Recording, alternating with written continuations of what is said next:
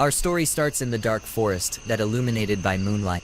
A crowd of silhouettes rushes through it, jumping along the branches. They froze abruptly. The two robbers noticed a fire in a sleeping bag lying next to it. The leader took out a dagger. Together with his friends, he prepared for the attack. With a sharp movement of his hand, he quickly sent the dagger into the sleeping bag. The weapon was sticking straight out of the bag. There was no one in it. The robber was amazed by this. He heard the main character say that he was here and turned around sharply. The main character stood on a branch behind the bandit. The moon illuminated his face. With an angry look, he began to say that he had the right to kill the robbers who attacked him. Breaking the branch, he continued to say that it was just self-defense. The main character pulled the string of a bow with a branch instead of an arrow. Then he pointed his weapon at his opponents. The group of bandits laughed, surprised by the branches as arrows. The bold robber said with a grin that the main character had gone crazy. The next moment, the branch was right at his forehead. She shot him in the head. The bandits, not understanding, looked at their friend flying down. The leader was completely dumbfounded. The surprise in their faces gave way to fear. One of the bandits exclaimed about the strength of the main character, the arrows of which were enveloped in a magical aura. He fired, saying that it was the robber next to the stunned leader was thrown back by a blow of enormous force. The main character stated that this is the second one. The main bandit was dumbfounded from shock. Magic arrows flew at the gang of bandits. The main character announced that these were He broke another branch. The leader, sweating with fear, raised his hands and began to beg for the main character to wait. Spare him. The main character pulled the bowstring with a contemptuous look and said that a person who is ready to kill must be ready to die himself. An arrow with a magical aura hit the robber. His face was distorted by pain. The main character stood in the middle of a dark forest and reasoned that he seemed to have left no traces. The sadness was visible in his face. Standing with his head down, he addressed Darian, saying that the world was different from his stories. The main character sharply pushed off from the ground. He jumped on tree branches, thinking that the human world was very boring. The men sat at the table and discussed whether they had forgotten about the remnants of the demon kingdom. One of them, with many rings on his hands, answered that creatures with demonic energy would not pass through the barrier of the root forest. The discussion at the table continued. They said that the problem is that the forest is saturated with this energy and is a large piece of unused land.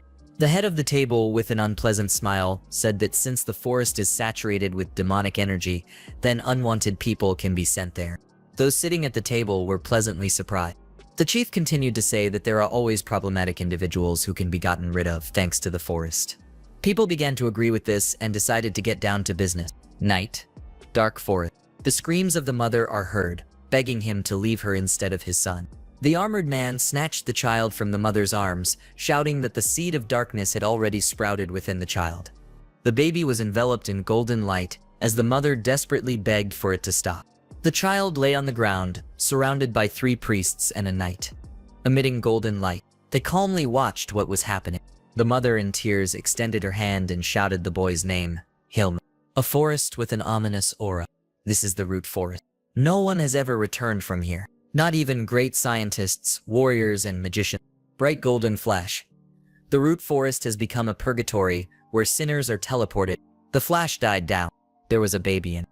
If the sinner get out of the forest, then his sins will be forgiven. The child opened his eye. It was a child born with the seed of darkness. The child began to cry. He was sent to a monster den from where no one returned. The child lay silently on the ground. Hunger, cold, and demonic energy tormented him. The heart is surrounded by a violet aura. A power awakened in him, which enveloped him in energy. 10 days have passed. A white leopard approached the child. While the child lay alone, she found him and took him into her mouth. Then the child's fate was sealed. 10 years later, a boy runs through the forest after a hare, shouting to him to stop. A leopard is watching him from a branch. The boy flew into the air. He angrily shouted wishes for death to the hare.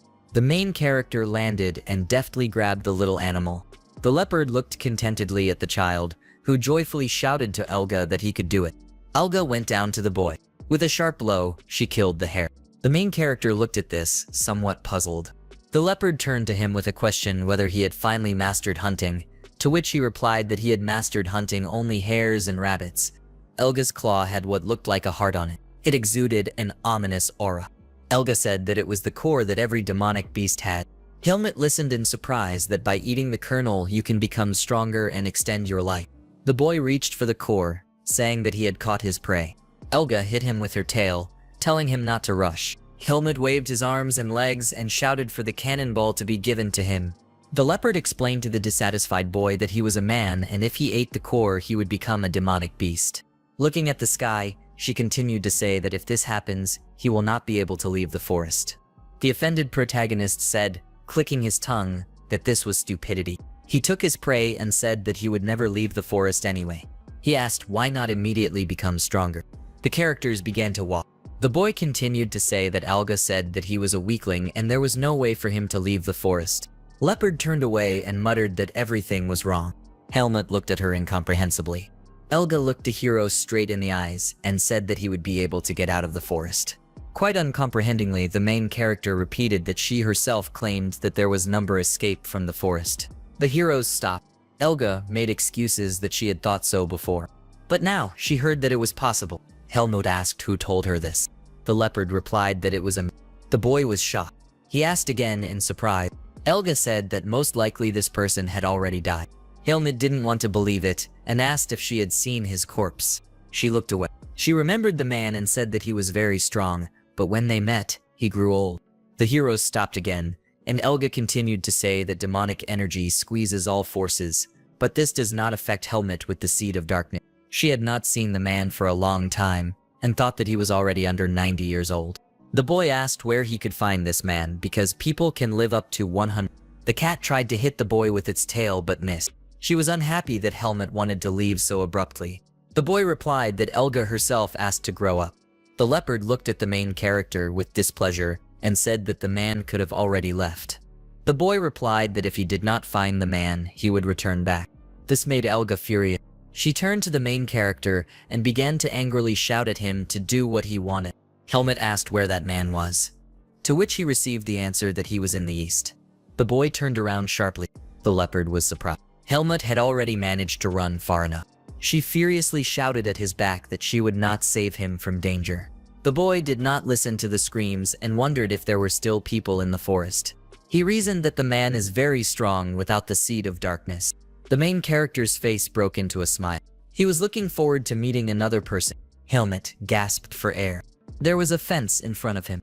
Tired, he looked at the fence, asking how long ago the fence had been erected here. The main character deftly jumped over it. In front of him stood a house overgrown with moss.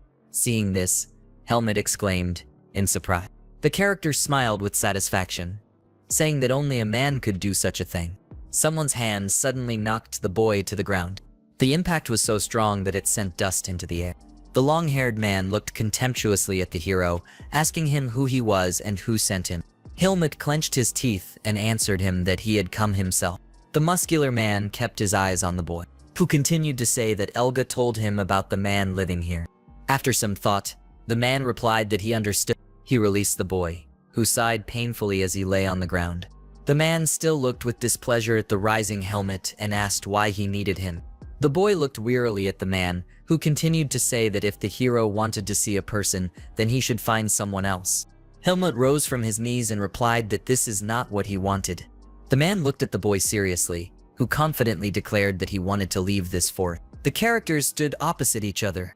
The man said that his name was Darian. The dissatisfied child muttered in response that his name was Helmut. Darian asked if the boy wanted to escape from the forest, to which he replied that Elga said that the man knew how to get out of the forest. Darian asked why leave the forest because outside is not so nice and colorful. Helmut asked with interest how it was outside, to which I received the answer that people there do not have fangs and claws, but they replace them with cunning and cruelty. Looking at the main character, Darian asked if he was born in the forest. The boy said that he was brought to the forest after birth. The man concluded that Helmut had a seed of darkness in him, touching his chest. The boy answered in the affirmative. Darian began to leave and said that usually children with seeds of darkness are killed at birth. And since the boy was pardoned, it means he is at least a nobleman. Helmut did not understand what the man was talking about. Turning his back, Darian continued to say that in the forest origin does not matter, and that he has a duty to Elga. He turned and addressed the boy, telling him that because of the seed of darkness, Helmut would be hated everywhere and most likely he would die in battle with another person. The characters looked into each other's eyes. Darien asked if the main character wanted to leave the forest despite this. He nodded with a very serious face. The man said that he understood everything. He grabbed the boy sharply. In Darien's hand, Helmut hung parallel to the ground. He cried out in displeasure. The boy clenched his teeth and swore. The man smiled, saying that the boy had a fiery character. Carrying the main character in his hand, Darien said that in order to become part of the world of people, Helmut will have to become human. Glancing at the dissatisfied boy, the man said that he would make him a real person. He asked what was needed to leave the forest. Darien replied that he needed to go through the barrier, but the boy was not ready yet. Helmut listened with displeasure that he needed to become stronger and meet someone who knew the way. Darien couldn't yet tell who knew the way. The boy thoughtfully asked how he could become stronger. The man approached the house, answering that Helmut should do what he was told. A broom fell loudly to the floor. The main character screamingly asked Darien why he should do this. Minding his own business, he replied that this is how people usually live. The floor was very dirty. Helmut asked how it could be normal if the house was so dusty. Without being distracted from the matter, Darien asked if the boy wanted to stay in the forest. He made a displeased grimace and shook with anger. There was a straw bed on the floor. The man said it was a helmet bed. The boy plopped down into it contentedly. Lying in bed, he asked if he could take a break. Putting his hands on his hips and clicking his tongue, Darien responded to the main character to get up. He held out his hand with the clothes and ordered the boy to change. Helmut examined his new clothes with displeasure. He felt uncomfortable in them. The man told him to get used to it and not tear it. The boy was disgusted by this. The characters walked through the forest. The child asked where they were going. Darien replied that he was going to teach the boy what to eat and what not to eat. His bag was full of plants. He talked about how to turn inedibles into edibles. The man began to pick at the core of the plant with a knife. He explained that even if the demonic core is removed, the energy will still remain in the plant. Darien lowered the plant into the stream. Helmut watched with interest. The old man said that water cleanses food of demonic energy. He handed the main character a root vegetable and told him to try it. He began to gobble up the plant, surprised that it was edible. The man asked if Helmut understood everything and said that they had more work to do. The main character is sweaty and exhausted. There are buckets in his hand. He shouts displeasedly about why he needs to carry water. An animal emerges from the bushes behind the boy. Helmut muttered dissatisfiedly and did not notice it. Elga jumped on the boy, scaring him. She asked what he was doing. Pointing to the bucket, he replied that he was told to bring water. Elga was surprised that Helmut was listening to the man. The thoroughly wet boy explained that he was doing this to become stronger. The leopard lay down on her side and asked what he would do when he became stronger. The main character answered that he should live among people. After a short pause, Elga asked if he thought it would be better there. The boy answered uncertainly that he didn't know, but he definitely wouldn't feel better in the forest. He began to leave and said goodbye to the leopard. She looked after him for a while. I thought sadly, and she began to leave, saying that Helmut would have a good life. Water splashes out of the bucket. The thoroughly wet boy groans with displeasure. He does the exercise. Darien behind him yells at him not to bend his back. The exhausted protagonist says he is tired. The man asks him if he wants to stay in the forest. The boy screams from exhaustion, but continues the exercise. The old man watches him contentedly. Helmut holds up well. Looking at the boy, Darien thinks that the seed of darkness is not his only feature. The sun is already setting. The main character has no energy left. As soon as he hears that the exercise is over, he immediately falls exhausted. The man manages to catch him. Barely squeezing out words, Helmut says that he is hungry. The characters are sitting by a pot of soup. The boy doesn't even have the strength to eat. Darien orders him to eat with a spoon. After the first spoon, the strength returns to the hero. He rushes to eat the whole plate, exclaiming how delicious it is. The man smiles contentedly, listening to the boy's exclamation. He was all smeared with soup. Darien stood up and began to collect his hair. Helmut asked if he would eat, to which he received the answer that he should watch what the old man showed him. Darien walked up to the box and began to open it, saying that in order to leave the forest you need to become stronger. Continuing to eat, the boy listened to the man talk about how humans are weak compared to demonic beasts, after which he waved his sword and said that starting tomorrow, he would teach the boy fencing. Darien became serious and said that he would first show what the blade was capable of. The man stood up, holding the sword in his hand. He stood in front of the boulder and lowered his weapon. The boy did not blink. He was told to watch carefully. Darien began to draw shapes with the tip of the blade. He concentrated and exhaled heavily, after which he sharply struck the ground with his sword. Lightning came from the impact. Helmut was very surprised by this. Lightning from the impact passed through the boulder. The cracks in it glowed brightly, and in a moment he fell apart into pieces. The boy was dumbfounded. All that was left of the boulder were small stones. Darien said, "That's how people were able to survive." Still surprised, Helmut asked what it was. The sword in the man's hand glowed brightly golden. He replied that it was strength, the source of people's energy. The boy looked at his hands in surprise, listening to Darien say that a slightly different power comes from the seed of darkness, but the source is the same, exclaiming joyfully. Helmut declared that he wanted to master this power. He thought to himself that he felt empowered by the sight of Elga and Darien. The man hit the boy. He told him that his body was not ready yet. The main character was lying on the ground holding his head in pain. Darien continued to say that the most important thing now is to understand the essence of the blade. Looking at the boy, he paused, after which he continued to say that it would be difficult, unpleasant, and painful. Clenching his blade, he said that Helmut must go to the end. He handed the sword to the protagonist, saying that the blade would reward him for his hard work. Then he put the weapon in the boy's hand. Helmut held the blade and smiled contentedly. He said that he understood everything. The day of fencing training has arrived. The old man told the boy to concentrate. The main character asked displeasedly how much more he could. Darien did not like this. He replied that he should be treated with respect. Helmut tried to correct himself and said that he had always done this, to which the man replied that it was not true. Respectfully this time he asked why he wasn't ready yet. With a serious face, Darien replied that a strong body is not enough, and Helmut should think about it. The boy tilted his head questioningly. The man was surprised if he really had to explain everything. The angry main character shouted, asking why everything couldn't be explained right away.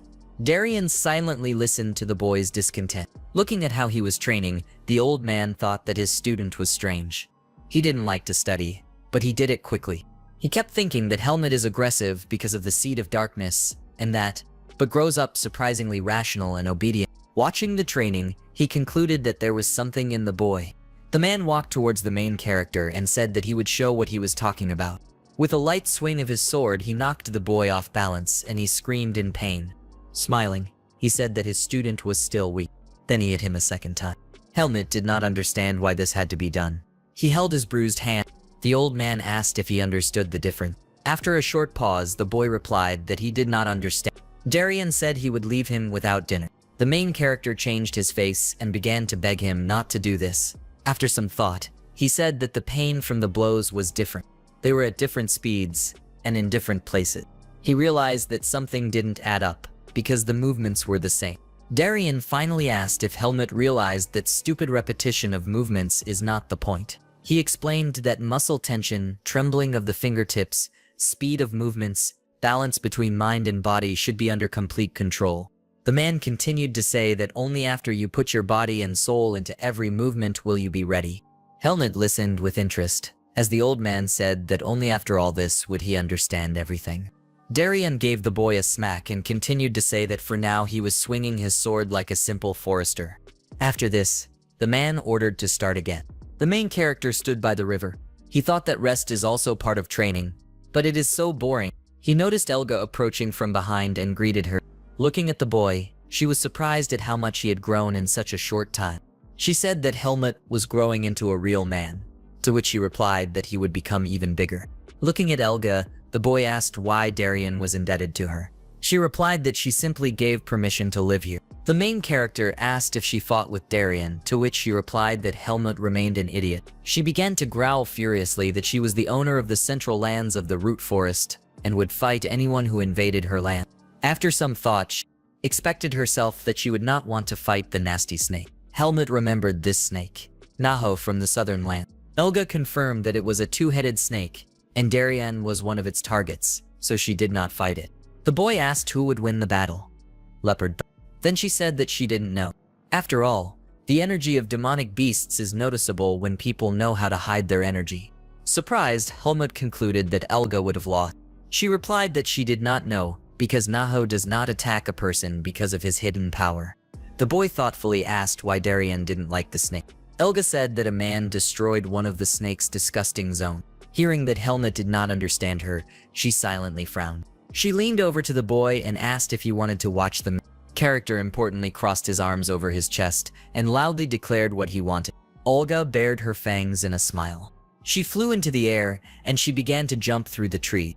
Helmut looked down in surprise. Helga looked back at him and said that this is what she was talking about. The man was beaten with whips. The woman was dragged by the leg. There was a small settlement below the characters. Elga said it was a slave farm. Helmut and Elga looked at the slave farm from the cliff. There were emaciated men there. The surprised boy repeated that this was a slave farm. One of the slaves fell to the ground.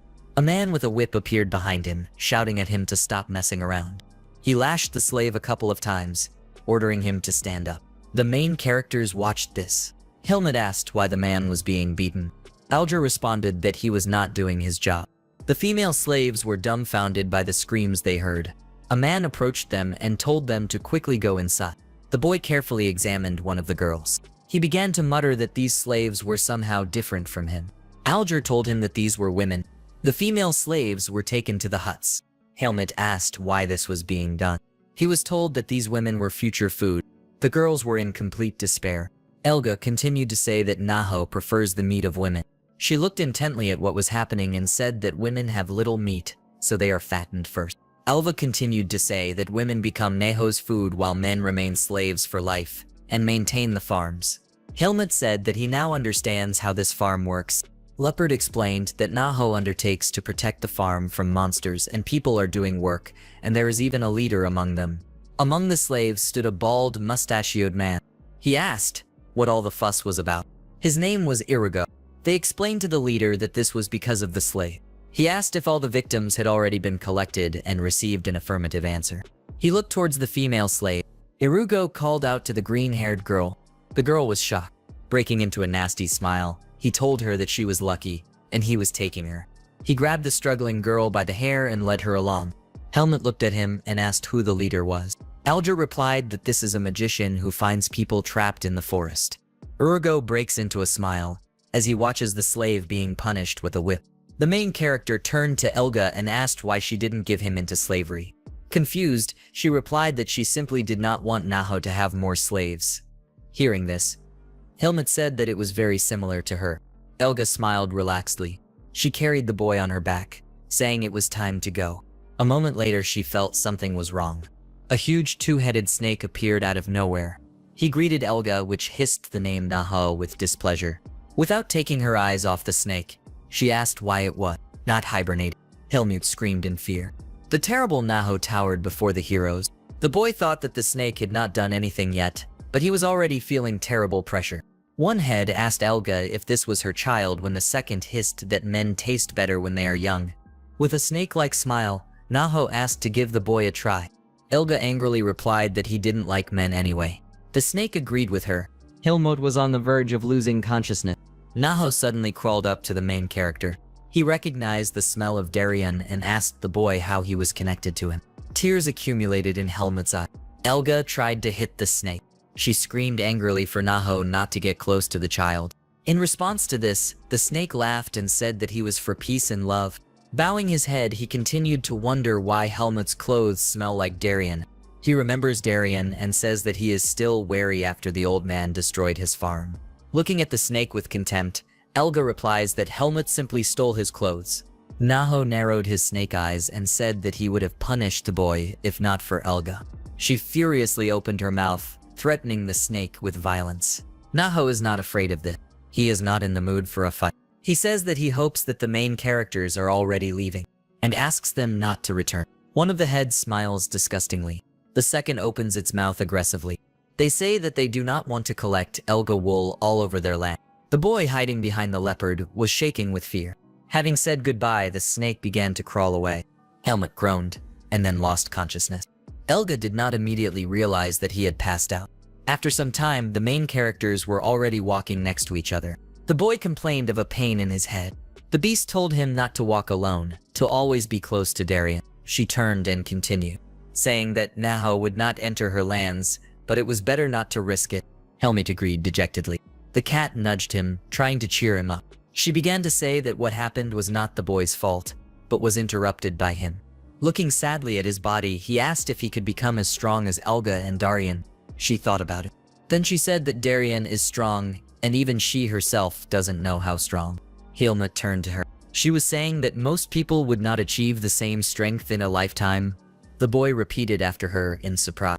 Elga said that it will be difficult, but everything depends only on Helmut himself. The boy clenched his hands into fists and continued to listen that he had to give it his all if he wanted to leave the forest. The boy was still depressed. Elga exhaled and began to leave. She said goodbye and said that Darien was nearby. A man approached Helmut and said that the boy was walking with the cat again. The boy just now noticed Darien and greeted him. The old man went on saying that night was coming, and it was time to return home. Helmut looked thoughtfully after Elga and Darien. The cat looked back at him and promised herself to keep an eye on the boy. He seemed to understand her without words and muttered that it was good. Gritting his teeth, Helmut groaned in pain. He lay curled up in bed, complaining that his stomach hurt. He was sweating from tension and thought he was going to die. Before this, Darien handed the boy a plant, telling him to eat it before bed. With the grass in his hands, he asked what it was. Helmut stood in bewilderment when he heard the answer that it was a poisonous herb. Before he could ask the question why he should eat it, the boy received a slap. The man told him not to ask questions and explained that the poisonous grass could suppress the energy of the seed of darkness. The boy lay crouched, not understanding why his whole body hurt from the grass. Anger was visible in his tired face. The boy shouted, asking what Darien fed him. The old man stood on a rock, illuminated by moonlight. He told himself that there were about 4 years left. The trees around the training boy were covered with marks from the blows. He swung his sword, leaving more marks on the tree. Darien appeared behind him. He silently watched the training. He only said to the boy, who noticed him, that he seemed to enjoy practicing with the sword. The boy put his hand forward with the sword and said that his body had become more obedient and his vision had cleared. Turning to the man, he asked if it was because of the poisonous grass.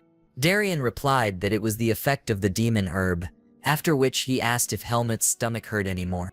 With his hands on his hips, he replied that on the contrary, now he even wakes up more cheerful. Darien thoughtfully said that the boy had been consuming poisonous grass for several months, and that it was time. He walked towards the main character, asking him if he remembered the stories about strength. With some bewilderment, the boy listened to the fact that force cannot be seen. It does not exist in the physical world. Therefore, it is considered infinite. The man leaned on his sword and continued to say that if the body is not ready to accept force, then it cannot be used. He explained that Helmut was not ready for it before. He looked the boy in the eyes and declared that his body and mind were now ready. He stood somewhat surprised. The man continued that from this day on he will teach the main character how to use power. He stood up. He extended his hand. He squeezed the sword in it. He exhaled heavily. The blade in his hands began to exude energy. The boy felt incredible pressure from her. Darien pulled out his sword and told Helmut to absorb the surrounding energy into himself and redirect it into his blade. The blade in his hands was shrouded in golden energy. He told the boy to enchant his blade. The sight of the power amazed the main character. He continued to hear that this is the essence of all power and how to use it. At the command of his teacher, the boy raised his sword.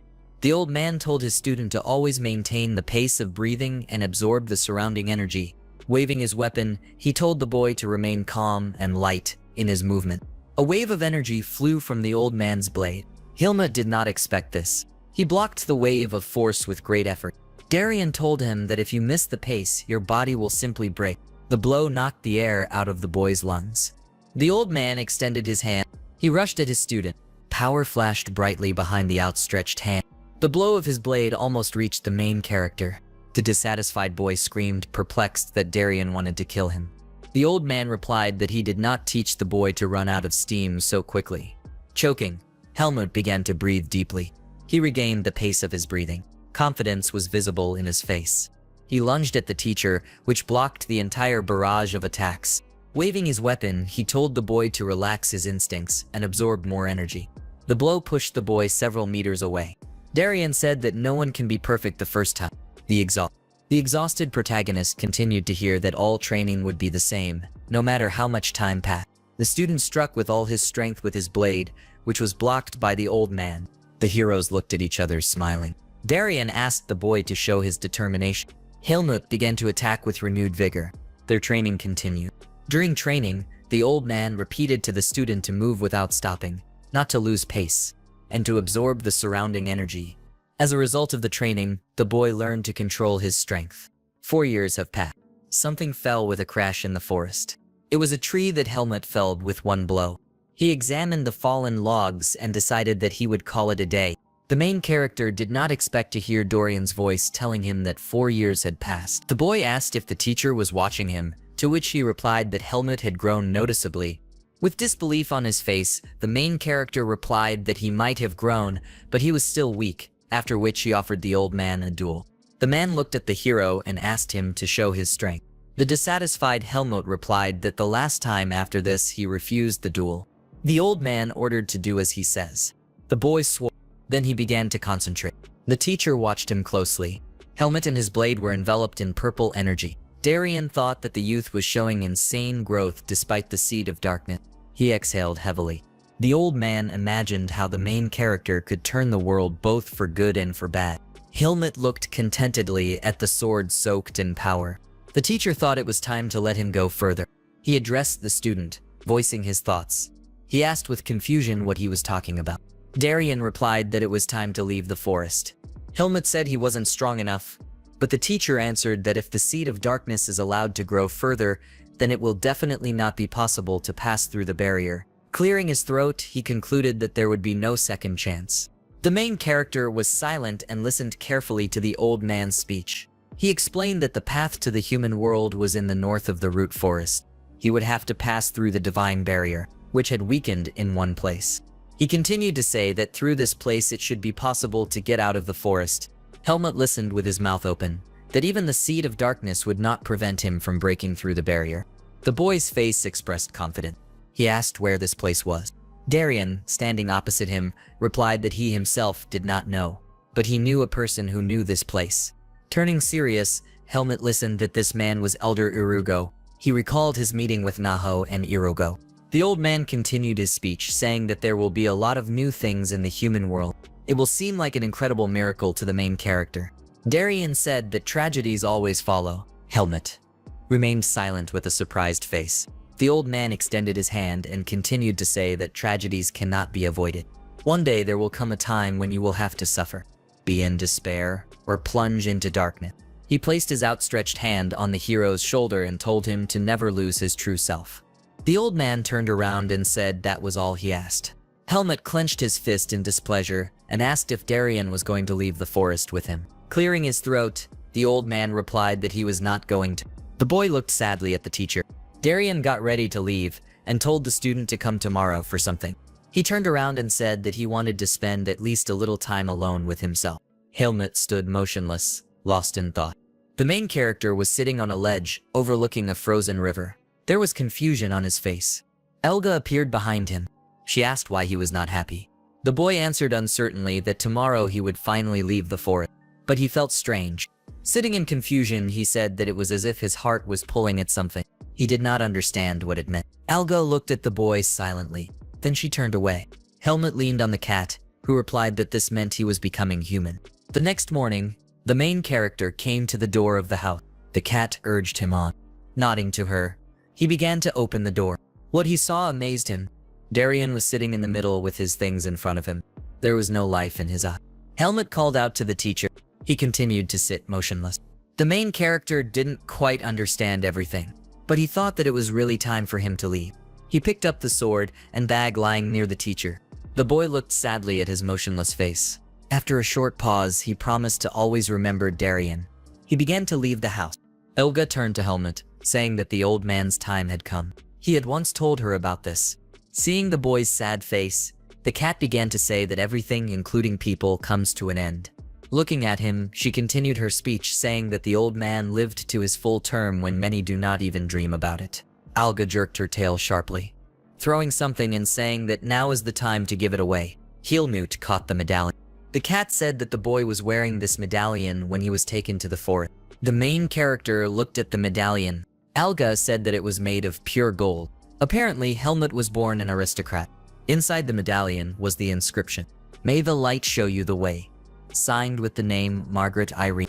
The cat asked with interest whose name it was. The boy replied that most likely this was his mother's name. Elga advised me to find my mother because she will help no matter what. She looked at the thoughtful boy and asked if he was going to the slave farm. She said that Naho was hibernating but would wake up if she sensed Elga in her lance. The hero resolutely replied that he could handle it. The cat told the boy to move. Because there would be no second chance, Helmut turned around and walked away. Elga looked after him. Without turning around, he wished the cat a long life. She grinned and thanked the boy. Looking at his back, she wished him to take care of himself. Night has fallen on the slave farm. A figure covered in a robe walked through the farm. She enters one of the huts.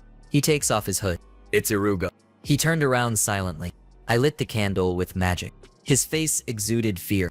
A sword was held to Irugo's throat, and Helmut ordered him not to move. Dark magic is an evil force that can make even the most decrepit magicians strong. Among all wizards, there are people who are ready to do the most unthinkable things just to gain strength and power. Irugo hated other magicians. He envied them. He dreamed of becoming stronger, so he chose the path of the dark arts. Dark magic requires negative emotions, and thanks to the slave trade, Irugo had a lot of material for rituals. The suffering and horror he received from the victims made him angrier and more powerful. But at one point, other magicians revealed his atrocities to the whole world. He was caught and put on trial. The choice was between execution and exile. To save his life, he went to the root forest. In the forest, he found the Naho temple and begged for the opportunity to become its vassal in exchange for human sacrifices. With his magic, Irugo gathered the exiles near the temple. There they vowed to serve the snake in order to live at least a little longer. This is how the slave farm came into being. Irugo became their ruler and they became his livestock. Naho stayed out of Irugo's business as long as the victims kept coming. The magician's old ambitions were awakened, but every winter he worries about his future. After all, during the snake's hibernation, other demonic beasts attack the farm every day. But even in this situation, Irugo enjoys it. With a blade pointed at his throat, he cursed and asked his attacker what he wanted. Helmut replied that he needed a way to get out of the root forest. The magician called the boy insolent. He bared his teeth disgustingly and asked if he was Darian's student. Ignoring the question, the main character demanded a way to get out of the forest. He was full of determination. The magician asked why he should answer. A bleeding wound appeared on his throat. Helmut replied that otherwise he would kill him. The characters looked at each other with contempt. Irugo said that when he died, Naho would immediately wake up and kill the boy. He kept saying that Helmut couldn't handle a two-headed snake. The boy said that Irugo will lose his life anyway. The rest doesn't matter, after which he threatened the magician not to do anything. The magician replied that only he knew the way to leave the forest, so it would be stupid to kill him. Helmut did not believe the magician. He said that there were probably the necessary notes somewhere in the house. Irugo smiled unpleasantly. He looked at the main character, telling him that he was not a failure, after which he resigned himself and promised to tell how to pass the barrier. The characters descended a spiral staircase. The magician, with the blade still pointed at him, asked the boy's name. He replied that it was none of his business. They went into the hall. There were many cabinets full of books. Irugo began to say that the method he found was pure theory. No one had tested it in practice. Helmut looked displeased at the magician, who said that since there was only a boy here, Darian was not going to leave the forest. Turning to the main character, Irugo asked how the old man was doing. Hearing silence in response, he joyfully exclaimed that apparently Darian was dead. The dark magician, continuing to laugh, took out one of the books. Helmut extended his hand to her, but Irugo was not going to give it up. With hostility on his face, the boy listened to the magician's offer to become his student. Hostility gave way to sadness. He replied that he did not want this. Irugo began to shout madly that those around him were weaklings, and if the main character agreed to become his student, he would give him everything he could. Helmut clutched his sword in his hands. He again put it to the magician's throat, declaring that he did not need anything from him and that he would get out of the forest alive. The magician made a displeased grimace and silently handed over the book. Irugo began to explain that he found this book in the magician's hiding place. His plan to get through the barrier was to use stealth magic. The guy hurriedly flipped through the pages of the book. The magician continued to say that unfortunately no one was able to escape. But judging by the book in the north, there is a waterfall in which demonic energy, a divine barrier, and neutral water are intertwined, which is why the barrier there is weakest. With a grin, Irugo kept telling him that the barrier was magic of the highest order, and that it would incinerate any creature even with a drop of demonic energy. After listening to the magician, Helmut sheathed his sword and said that he would spare him. He remembered what Darien taught him about not being in control of someone else's life. With a sharp blow of his hand, he sent Irugo flying. He immediately lost consciousness. When he woke up, he was already tied to a pillar. The main character hit the magician at different points, after which he told him not to do evil anymore. Irugo was furious. His magic was blocked, and he asked if Helmut thought he could escape alive. Turning around with a grin, he said that of course it would work out. This made the magician angry. A magical symbol appeared on his forehead. Blood flowed from all the holes. He promised to destroy the boy. Surrounded by magical energy, he screamed, begging Naho to awaken from his slumber. Everything around shook. A rift appeared in the ground. A two-headed snake flew out of it. An angry Naho asked why Irugo awakened him. The magician replied that this was an extremely important occasion. The snake listened in surprise that Darien died and his student had just been here. Naho bared his mouth. Thunderous laughter echoed throughout the hall. Satisfied, Naho said that he finally had the opportunity to get rid of the inheritance of Darien, whom he hated so much. He flew away sharply, breaking through the ceiling and shouting that he would find the boy. Gloating, Irugo said that Helmut would not be able to get away with it after he humiliated him. The boy was already running through the trees. Baring his teeth, the magician shouted that everything in this world is returning and Helmut should prepare to die. Helmut jumped along the branches. He swore, glancing at the beasts running next to him. He thought that he should have killed Irugo on the spot. Panic is visible on the faces of the animal. The boy was lost in thought. The demonic beasts were running in terror, not looking back. At that moment, he felt extreme pressure. Excitement was visible on his face. He said that we need to run away quickly. The main character landed on the ground. Squinting his eyes, he said that he had not yet left the Naho lands, and that he did not know what to do next. Looking at the sky, he noticed that the entire area was saturated with demonic energy. Helmut became weary. He put his hand on his sword, prepared to attack. The ominous aura was very close. A demonic two-headed snake appeared in front of the boy. Naho greeted Helmut, saying that he knew he would be back. He said that he had been waiting for him for a long time, and now he would definitely not let him go. The boy seriously replied that in this case he would have to kill the snake. The answer made the snake laugh very much. He asked what the boy would do to him with such a tiny body. Naho prepared to attack, saying that resistance was useless. Opening his mouth, he ordered the man to die and let himself be devoured. He dived sharply into the ground. The snow rose to great height. Helmut dodged this attack. There was a cloud of snow around him. He said that he couldn't see anything, and he needed to tense up. He heard a voice behind him telling him that he was good at dodging. The guy was surrounded on all sides. Naho laughed contentedly, telling the man to keep spinning around. The demonic beast pressed its energy onto the hero. Helmut closed his eyes, told himself to calm down. He was sure that the opportunity would come. Determination was visible in his eyes. He was not going to just run away from Naho. A sphere of energy appeared in the serpent's mouth. It expanded to enormous proportions. The hero noticed the opportunity and rushed towards the kite. He dodged his blow, landed on his feet. I ran across his snakeskin. He began to draw his sword. He found the snake's weak zone. Naho growled. The hero flew into the air and swung his sword. The sword struck the snake's eye. Blood streamed from the eye. Seeing this, the hero thought that he had gained time and now he would not be able to kill Naho. He began to run away from the snake, shaking in agony, because he knew that he had used all his strength and would not hold out any longer. The distance between the opponents became increasingly greater. Something struck Helmut. The snake took a bite and began to absorb its second head, saying that it could not even cope with the child. The boy was dumbfounded from shock. Naho swallowed the second head. Horns appeared on him. He said that he had gotten rid of the useless part of himself, and would now take on the man.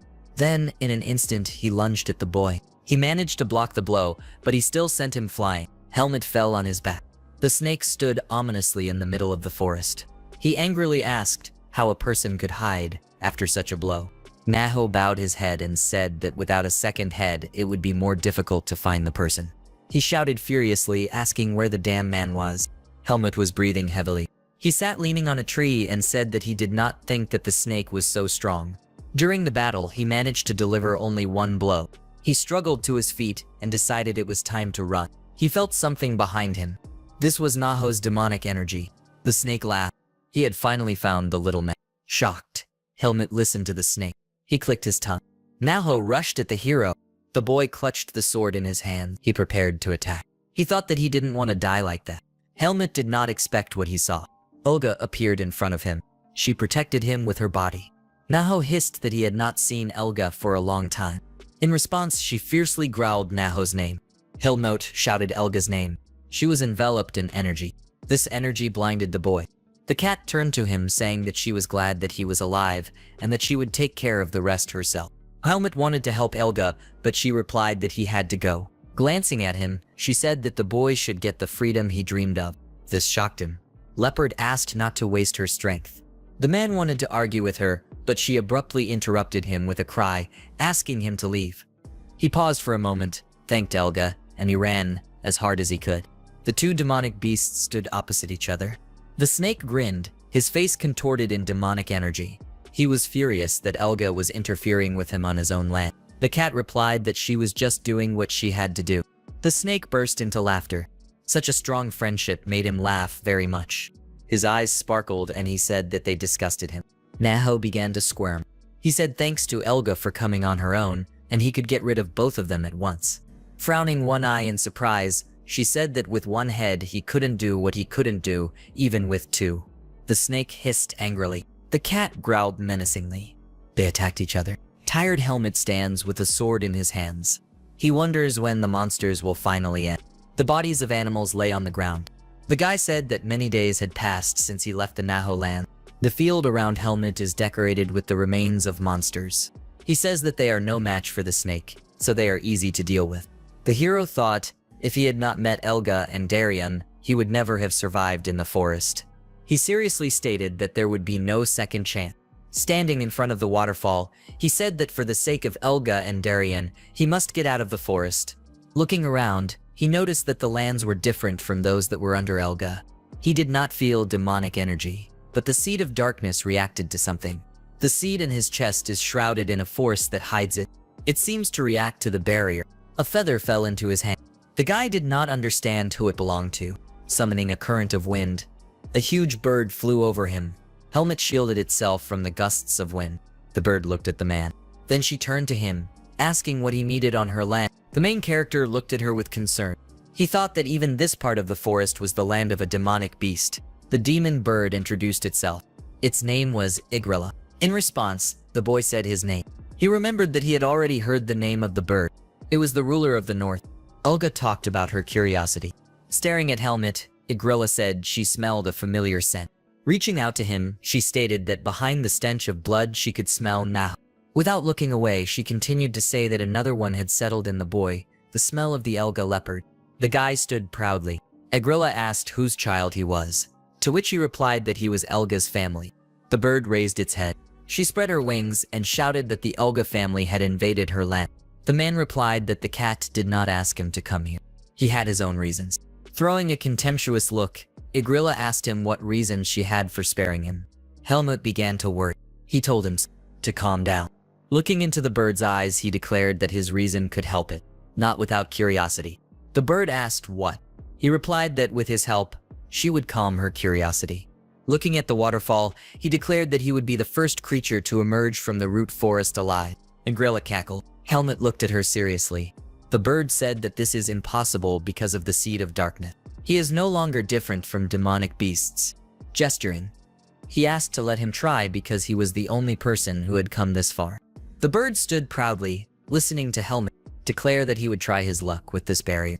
She proudly raised her head, answering that it was a pity to let a man whose flesh she had not eaten for so long be killed.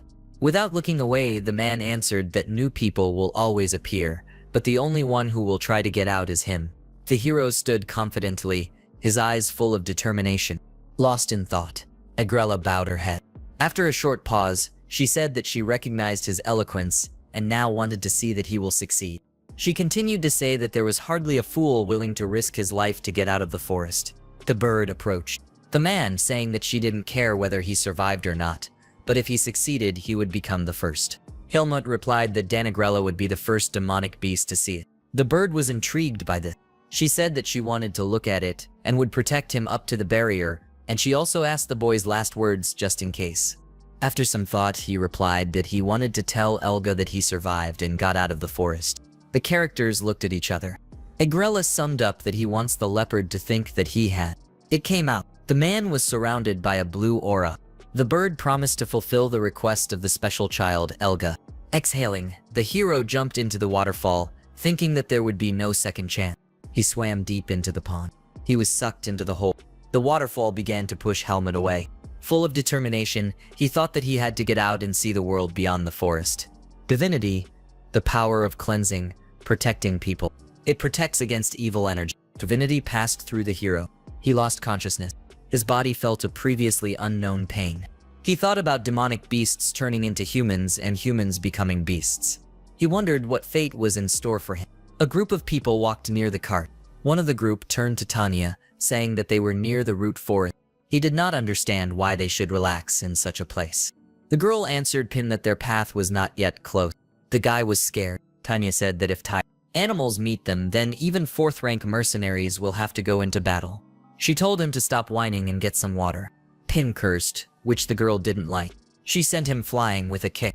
Tanya shouted at the foul-mouthed man, urging him to go get some water. The guy with the buckets approached the pond and realized that something was wrong here. While collecting water, he thought that he should get out quickly. He noticed strange algae in the bucket. Looking closer, he saw that it was human hair. Looking at this, Pin screamed. His screams could be heard throughout the forest. The out-of-breath guy ran to his group empty-handed and was asked what happened. Frightened, Pin shouted that there was a dead man in the river. The group didn't believe him and laughed it off. Tanya said that she would look and asked where he saw the corpse. Trembling, the guy pointed his finger towards the river. Tanya kicked poor Pin, shouting at him to bring her and not just point. The characters approached the river. The guy screamed and pointed his finger at Helmut lying in the river. Pin and Tanya looked at him. After hesitating, the girl said that it was indeed a corpse. She noticed something while Pin was shouting that he needed to get out of here. Helmut breathed quietly. The girl asked her partner to help her. She picked up the main character, exclaiming that he was still alive. Helmut's vision took a long time to concentrate. He heard people's surprised exclamations. Tanya asked if he could hear her. In confusion, the main character grabbed his head. He could not understand whether he had gotten out of the forest. The main character looked at a group of people. Tanya said that he had nothing to fear and that he was lucky that they managed to find him, after which she asked what his name was. Helmut said his name. She asked what else he could say. The main character lied that he didn't remember anything. Tanya was surprised. It seemed strange to her. She introduced herself by her name, saying that she was a silver mercenary of the 3rd rank. Helmut shook the hand extended to him.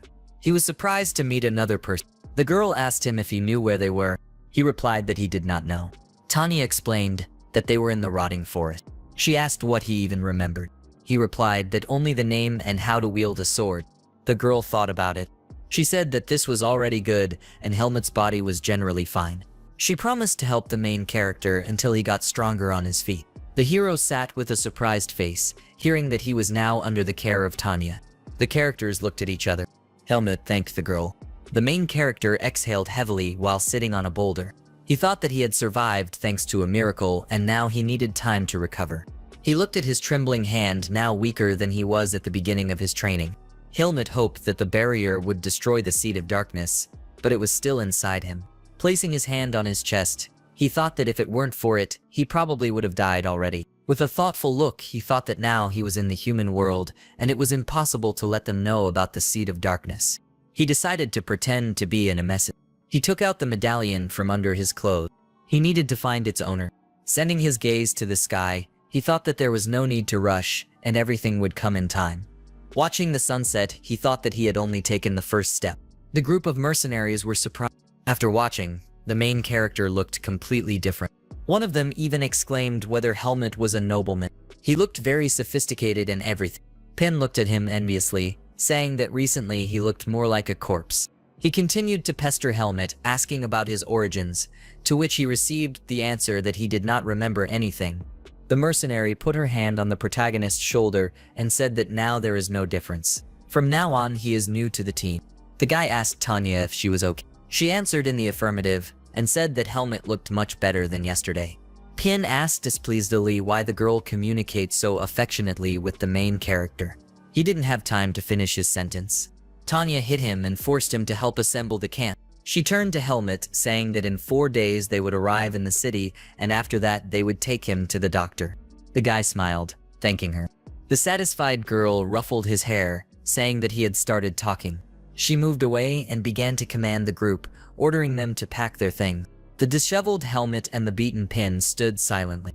The mercenaries walked near the cart. Helmut led the horse. Pin wondered if he was really okay, not understanding why he was putting such a strain on himself. The main character replied that he should take a walk to get back in shape. The horse liked the way the guys stroked it. Pin asked in surprise if he liked horses. This was the first time Helmut had heard the name of this animal. Pin was surprised at how the main character caressed the horse. He was hardly a nobleman. Helmut said that the horse is a very interesting animal. Pin thought about it. He thought it was strange how the hero spoke. Looking after him, he realized that there was something else in him. Helmut began to breathe heavily. Pin called out to him.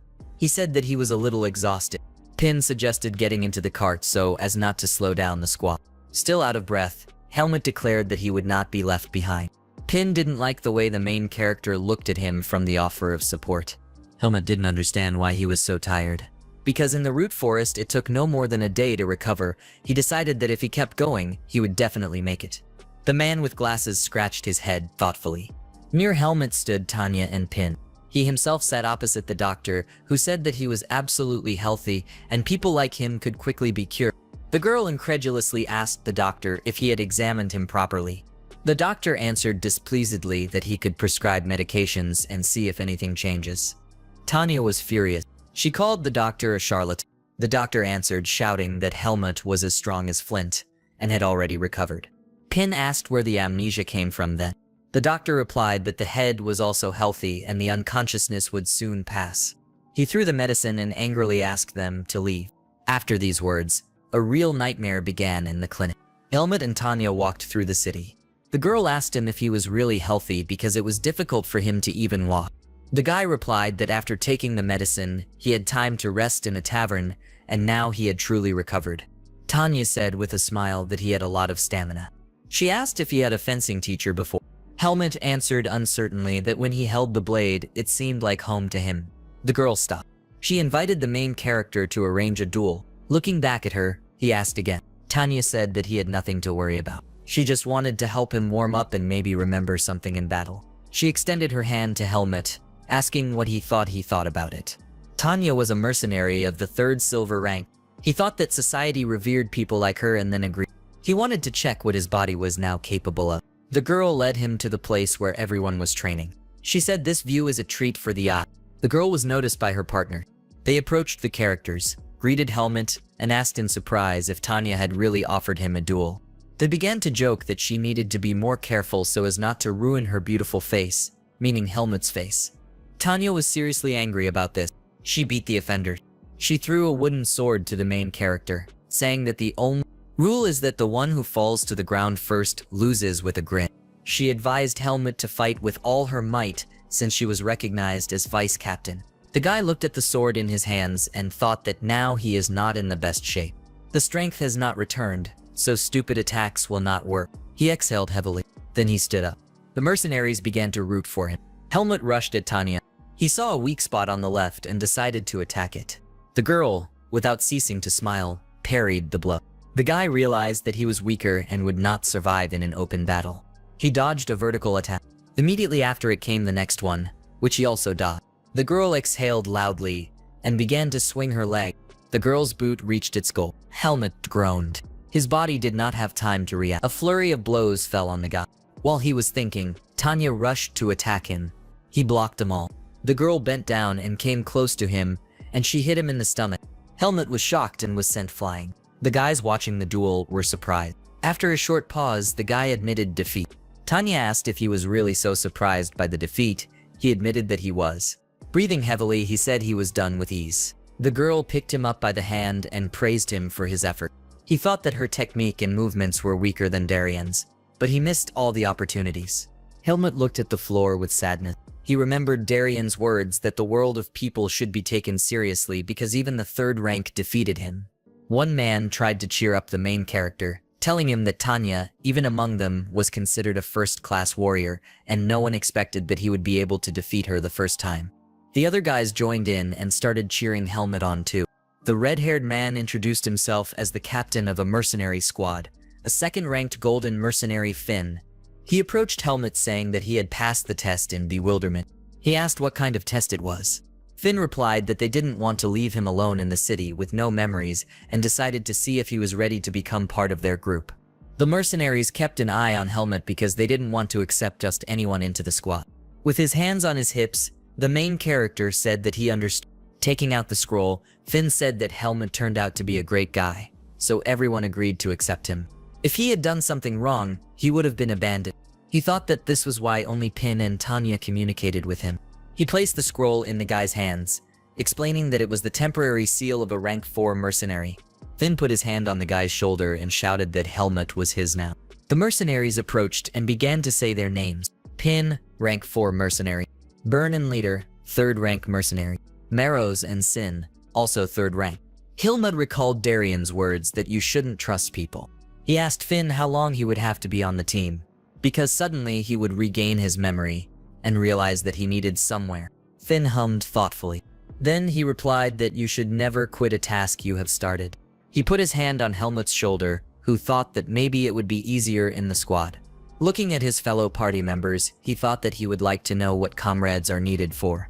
The man hit the table, saying that this task was very important. There were mercenaries standing opposite him. He continued to say that he had already made concessions by picking up one mercenary of the 4th rank and did not want to take another one. Miles held his head. Finn approached Miles, saying that Helmut would definitely be useful. The man continued to say that since he was not warned, Helmut would only receive a third of the payment, after which he asked if the mercenaries knew that Tariq's group would be helping them. He said that he would allow Helmut to be taken, but this was the last time. Finn answered in the affirmative. Miles, getting up from the table, said that we would perform tomorrow morning. Tanya behind him said that everything went smoothly. Finn relaxed, explaining the task in which they would have to be a convoy of valuable cargo. 4th ranks could only engage in battle and critical situation.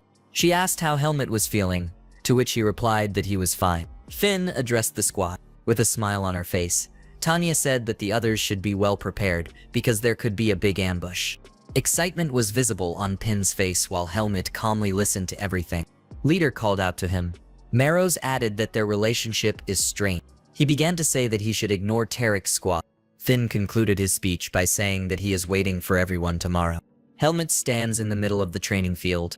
He's furious. He remembered the duel with Tanya. Now Helmut exhaled. He told himself that he hadn't recovered, yet a stupid excuse. He relaxed and continued to think that he was weak. The problem is not that he no longer has power. He took out his sword and thought that he would have to remember all the basics and get back into shape. She decided to repeat the first training in the root forest. A group of mercenaries walked through the forest. Tanya straightened her hat and said that they will show what they are worth. Finn said that cargo escorting had begun and that no one should let down their guard. Finn held his stomach and said that he ate that soup in vain. He asked Helmut if he could handle it. The main character thought that he was looking down on him. Finn started patting Helmut on the shoulder, telling him not to be offended because he was just worried about him. Dissatisfied, he muttered that he could handle it. A detachment of mercenaries approached the carts. Finn turned to Miles, saying that they had arrived. Finn ordered the squad to take up the rear. Miles pointed to the carts, saying that this was their cargo and they must guard the final chain. Finn saw mercenaries from Tariq's squad. The provocation worked. One of them met Finn's gaze and began to provoke him. Finn got angry. The mercenary began to humiliate Helmut. The main character was silent. Of similarities, he thought that people and demonic beasts, for example, they need to measure their strength. He didn't look strong. Helmut thought that this bully was the leader of the squad. Continuing to follow the cart, Helmut decided that this man was worth keeping an eye on. Several days passed. Finn fell to the ground. The bully tripped him. Tariq's squad laughed at him. Finn angrily asked how much more he could. Toughnut grinned, saying that it was just an accident. Looking at the ominous figures, Finn fell silent.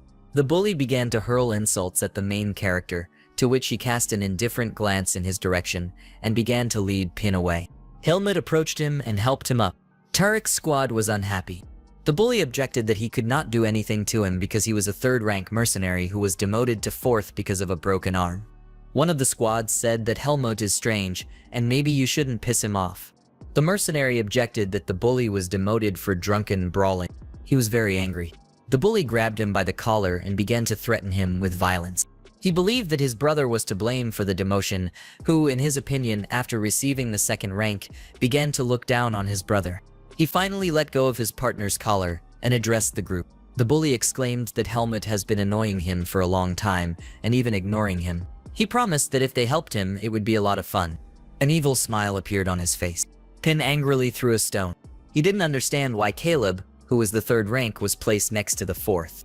Helmut watched and listened to Pin's whining. He was tired of the bully pestering him. He decided to go get some water and promised himself not to tolerate the bully's antics anymore. He stomped disgruntledly towards the river. Helmut looked after him. Pin approached the river, commenting that it was very far away. He filled the bucket, deciding that it would last until tomorrow. People appeared behind him. Pin heard laughter behind him. He turned around sharply. In front of him stood a smiling Caleb with his accomplices. Pin was scared. Caleb ominously told him that this was a great quiet place to talk.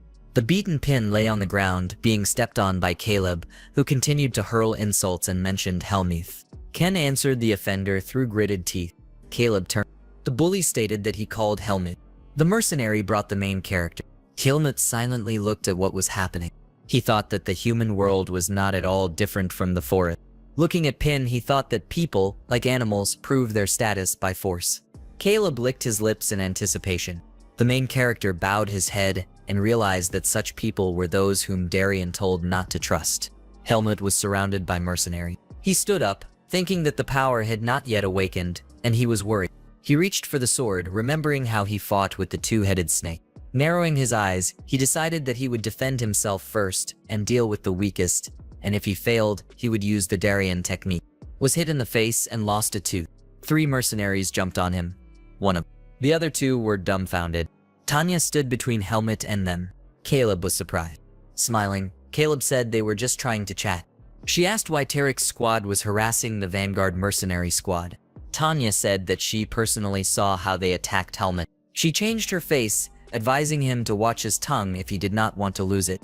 The bully replied that these were men's jokes that a woman would not understand. The girl ordered Helmut to take the pin. She addressed the mercenaries, calling them 4th rank. With an arrogant grin, Caleb replied that he was the 3rd rank.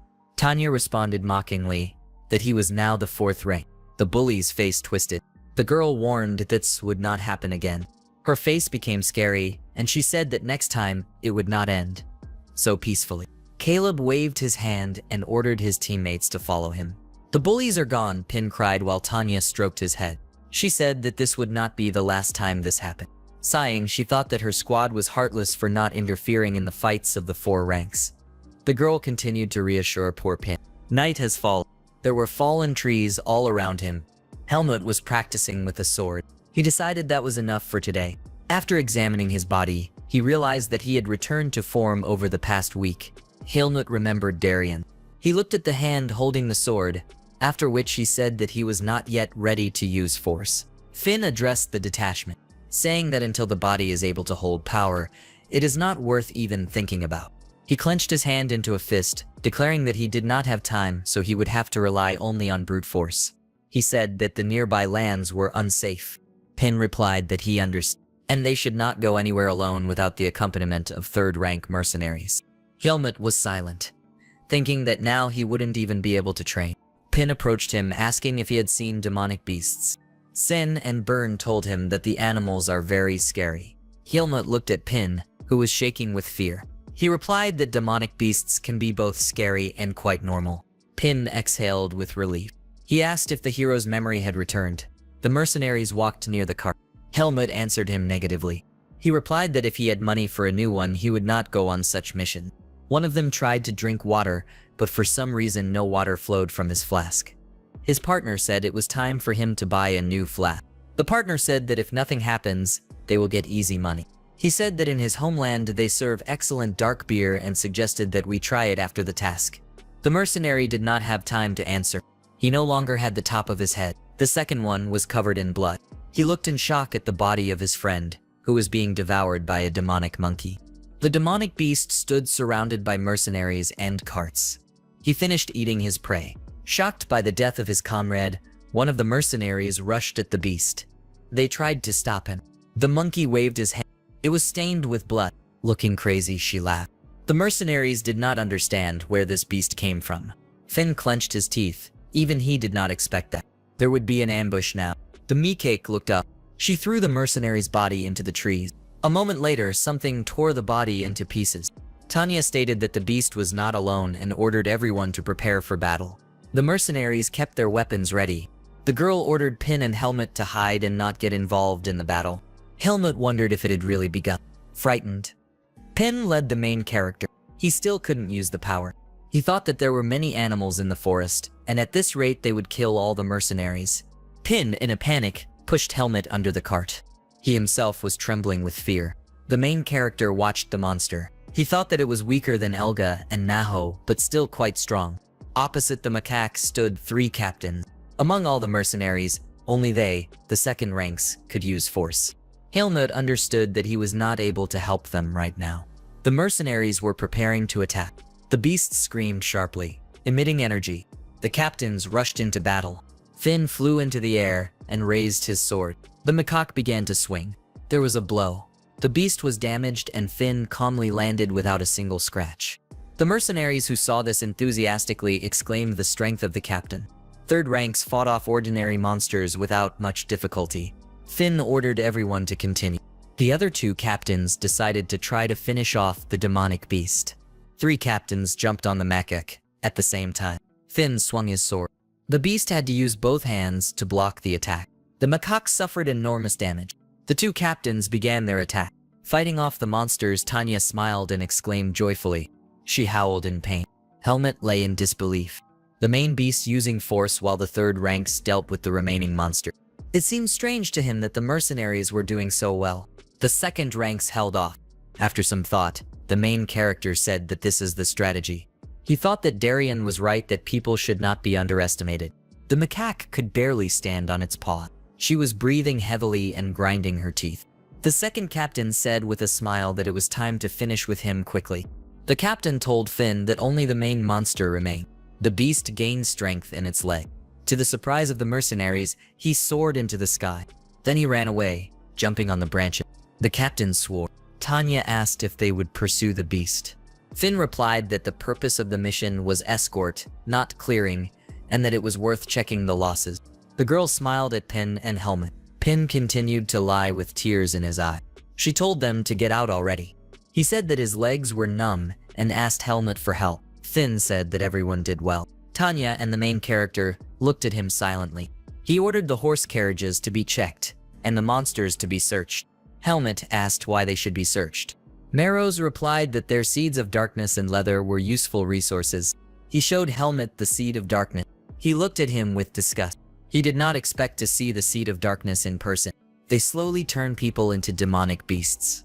Finn said that he knows about the seeds of darkness. He continued to say that people with seeds usually die before birth or are banished to the root forest. Such people can always turn into monsters. Helmut listened to this with displeasure. He realized that this is how people think about people like him. The main character did not believe that he could become a demonic beast. He closed his eyes. He remembered that Darien taught him the power so that he could suppress the seed of darkness. He thought that he would have to hide the power even when it returned, so that no one would suspect that its source was the seed of darkness. Finn and Tanya looked at Pin as he continued to explain something. Finn remembered his younger self. Tanya said that Pin has grown significantly since that incident. Helmut glanced at the dead monster. It seemed to him that something was wrong with him. He stopped Pin. He thought that the main character was scared. He told the hero not to worry. The demonic beast came to life and grabbed the frightened Pin. Tanya and Helmut noticed this. Screams could be heard through the forest. The main character pulled out a sword. In one motion, he cut the monster apart. Pin screamed in fear. He thanked Helmut and asked if he was okay. He examined the sword, thinking that the blow was different from those he had trained, as if his strength had returned. Sim jokingly told him that he knew that Helmut was not at all like Pin. He promised to prepare a double portion of soup as gratitude for the rescue. Tanya stood thinking about something. She recalled seeing Helmut use power. The girl looked at him in surprise. Helmut sat alone in the forest, energy emanating from him. After examining the body, he realized that his power had awakened. He nodded, his instinctive swing of the blade awakening the power. Looking at his strength, he thought it would take at least a few days to fully recover. Pin was looking for the main character. He shouted for him to come back because now they would be choosing patrolmen. Finn stated that there would be 3 shifts of Helmut with Tanya, Pin, and Marrow's Sin with Burn. The captain wished everyone good night and told the patrolmen not to sleep at their post. Helmut stood on patrol. He thought he felt the presence of an escaped monster. He felt it thanks to the force. Tanya asked if the hero was tired, asked him to wake up the next shift, and told him to go to bed. Helmut answered in the affirmative. He thought that the animals were waiting for everyone to fall asleep, so it was worth exploring the area. Caleb noticed the main character leaving. He broke into a nasty smile, saying that this was his chance. Having retired, Helmut took out a sword. He thought that by tomorrow he would fully restore his strength. He heard footsteps. Having become wary, he realized that judging by the aura, it was a person. Caleb stood behind him. He told the hero that it is dangerous to walk alone with a mocking tone in his voice. He offered to help with the training. Helmut responded by asking him to leave him alone. The bully smiled, saying that Tanya won't save him this time. He said that the main character was too self-confident and that he would rid him of this quality. He began to clench his hand into a fist, continuing to make threats. Helmut calmly turned around, asking if that was all he could do. Caleb didn't understand. The main character continued to say that the bully looked more like a demonic beast than a human. He said that if he considers himself a human being, then he should behave appropriately. Caleb laughed. His laughter turned to anger. He broke the cast on his arm and said that now he will show who is the strongest in the hierarchy. He raised his hand and continued to make threats. Helmut stopped his blow. Only by grabbing his hand, he brought the offender to his knees. The bully screamed in pain. The main character stated that since Caleb is justified by the hierarchy of power, then he must see the strength of his opponent and know his place. The bully couldn't believe what was happening. He broke free from Helmut's grip and drew his sword. The hero repelled all his attacks without any effort. Caleb shouted death wishes. He was shocked. Helmut used force before his eye. The bully did not immediately understand what had happened. Blood sprayed from his legs. He lay on the ground screaming in pain. The main character did not want to use force. Caleb tried to crawl away. Helmut thought that he would be discovered if the bully ran away. The thought flashed through his head that he needed to kill him. The seed of darkness in his chest glowed brightly. It began to take over Helmut's body. He was completely under his control, swung his sword but managed to stop in time. He tried to hold back the darkness from the seed. The main character did not expect that the seed of darkness would awaken along with the power. For an instant it turned him into a demonic beast. Holding his chest, he told himself to control himself. Having calmed down, he declared to himself that he was not a demonic beast. He stood with his eyes closed and breathed heavily. Helmut noticed that Caleb had escaped. He crawled through the forest. He didn't understand how Helmut was able to use strength. He was also a rank. A beast appeared behind him. He jumped on the crawling mercenary. The main character heard a noise. He realized that it was a demonic monkey. Seeing him, she opened all 4 of her eyes. Helmut stood in front of the demonic monkey. Looking at the body, he told the beast that it had taken his prey. The demon growled angrily in response. He walked towards the man. He looked at him without taking his eyes off, and thought that now everything was different from their first meeting, and his strength would be enough to win. His sword was developed in energy, and he said that it was time to get down to business. The beast was shocked. He quickly jumped back. Then he screamed in fear. Helmut watched this silently, thinking that this beast is not simple since it senses the power of those around it. His face became menacing. He told the beast to take the corpse and get lost. A stomp was heard behind the beast. He stood there for a second, wondering what to do next, after which he dissatisfiedly jumped through the forest. The main character put away the sword, cursed and said that the beast would return. A crowd of mercenaries was heading towards him. He thought that he would have to explain everything to the others. The captain asked if Caleb was dead. Helmut answered in the affirmative. He explained that Caleb was chasing him to beat him up, but the demonic beast attacked first. Brother Caleb covered his face with his hand. The captain summed up that in the end the bully died, mocking those around him. After which he apologized to the main character on behalf of Tarek's entire squad. Tanya slammed her sword on the ground, shouting that a verbal apology was not enough. She went to the captain, saying that Helmut almost died because of Caleb. The captain listened silently as the girl scolded him, gritting his teeth. The bully's brother told her to shut her mouth. She replied that she was sorry for the loss, but if their squad had straightened his brains out, then this would never have happened. Brother Caleb was furious. He stood opposite Tanya and said that she had insulted not only his brother, but the entire squad. Miles shouted loudly for everyone to stop. He said now is not the time for a showdown. He continued to say that Tariq's detachment was to blame for what happened, but this did not give the vanguard the right to throw around words. Pointing his finger at Helmut, he said that he would pay him compensation. Tanya and brother Caleb calmed down and agreed with Miles. He said that it was necessary to decide how to safely deal with the demonic beasts, thinking that the situation between the squads was heating up. In conclusion, he told everyone to be careful. Someone's fist flew into Helmut's head. He said he was in pain. It was Tanya. She angrily shouted that he almost died. She scolded the guy, saying that she could help him, and asking why he was wandering around the forest in the first place. He listened silently to the girl, thinking that he was wandering around the forest for the safety of the mercenaries. Kanye continued to say that she was scared when she noticed that he had disappeared so suddenly. Having calmed down, she continued, saying that she herself should have been more careful, and that Helmut was not to blame. With her hands on her hips, she asked that the main character not go anywhere alone again. Helmut asked her for forgiveness. He remembered Darien and thought that this feeling was so cold and warm at the same time. The girl put her hand on his head, accepting his apology and asking him to be more careful in the future. He replied that he would be more careful. Opening his eyes, he thought it was a feeling of human closeness. Riding on a horse, Finn said that last night a mercenary was killed by a demonic beast from the first ambush. He said that everyone should save their strength and be on alert, because losses are no longer acceptable. The squad replied that they understood. The mercenaries dealt with the crowd of monsters. The captains looked worried. Many demonic beasts jumped on the party. Finn said that there was no end to the monsters, and that at this rate we could survive for a couple of days. But we couldn't let everyone get tired. Pin asked in a panic why the monsters were attacking from the rear. Helmut didn't answer. He thought about sensing the presence of the master demonic beast. He was far away, but he was watching the mercenaries wearing them down with small monsters. It looked like the demon monkey was preparing for something. The mercenary was bandaging his hands, saying that the day had been hard and everyone would soon have a dozen wounds. His partner said, now was not the time to talk about such things. In response, the second one laughed that his comrade had been bitten on the leg. They continued talking while Finn looked on. Behind him was Tanya. She said that Yuta, Maros, and Sin were already injured and the monster attacks were not stopping yet. Finn replied that it was good that everyone was alive and that Helmut and Pin were doing better than he thought.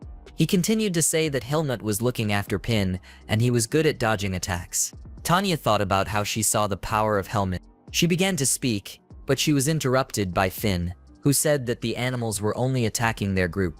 It seemed strange to him that Tariq's squad hardly fought. The girl replied that they had already lost 3 and that they were at odds with the vanguard, so they shouldn't expect help from them. The captain nodded, after which he said that we need to get through this somehow. Everyone together. Night has fallen. Someone was talking in the carriage. Miles told Paul that the animals attacked only the rear of the squad. Paul listened carefully. Miles continued to say that so far everything was fine, but the vanguard squad could fall and Tariq's squad should help them despite the differences. Paul looked at him silently. After a short pause, he said that he did not agree with this. Miles asked why.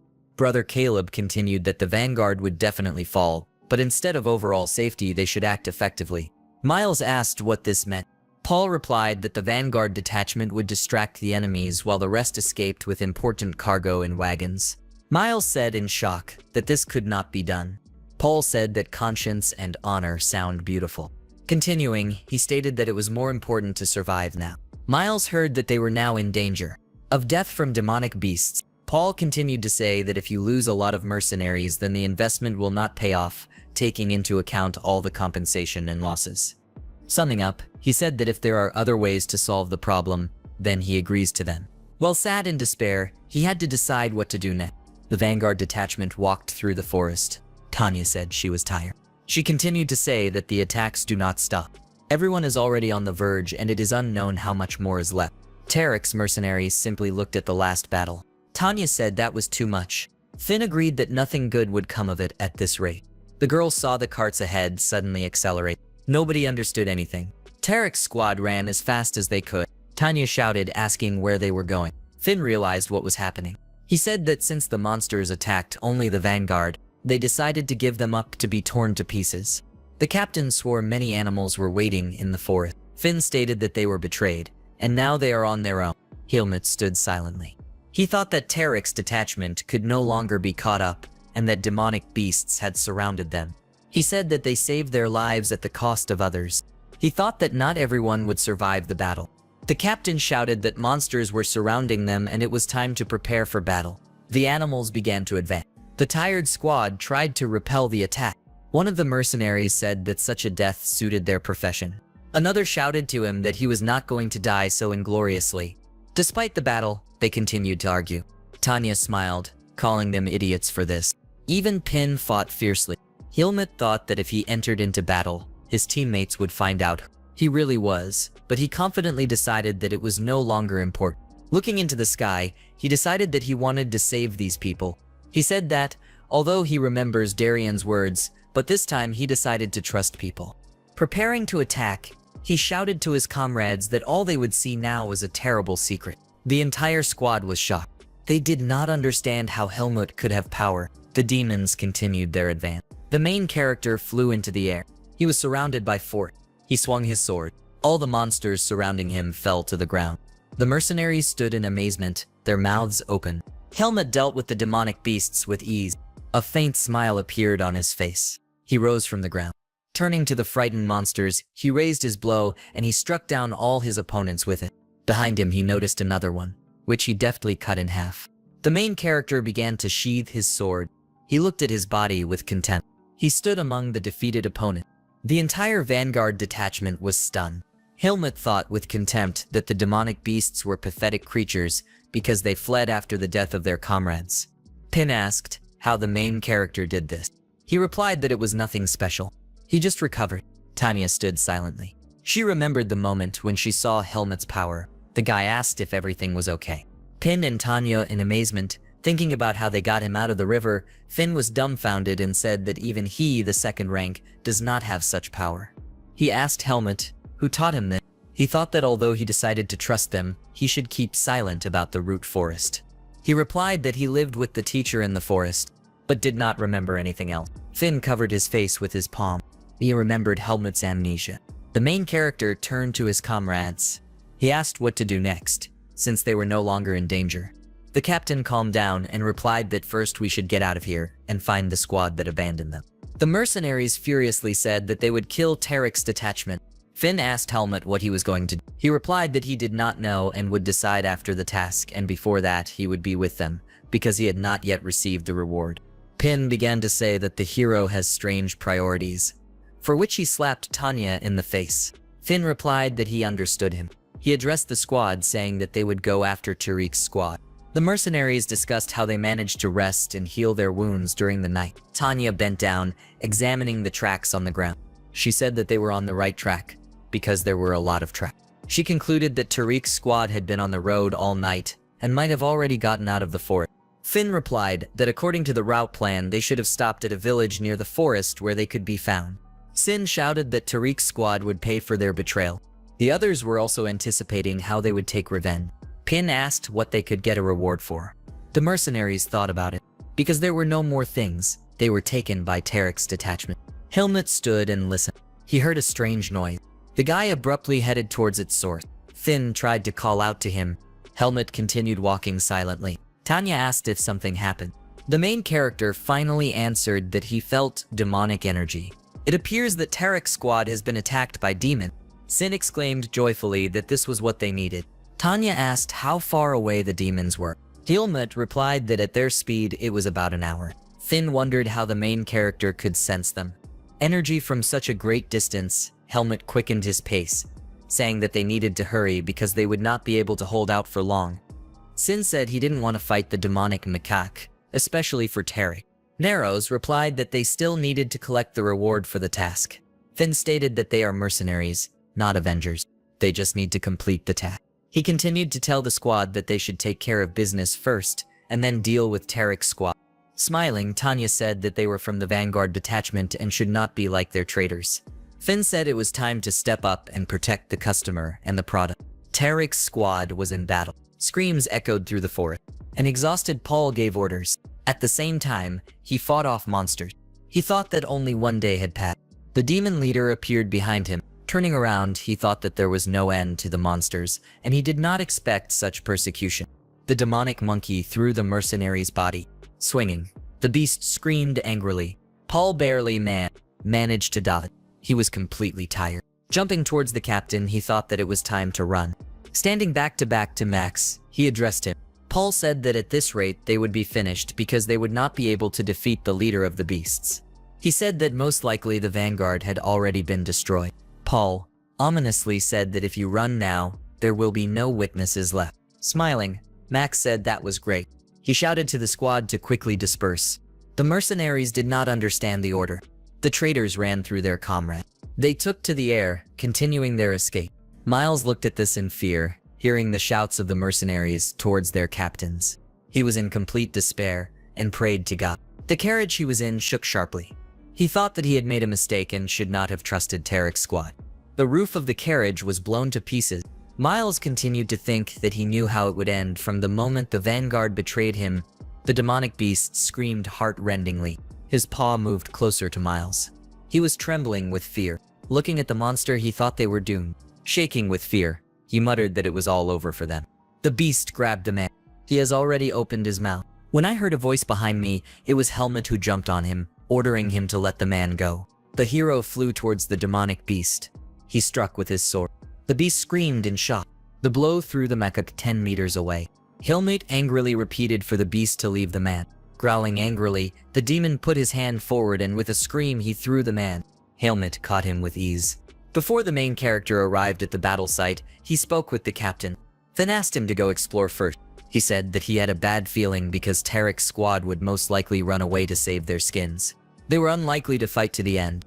Helmut told him that he understood. Having put the man down, he thought that Finn was right, and if he had been late, then no one would have been left alive. Looking at the monster, he said that his strength had returned and the demon was standing in his way. Rushing at him, he shouted that he would fight with all his might. He swung his sword widely towards the macaque. She managed to block it. Smaller monsters ran to her aid. The main characters saw this and easily dealt with them with one blow. All the attacking monsters were cut down. The demonic beast screamed heart-rendingly. Helmut looked at it and thought that it was the strongest monster he had met outside the root forest, but still the beast was within his power. He imbued his blade with power, thinking that he simply needed to remain vigilant.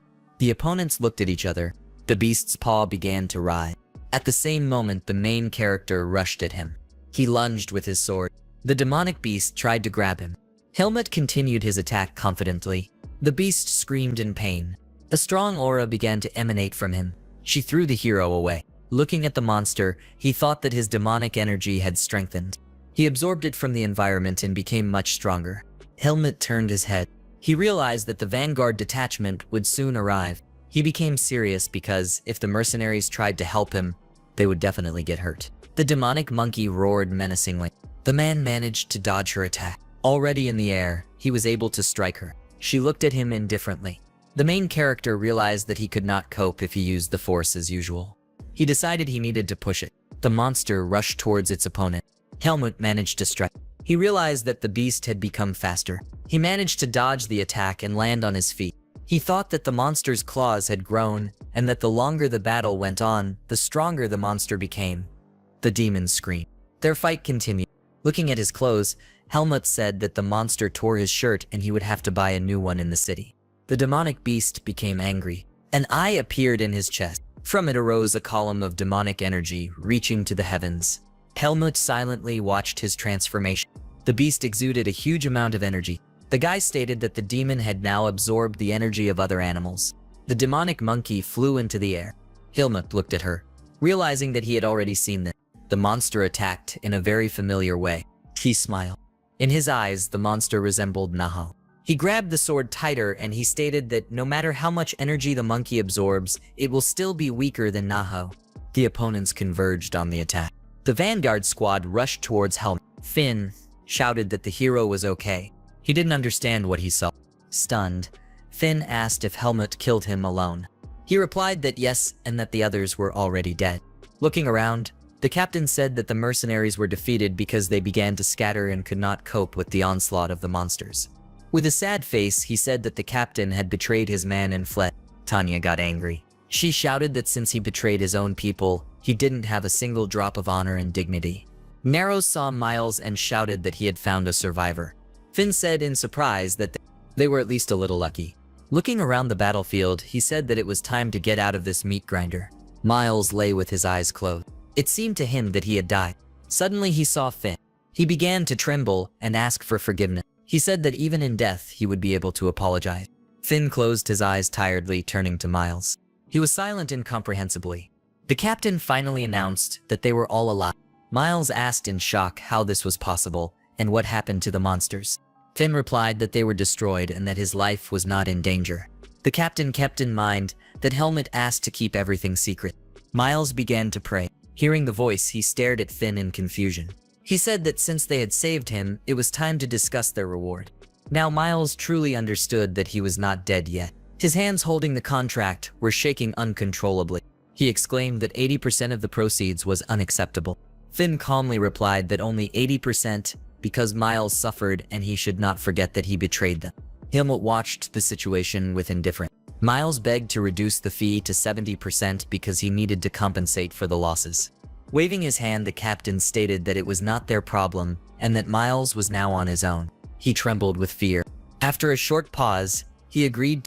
Finn took the signed contract, after which he said that it was time to find out what kind of product they were risking their lives for. Miles warned that if rumors spread about this, the entire organization would be at risk. Finn assured him that they were a vanguard detachment, and there was no need to worry about rumors. Miles continued to say that the mercenaries could be in danger if they learned the secret. Finn responded by asking why he didn't warn him then that the secret was so terrible that it could kill. After a short pause, Miles gave up.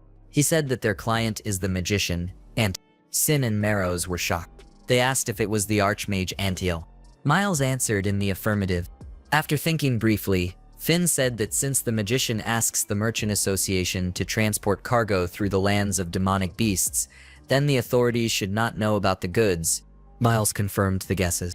He said that they were transporting goods from a place where magicians were prohibited from entering.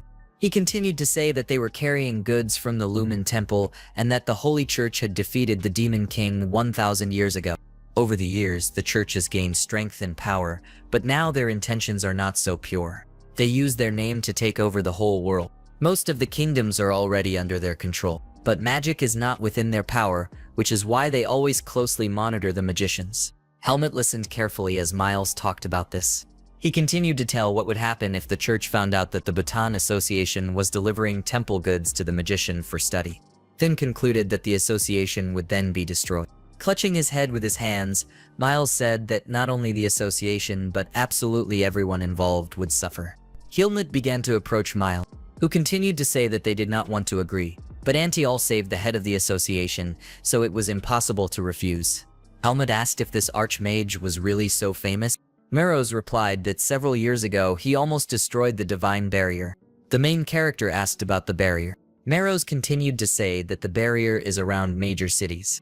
But in addition to protecting against monsters, it also detects magicians, which is why the church is trying to catch them. Helmut listened carefully that the Divine Barrier was very powerful and no one had ever broken through it beyond the root forest, and that for magicians who wanted freedom, this was not an obstacle. Marrows concluded that Antiel almost destroyed the city barrier and the church hushed up the matter. Helmut wondered if Antiel had the power to influence the barrier. He thought that the church could not deliver him from the seed of darkness and therefore exiled him to the root forest. He thought that if not divine power, then maybe magic would help him. He remembered the mage from the root forest, thinking about his uselessness. Helmut hoped that the Archmage would be different. The tired mercenary said that they had finally reached safe lands and that it was worth spending the night here. Finn called out to Helmut. He asked him if they could talk. The main character hesitantly agreed. The captain handed him the seed. Helmut asked what kind of seed this was. Finn replied that warriors eat them when their strength and endurance run out. Without hesitation, the guy threw the seed into his mouth. He noticed how his body filled with warmth. The captain asked how he liked it. Helmut said that the seed helped, but he did not understand why he gave it away. Finn thanked the hero. He said that Helmut protected the vanguard. He continued to say that if it were not for the hero, no one would have survived. He said the seed was gratitude. The main character listened in surprise. Finn said that when Helmut leaves them and needs help, the whole squad will always be ready to help. The captain continued to say that it was because Helmut was their savior. He abruptly interrupted him, extended his hand, and declared that it was because they were true comrades. Finn grinned with satisfaction. He squeezed the outstretched hand, agreeing that they were comrades. The mercenaries walked through the forest. Miles looked out the window, seeing a strange tree. He declared that they had finally arrived. Finn said hesitantly that judging by the map, the place was correct, but it was not a village, but a simple clearing. Miles replied that this is not the end, and they must deliver the goods directly into the hands of Antial. Tanya asked if the Archmage's hideout was nearby. Miles took out the necklace. He walked up to the tree with it. It lit up blue. The entire mercenary squad was shocked. Finn said that they are moving through space. He said that he had heard a lot about this, and that this was only possible if you were dealing with an Archmage. Helmut asked if it could be an illusion. The captain replied that it had suddenly become colder, and since the body reacts, then this is reality. Tanya pointed her finger and exclaimed that there was a man there. The magician standing in front of the tower said that the mercenaries had finally arrived. He welcomed guests from the Bhutan Chamber of Commerce. After checking the goods, the magician stated that everything was in place and that he was very pleased with the work done. Thoughtful, he said that fewer people had arrived than expected. He asked if there were casualties on the way here.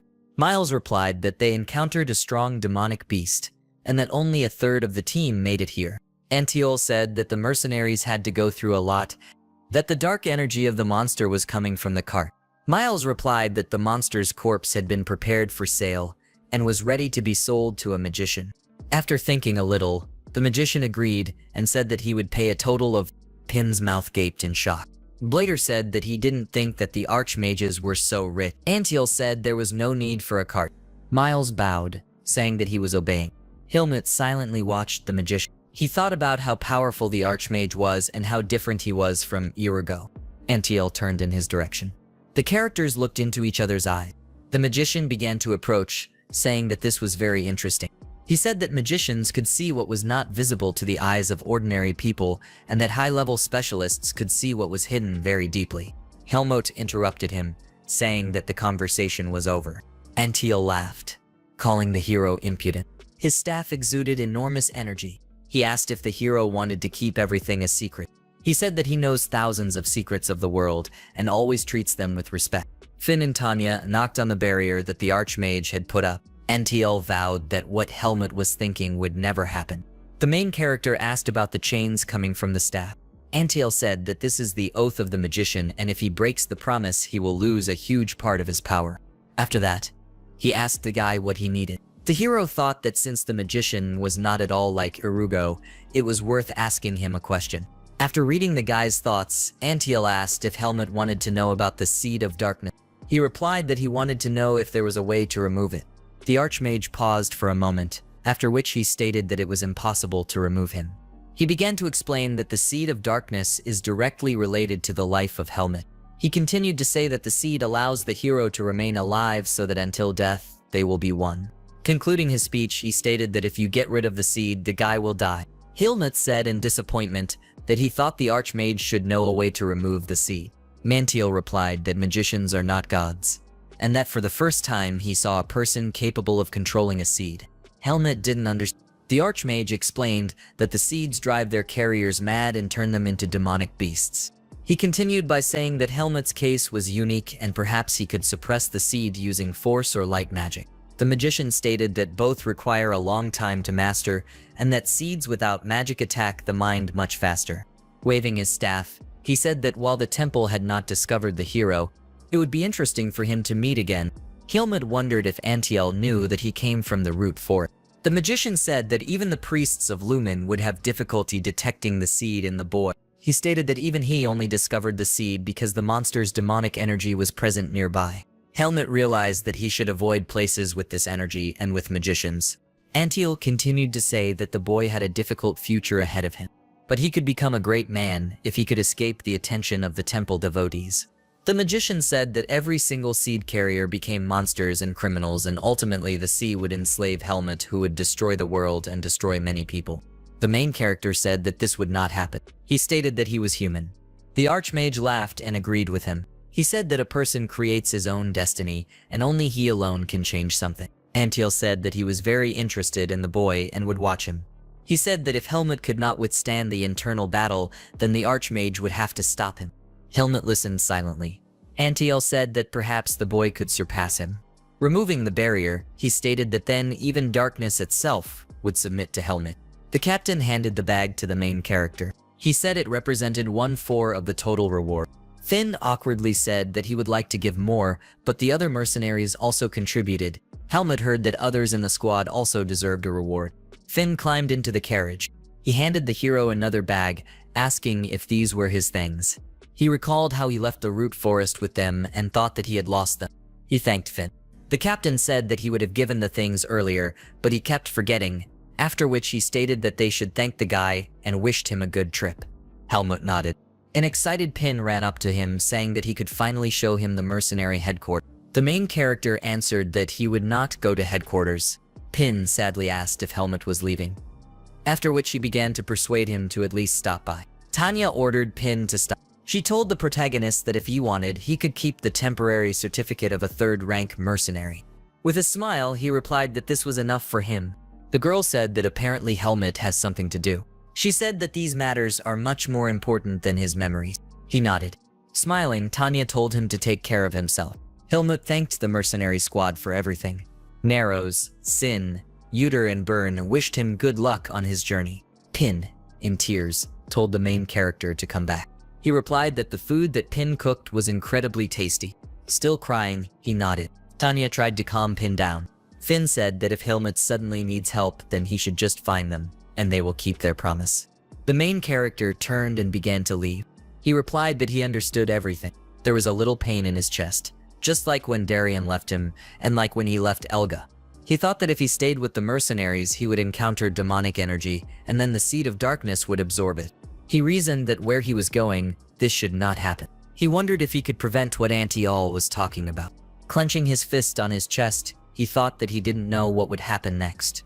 Helmut thought that there was only one way to find out, and that was to become stronger. He decided that he would not let the darkness take over his body. Paul said that if he had known how everything would turn out, he would not have taken the risk, because he could not even get Caliban. Max replied that since they survived, they could help Tariq's squad recover. He said that since everyone else died, they would be able to start all over again. Max continued to say that the lost people would be easy to replace because they were non-entities. He sharply shouted to Paul to look out the window. He was horrified. They saw the Vanguard detachment. The captains of Tariq's squad could not understand how they managed to survive. Pin noticed something and turned around. There were no traitors in sight. He said he heard something strange. Max swore softly. He told Paul it was a fiasco. They stood in the shadow of the building and discussed what they should do next. Max didn't know how a second-rank mercenary could make a living after this. Paul said that they are still with the second rank. He ordered Max to follow him, after which he told him that if he did not want to die of hunger, he would have to steal. Evening Kim, waving his mug, the man loudly told the story. The people listening to him laughed. The drunk man continued his story. Helmut was sitting nearby. He looked at his medallion. He reasoned that he could not stay at the mercenary headquarters and that he did not know what to do with the medallion from the root forest. He decided that he would explore the nearby villages. He was surprised that he spent 3 whole days to reach the city. The world of people was much larger than his imagination. As Helmut tied the bag, he thought that he should not hope to meet good people like the Vanguard. The main character remembered that Finn gave him money, but he didn't know how much it was. His bag contained money from Darien and a reward from Finn. He thought that he had earned much more than Darien had left him. Among the things, he noticed a note. As he took it out, he wondered who it was from, Finn or Darien. The note was from Darien. He wrote that his life had come to an end and that the main character managed to get out of the root forest. Darien put on paper that Helmut's life had changed dramatically. He wrote that if the main character does not know where to go, then let him go to battle. There, at Greta Academy, he will be able to learn everything about people. In that place, both the poor and the rich are taught.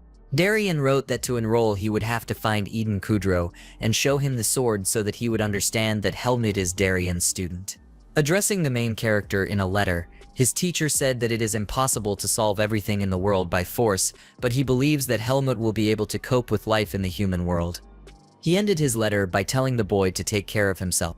Helmut finished reading the letter. It was written with a trembling hand. He realized that Darien was writing it using his last strength. Helmut sat in thought, clutching the letter in his hands. After that, he said he knew where he was going. Putting the note away in the bag, he thought that thanks to the letter, at least something had become clearer. The waiter brought the food to Helmut's table. He said that the guy owes 15 marks. The main character thought that the food cost 15 marks. He held out a gold coin. The waiter exclaimed joyfully that it was a whole 1,000 marks. Helmut replied that he also planned to spend the night here. The drunk man who was listening to this turned around. Helmut thought that prices in the world were a little higher because a couple of days ago he earned as much as 90,000. Someone's fist hit near the hero while he was thinking about setting off at dawn. A drunkard was sitting opposite him. He addressed the guy, saying that he was rich. The characters looked into each other's eyes. His accomplices appeared behind the man. The drunkard extorted 20,000 marks from the main character. Helmut refused, thinking that he did not understand what was wrong with these people. The man laughed menacingly. He slammed his fist on the table, shouting that the guy had no right to confront him. Helmut responded by asking who this man was. He raised his fist in rage, but his shot was easily blocked. Squeezing the offender's fist, Helmut repeated that he refused to give him his money. Writhing in pain, the drunkard did not understand where the guy got so much strength. One of his comrades decided to attack the main character. He dodged without any problem. With one blow to the face, Helmut knocked out the offender. The bandits were shocked. The main character showed by his appearance that he would not allow himself to be offended. The drunkard shouted, asking what Helmut was doing. He became serious. He kicked the table at his offender at the same moment, calling for the guard. Without taking his eyes off the drunkard, he caught his thing. Helmut ordered the beaten bandit to get out. He groaned in pain. Covering his face with his hand, he ordered his accomplices to leave. Before leaving, he issued a death threat to the guy. Looking at the slammed door, Helmut thought that people like Caleb exist all over the world. The waiter called out to the hero in a panic. He asked him to leave the tavern because the Blackhawks had declared war on him. Turning his head, Helmut asked in confusion who it was. The waiter said that they were robbers, ready to kill anyone for money. The main character listened attentively, thinking that it was worth dealing with the offenders as quickly as possible. He decided it wasn't worth making a mess there, where he wanted to spend the night. The frightened waiter, promising to return the money, asked the hero to leave, who asked him if he thought the bandits would return. The waiter, stammering, shouted that the robbers would definitely return. Helmut asked the waiter to tell the bandits that he had gone into the forest behind the tavern. Leaving the frightened employee, the main character told him to hold the room for him because he would return later. Helmut wanted to see what the Blackhawks could do. A group of bandits were discussing in the alley whether they should attack Helmut. One of them said that their aim was quite strong. The leader, in a rage, showered him with insults. He ordered the bandit to stay in the lair. Out of breath, one of the robbers ran up to the group. The leader ordered him to report. The bandit happily said that he learned that Helmut had gone into the forest behind the inn. The boss laughed in anticipation. He said that the guy had chosen a bad escape route. The robber said that it would be easy to find traces of their target in the forest. The leader agreed, saying that the alcohol had already dissipated. Putting on his mask, he stated that the Black Hawk should teach the guy a lesson. A sleeping bag lay near the fire. Helmut, sitting on a branch, thought that many people were like demonic beasts. Examining his bow, he also reasoned that there are people who are ready to protect each other at the cost of their lives. It seemed to him that being a human being is difficult. Seeing the figures jumping on the branches, he remembered Darian's words that in the human world everything cannot be solved by force, but he did not know how else to solve problems. Having prepared himself, the hero jumped. The bandits turned around in fear. Helmut thought that people who act like demonic beasts should be treated like demons. Looking into the eyes of the leader, he asked if they were looking for him. The main character walked through the forest. He reasoned that the Blackhawks were weaker than he thought. As he began to run along the branches, he thought that the bandits were not even a match for Tanya. As he continued jumping through the forest, he thought that the girl was the strongest he had ever met. Helmut decided that he would set off at the first rays of light. The seed of darkness ignited sharply within him. The hero did not expect it. He leaned on a tree. Groaning, he fell to the ground. Trembling, Helmut did not understand what was happening. He was shaking. He thought that he stayed away from the demonic energy, and this did not happen even when he killed monsters. Helmut was breathing heavily. He had never experienced such pain. The person he killed was not a demon. The seed of darkness inside the protagonist shone brightly. He realized that it was powered by the energy of even a simple murder. As he tried to get up, he thought that if word got out that the Blackhawks had been killed, the rest of their group would start hunting for him. Covered in sweat, the protagonist realized that he was a fool for thinking that fighting people would not affect the seed of darkness. Leaning on a tree, he managed to stand up. He reasoned that since he couldn't kill his opponents, he would have to avoid fighting entirely. Helmut went, deciding that he needed to get to Baden as quickly as possible. A man asked if everyone was dead. The bandit replied that yes, and that if they continued the search, they would be able to figure out the killer. The man said that you can't just leave everything. He ordered the bandit to continue searching. There was a knock on the door when the robber said that he understood the order. Another bandit entered the room, telling Anton that people had arrived. The leader looked at the people entering. He said that he didn't think that 2 second-rank mercenaries would come. Max and Paul stood in front of him. The bandit boss thanked the mercenaries for their initiative to join. He told them that due to the chaos in the organization, the mercenaries would have to undergo testing. Paul angrily asked what he meant. With his arms outstretched, Anton said that he had no doubt about them fighting skill. He continued to say that their organization was doing illegal things, throwing away the knife. He said that he would not want problems to arise in the squad because of someone's sense of justice. The knife hit the mannequin standing next to Paul. The leader of the robbers concluded that to prove their intentions, the mercenaries must complete one task. Paul stated that it turns out that despite their abilities, the Black Hawks want to test whether the mercenaries are suitable for them. The boss took out a note saying that the job should be easy for second-rank mercenaries. Looking at the note, he said that 5 of them disappeared last night. Anton said that the group learned that the bandits had quarreled with the mercenary, and that after a search, their bodies were found in the forest nearby. He continued to say that everyone was killed with one blow and without any trace of any weapon. Max asked what was known about this mercenary. Anton answered that he was black-haired with black eyes, about 16 years old, with skills no lower than 3rd rank. Max asked if they were required to find and kill the boy. Raising his finger up, the boss replied that after completing the task, the mercenaries would be able to join the squad and do more serious things. Opening his eyes slightly, he declared that he would pay for their work. Very generously, Paul asked where the guy was last seen. Anton replied that, according to their information, the mercenary stayed in a tavern near the forest. Pointing to a place on the map with a knife, he stated that the mercenary could not have gone far. It was a calm day in the village. Helmut stood near the building with the sign of the mercenary guild. He thought about how he didn't expect to have to do this again. Helmut decided that he needed to move quietly and not attract attention to himself. He finally opened the door. The girl behind the counter asked him what brought the boy to them. The maid replied that he came to receive a task. The girl looked at his certificate in surprise. She did not expect such a young guy to be a 3rd-rank mercenary. Helmut asked if this was a problem. Waving the certificate, she replied that she was simply surprised. The guy asked to find a task in the vicinity of Baden. The girl was looking for something in her notebook, saying that Baden is a very big city. She said that in order to get to Baden, it would be easier to take an order for an escort. The girl put the book on the table and asked the guy how he liked this task. Helmut asked what it was. The girl replied that a lady from a noble family was looking for security on the trip to Baden with a payment of 800 mark. Helmut listened as the girl began to talk about the condition. This condition was that the lady should be accompanied by a mercenary who she would definitely like. The main character stood there in disbelief. Walking into the store, Helmut hoped that nothing would happen if he went to buy clothes.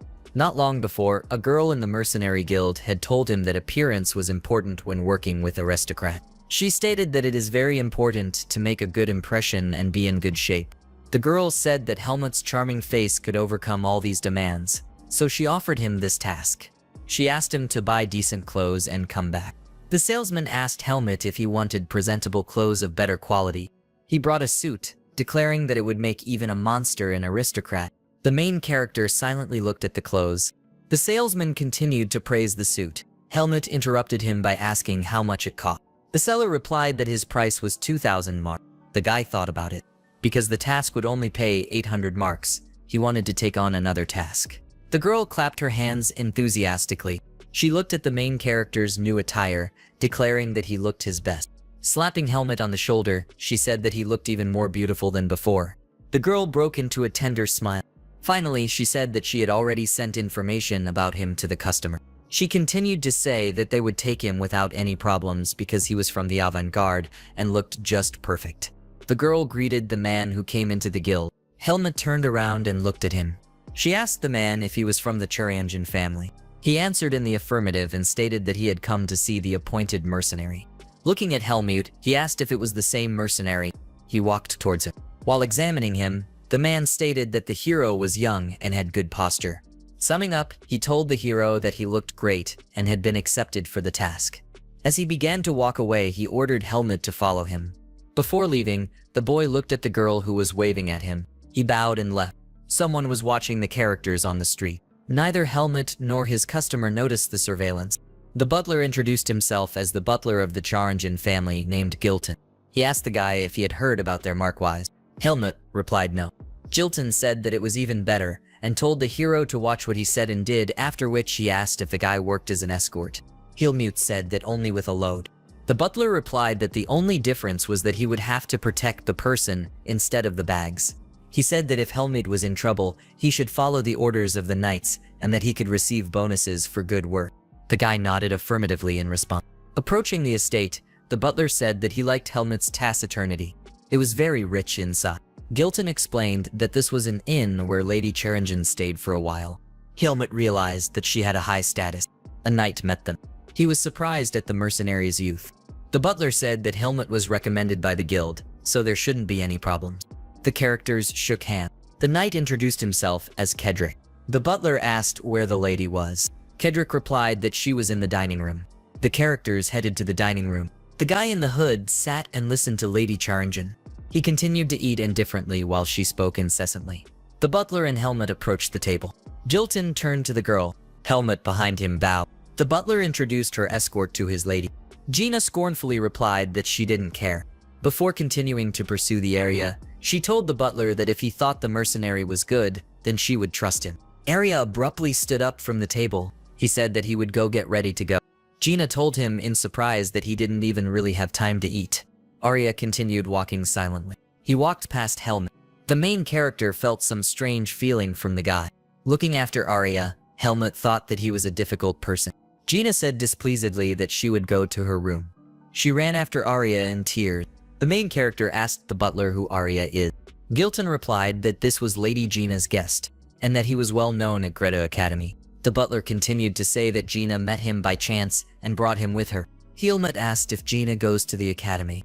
Gilton replied that she was just preparing for the entrance exam. The main character thought that he too was going to enter Greta Academy. The butler said that there were 2 hours left and that it was time to prepare for departure. He ordered Helmut to prepare the horse and wait by the carriage. Gilton said that he would mind his own business, and if anything happened, let the main characters contact Kedrick. Helmut nodded affirmatively and said that he understood everything. The main character was riding a horse, thinking about how stupid the horse is. He recalled how the horse rushed around the stable and did not obey him. He remembered the horse he had met in the Vanguard mercenary detachment. His thoughts were interrupted by a voice. The girl begged Arya to get into her carriage. It was Gina. She was waving to the guy. Arya didn't pay attention to her. He just continued walking down the street. Helmut finally realized that the guy was a magician. The carriage was guarded by many knights. Jumping on his horse, Helmut thought about the strange feeling from the magic of the area. He didn't understand what kind of magician the guy was and why he used magic on himself. Looking at the carriage, the main character decided that he would watch him. In the carriage, Gina asked Arya if he was the head of the magic department. The guy answered in the affirmative. The girl said that in this case, she should not have problems with the exams. She asked what she could do to prepare even better. Arya said that a girl would pass everything easily if she studied hard. Gina fidgeted, saying that she had prepared but was still nervous. The head of the faculty replied that after arriving, the girl would have time to review the material. Gina said that she would still like someone to help with her training. Arya coldly replied that people were studying at the academy. Self-study. Gina continued to beg for help. The magician looked at her with displeasure. After a short pause, he said that he could look for a teacher for her to prepare. The girl was delighted and asked if Arya could be her teacher. He answered sharply that no. He explained that he needed to prepare for the new semester. Tired, he said that Gina should take a break. She awkwardly answered that she didn't know if it was worth it. Helmut galloped close to the carriage. He was unhappy that he did not hear anything useful. For some reason, he remembered Finn. The bandit boss stood and listened to the report. The robber reported that their target took the order and set off. He said that there were several mercenaries and knights in their group. Anton answered dissatisfiedly that it was impossible to allow the death of anyone from a noble family and that we should try to deal only with the target. Paul asked whether it was worth going that far to welcome former captains into the fold. Anton laughed, saying that he just wanted to watch. He said that he ordered the mercenary to be dealt with and that leaving the enemy alive was a hallmark of the Black Hawks. Max and Paul listened as the boss said that he only recruited members with a similar worldview. Paul's face became ominous. He said that Anton's words resonated in his heart. Gina displeasedly asked Gilton if he really hadn't found a better place. The butler replied that there were no other inns in the area. The old man greeted the group. The butler thanked him for the opportunity to stay here. The old man laughed and said that this was just a small house in a village, and wished them a good rest. Helmut trained in the forest. After examining the power enveloping the sword, he realized that his powers had grown and he had become better at controlling energy. Frowning with displeasure, he realized that something was limiting him. Helmut did not have time to engage in physical training. As well as work with internal and magical energy, he sheathed his sword, hoping that if he entered the academy, he would be able to focus on his studies. Placing his hand on his chest, he thought that the most important thing was to find a way to get rid of the seed of darkness. Helmut noticed something in the sky. Peering, he realized that an owl was circling above him. The magician stated that the main character has acute vision and senses. He said that he could not continue to watch him, otherwise the guy would suspect something was wrong. Dispelling the spell, Arya said that an ordinary person would not even be able to notice the owl. He called Helmut an unusual guy. Arya sat on the bed, lost in thought. He thought that he had seen many talented mercenaries, but such a young third-rank mercenary was very rare. Someone was knocking on his door. Gina banged on the door saying that she knew Arya was awake. She continued to knock on the door saying that the magician had to go to bed before 9 hours on the orders of Lord Charingen. The servants took the screaming girl away. Arya sat with his face buried in his hands and listened to screams from the corridor. He thought about how tired he was from all this. The knights discussed whether it was time to take a break. One of them said that there was a spring a little further and it was worth stopping near it. The horses stopped. There was a spring in front of the knights. Kedrick took water from it and drank it. He happily stated that the water was delicious and very refreshing. The butler announced that it was time to rest. The servants brought in expertly prepared food. The mercenaries looked at the food, commenting displeasedly that they had to eat jerky without anything. The group continued to discuss their grief. Helmut thought how much he missed Finn's cooking.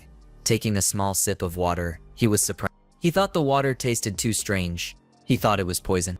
Looking at those around him, he saw that everything was fine with them and decided that it was his imagination.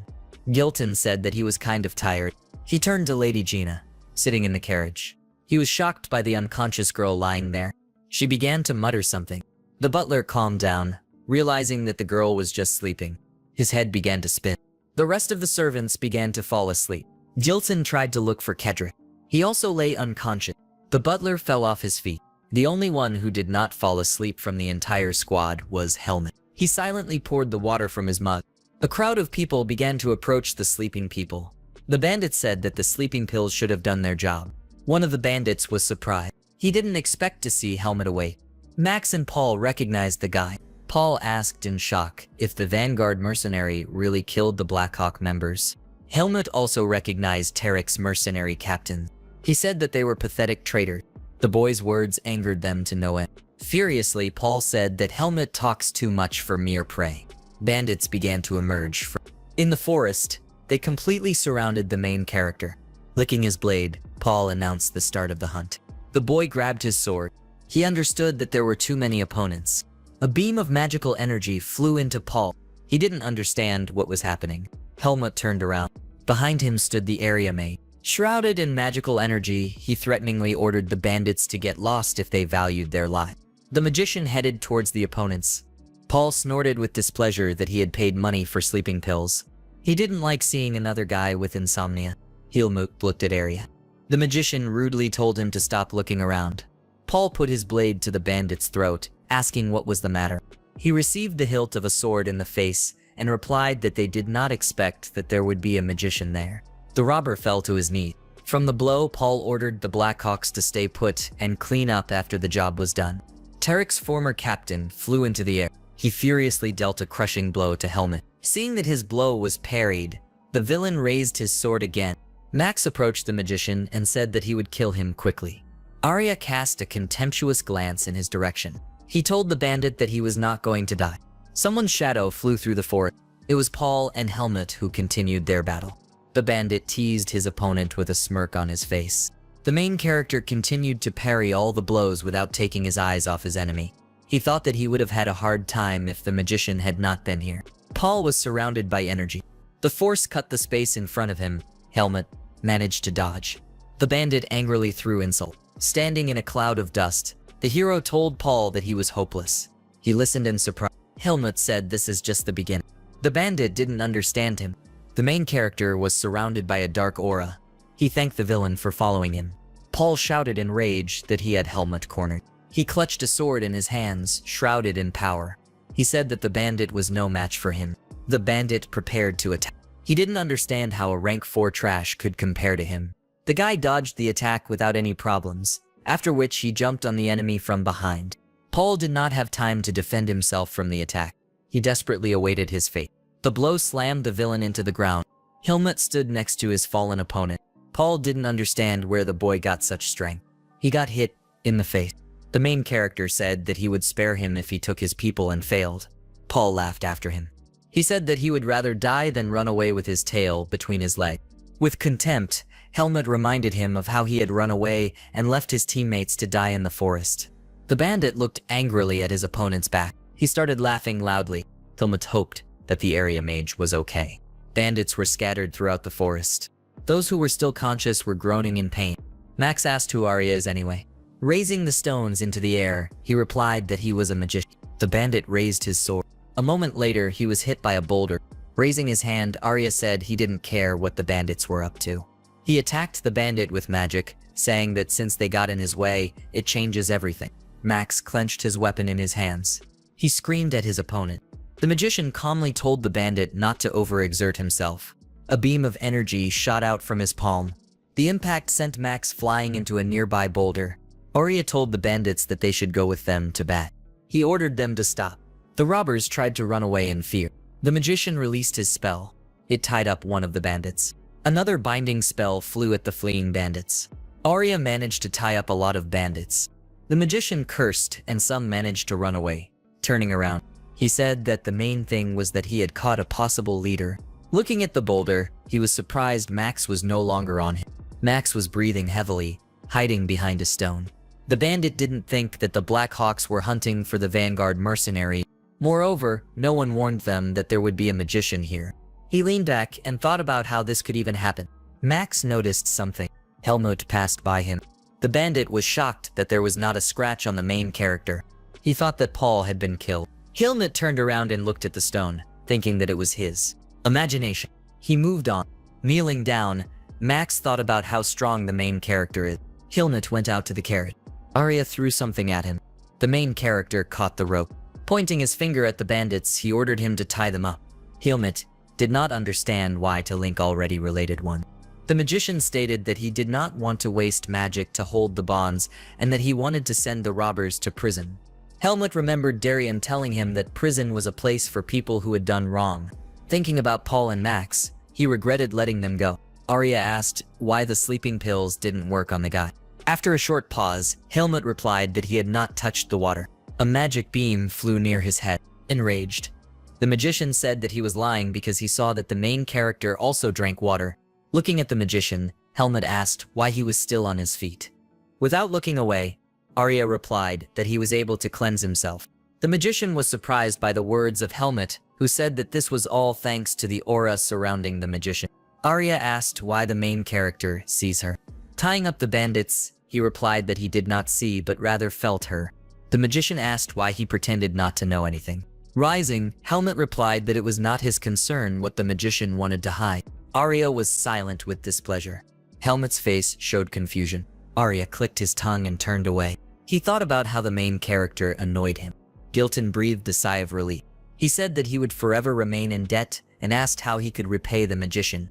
Arya replied that he was simply doing what he had to do and did not need awards for it. He pointed his finger at Helmut and said that this mercenary was helping him. The main character said that he did not fall asleep because the medications were having a bad effect on him. The butler nodded understandingly. He had heard about people with immunity. He began to thank Helmut, but was interrupted by someone's voice.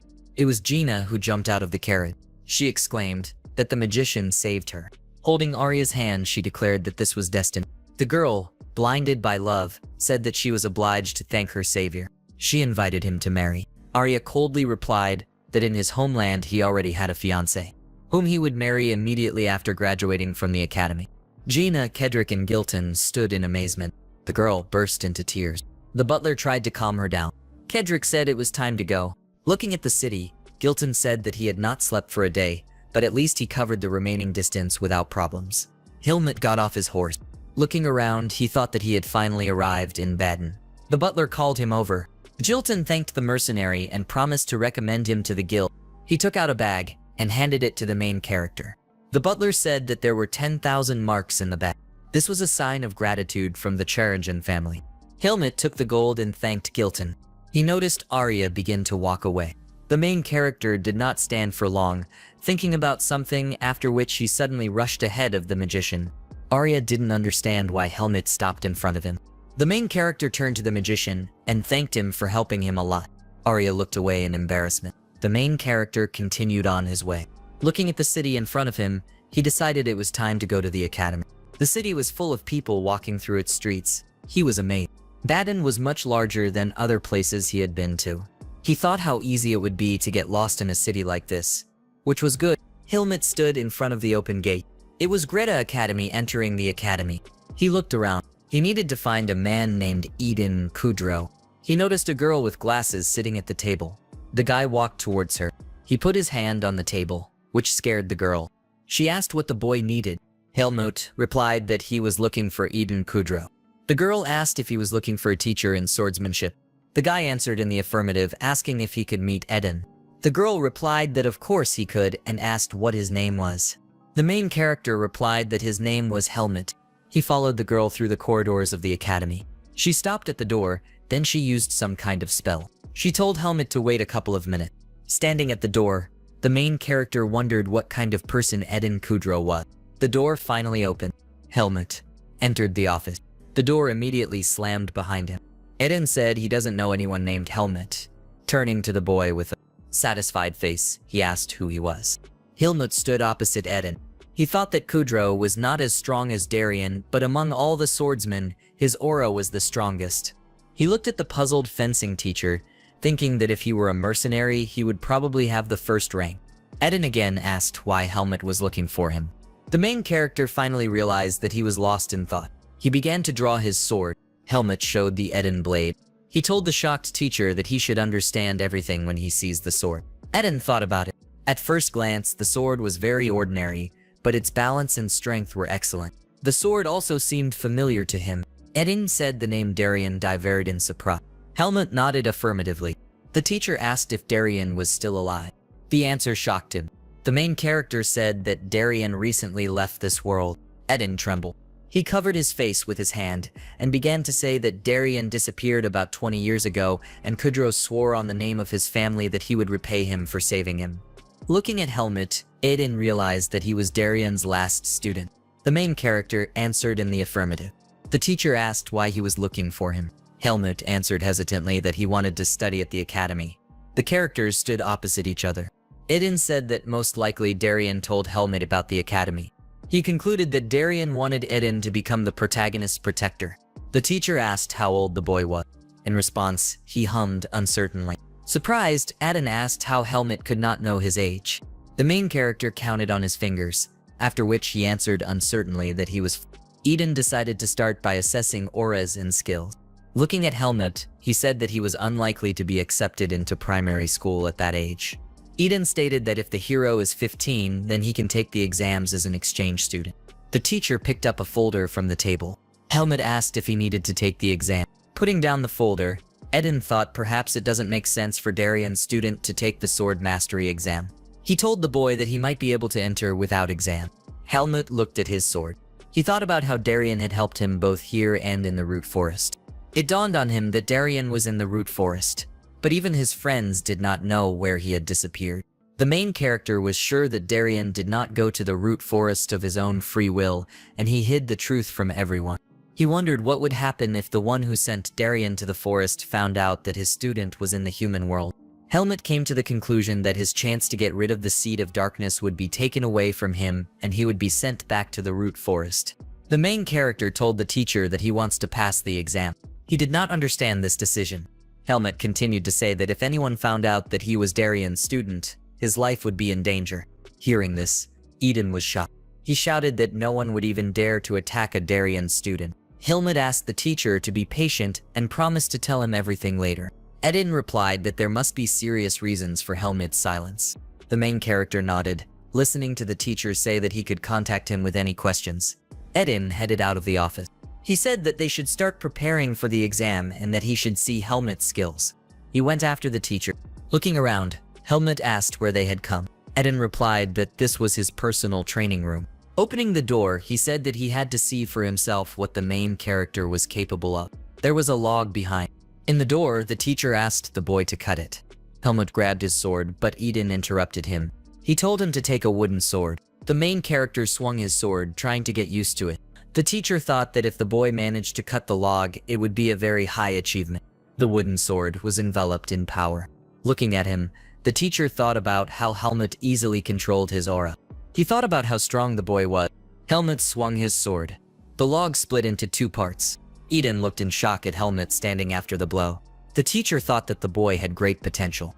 He told him that with such power he would definitely pass the entrance exam.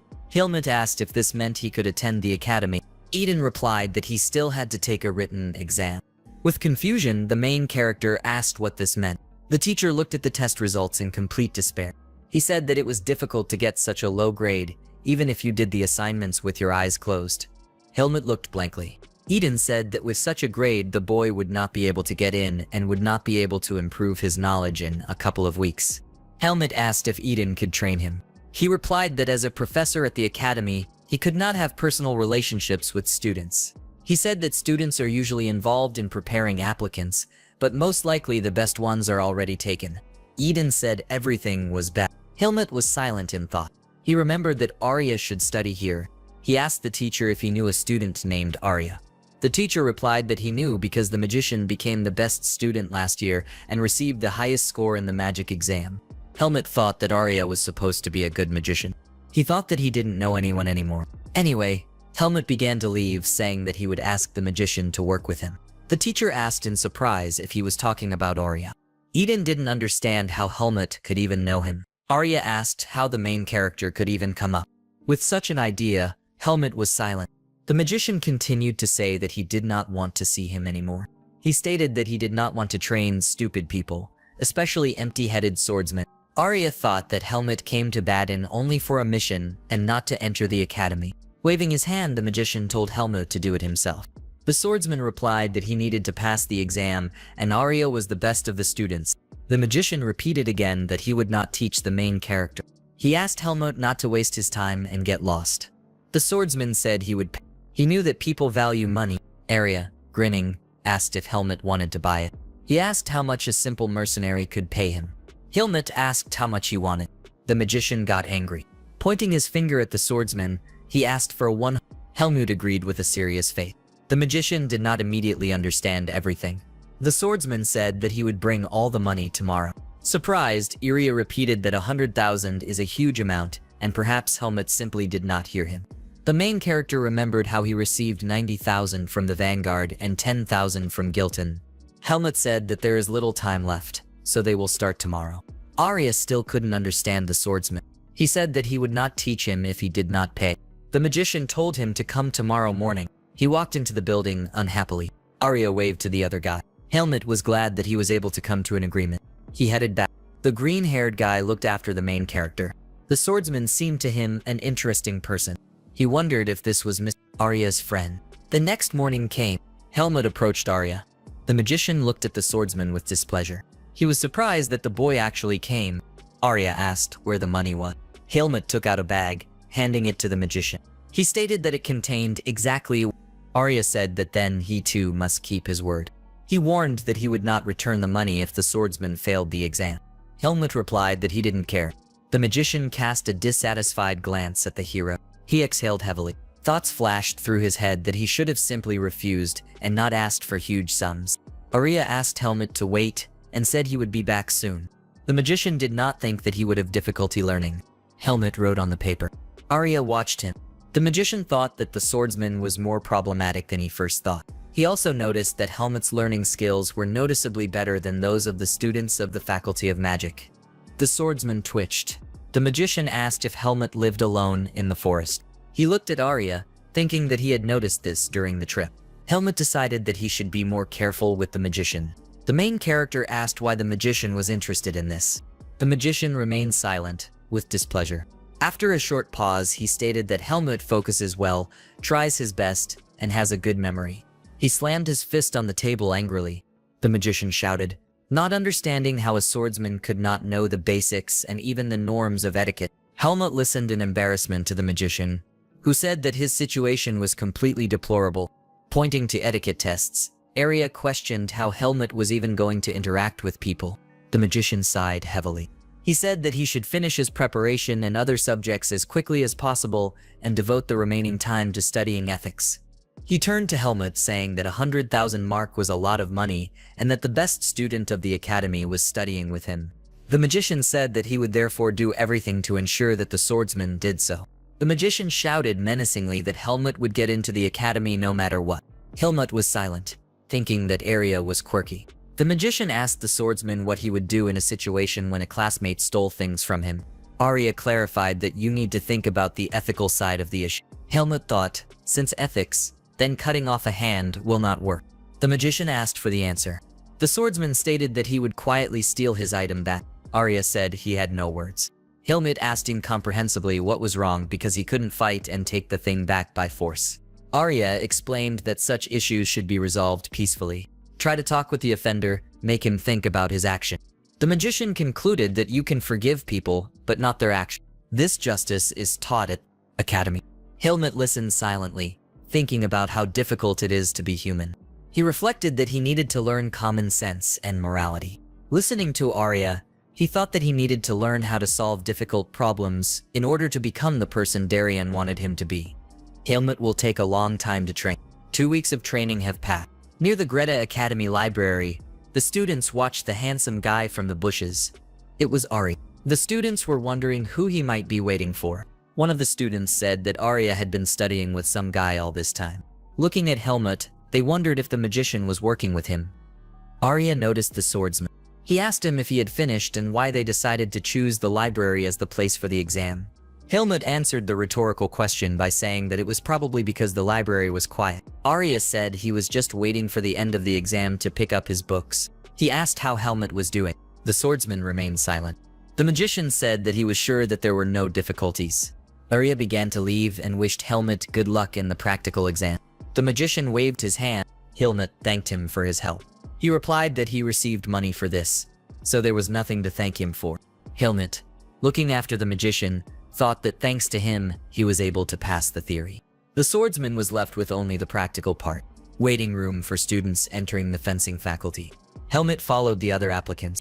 They were told that they could wait here until their name was called. In the room, the guys were talking noisily to each other. Helmut sat down on a chair, thinking that he would just sit for now. Sitting, he thought about what to do after the exam.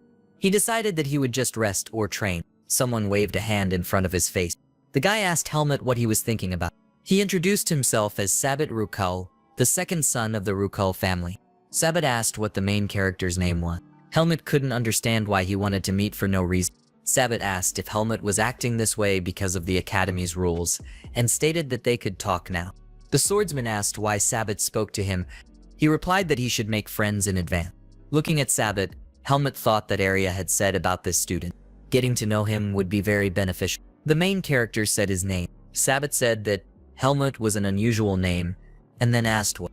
The main character's last name was Rukul, was wondering what family Helmut was from. The boy questioningly repeated the word family. Sabbat said it would be nice to meet in advance. Helmut thought the only family name he knew was Irene, but this surname was on the medallion with which he was thrown into the root forest, so he could not use it. After some thought, Helmut said he didn't have a last name. Sabbat was silent in amazement. He asked if Helmut was a commoner. The main character answered in the affirmative. Sabbat Rukul laughed. He didn't think he would get involved with a commoner. Smirking, he asked why Helmut was so confident. Sabbat and his friends began to mock the main character. After that, he asked how Helmut managed to afford a tutor. Someone put a hand on Sabbath's shoulder. This was an adult man. He said that they should start preparing and reminded that the first rule of Grad Academy is not to discuss the standard of living of students. The man told Sabbath to remember this rule well, after which he announced that the practical exam would begin in 5 minutes and ordered the applicants to take their seats. Sabbath told his gang to follow him. He stopped next to Helmut and whispered to him that he should know his place. The main character listened to all this indifferently. The applicants sat in the office. The teacher wished them good luck in the practical part of the exam. He began to explain how the exam would be held. Helmut looked around. Everyone stared at him. He thought that they had the same views as those bastards sitting on a chair. Helmut reasoned that the human world is no different from the forest because people are the same as demonic beasts. Among the people, there were also both leaders and victims. He thought that in the human world, physical strength mattered little. Helmut was made to understand that origin was more important than ability. He closed his eyes, thinking that now it was more important for him to pass the exam and enter the academy. The teacher called Helmut. Opposite him stood a log. The teacher explained that the first stage of the exam is to split a log. He said that it was necessary to use a wooden sword and that the use of force was permitted. After explanations, he handed the sword to the main character. Holding the blade in his hands, Helmut thought it was quite easy. Although it seemed otherwise, it was not something he couldn't handle. He charged the sword with power and swung. He sharply lowered the blade. To the teacher's surprise, Helmut split it with one blow. The main character asked if that was all. With a short pause, the teacher replied that the first part of the exam was over. Applicants communicated with each other in the waiting room. Helmut entered. Sabby was surprised at how quickly the main character was able to split the log and stated that he was simply given a rotten log. The teacher announced that the last person had completed the first stage. Now the applicants were waiting for sparring. The teacher said that they would have to spar for 8 minutes, after which the commission would announce the entrant. The examiner said that the opponents would be chosen at random and winning was not the deciding factor. Sabet whispered to his friends that whoever got Helmut would be the automatic winner. The main character cast a sad glance in his direction. He wondered when Sabet would stop talking nonsense. He made a menacing grimace, asking why the commoner was staring at him. With a grin, he approached the hero, asking him if he wanted to hit him. The boy continued to provoke him. Helmut clenched his fist, already about to shut up the bully. He was interrupted by the examiner's voice, who said that he would take the exam first. His opponent will be Andra. Helmut went to take the exam. Sabbat whispered that he would definitely cope with the commoner. The main character turned to him and thought that there was an opportunity to shut him up. The applicant stood before the commission. The commission welcomed the participants. The examiner said that if everyone is ready, then it is time to start the second part of the exam. Helmut noticed Eden sitting on the commission. One of the teachers asked Eden if he was talking about this boy. He was surprised that Kudros singled out someone for the first time. Eden replied that soon everyone will see Helmut's talent with their own eyes. The examiner again explained that the sparring would last for 2 rounds of 4 minutes or until one of the participants was defeated. After explanations, he announced the beginning. Andro got ready. He thought that his opponent was an ordinary commoner. He clutched the sword in his hands and thought about his training. Helmut approached him. Andro didn't even notice the blow, but he was already lying on the floor. The commission was amazed. Helmut put his sword to his opponent's face. Looking down on him, he said that he had won. The examiner declared Andro defeated. He clenched his teeth angrily. He didn't understand how he could lose to a commoner. The woman on the panel said she couldn't believe how strong Helmut was. Teacher stated that with such a difference in preparation, they would not have time to look at Andro's skills. Eden thought that Helmut managed to exceed all his expectations. The protagonist asked if they would finish if he beat his opponent a second time. The girl said that the second participant would not have time to show himself. Andro trembled and groaned. The second teacher agreed that they wouldn't see anything. Eden contacted Helmut. He asked him not to think about winning. Eden told him to try to look at it as training. Helmut asked again. The teacher replied that he needed to behave as when he was just learning to fencing. Clutching the sword in his hand, he remembered his training with Darien. Helmut replied to the teacher that he understood. Eden turned to Andro. He told him not to look down on his opponent. He said that Andro was no worse than his peers and that he tried to prove himself. Andro accepted the teacher's advice. He thrust his sword forward. Contacting Helmut, he apologized for any bias due to his background. Andro said that he won't let Helmut win so easily now, after which he furiously rushed towards the main character. Helmut blocked the attack with ease. The main character said that Andro should move faster, after which he rained down many light blows on him. He explained that Andro has no control over his thoughts and body. Andro again rushed at his opponent. Helmut easily dodged and ended up behind him. He said Andros should keep an eye on his open spot. He hit his opponent with the handle, continuing to explain his mistakes. Edian watched the sparring silently. He remembered the past. Edian lay opposite the demonic beast. He was seriously wounded and thought that his end had come. He has already come to terms with his death. A flash of golden light appeared in front of him. The voice told him that they would not win the fight if they surrendered. The voice belonged to Darian. He told Edin to stand up. Helmut looked at his opponent. He told him to repeat it again. Edin looked and thought that Helmut was like a new incarnation of Darian. The commission looked at the students' cards. They talked about how they had made their choice. The girl said that she really wanted to see what else the boy was capable of. Edin looked at the map. Helmut was on it. A week has passed in Baden. Helmut walked down the street, thinking that the place he needed was in this area. He noticed something. It was a sign for a mercenary guild. He was greeted by the guy standing behind the counter. He asked if the boy had come for a task. Helmut replied that no, then clarified that yes. The guy asked in surprise if the main character was a mercenary. He answered in the affirmative and began to take out documents. He handed them to the clerk and said that last time he left his luggage at the guild. The clerk examined the document, saying that Helmut had a third rank. He asked about wishes for the task. Helmut became thoughtful. He was remembering the past. Eden hit the table. He screamed, asking how Helmut got in marks for training. He asked if the boy had gotten into debt. He calmly replied that he simply worked as a mercenary. The teacher asked if this was all his saving. Helmut replied yes. Edian realized that it was worth teaching the boy financial literacy. He told Helmut that one should not waste money and should have savings. Edin concluded that without money, the boy would only suffer. Helmut asked if this meant he just needed to earn money. The teacher replied that the exam results were about a month away, so Helmut should keep himself busy. The main character said that then he would work all the time. Eden asked him not to take on too dangerous tasks. Helmut approached the clerk saying he needed a job in the city.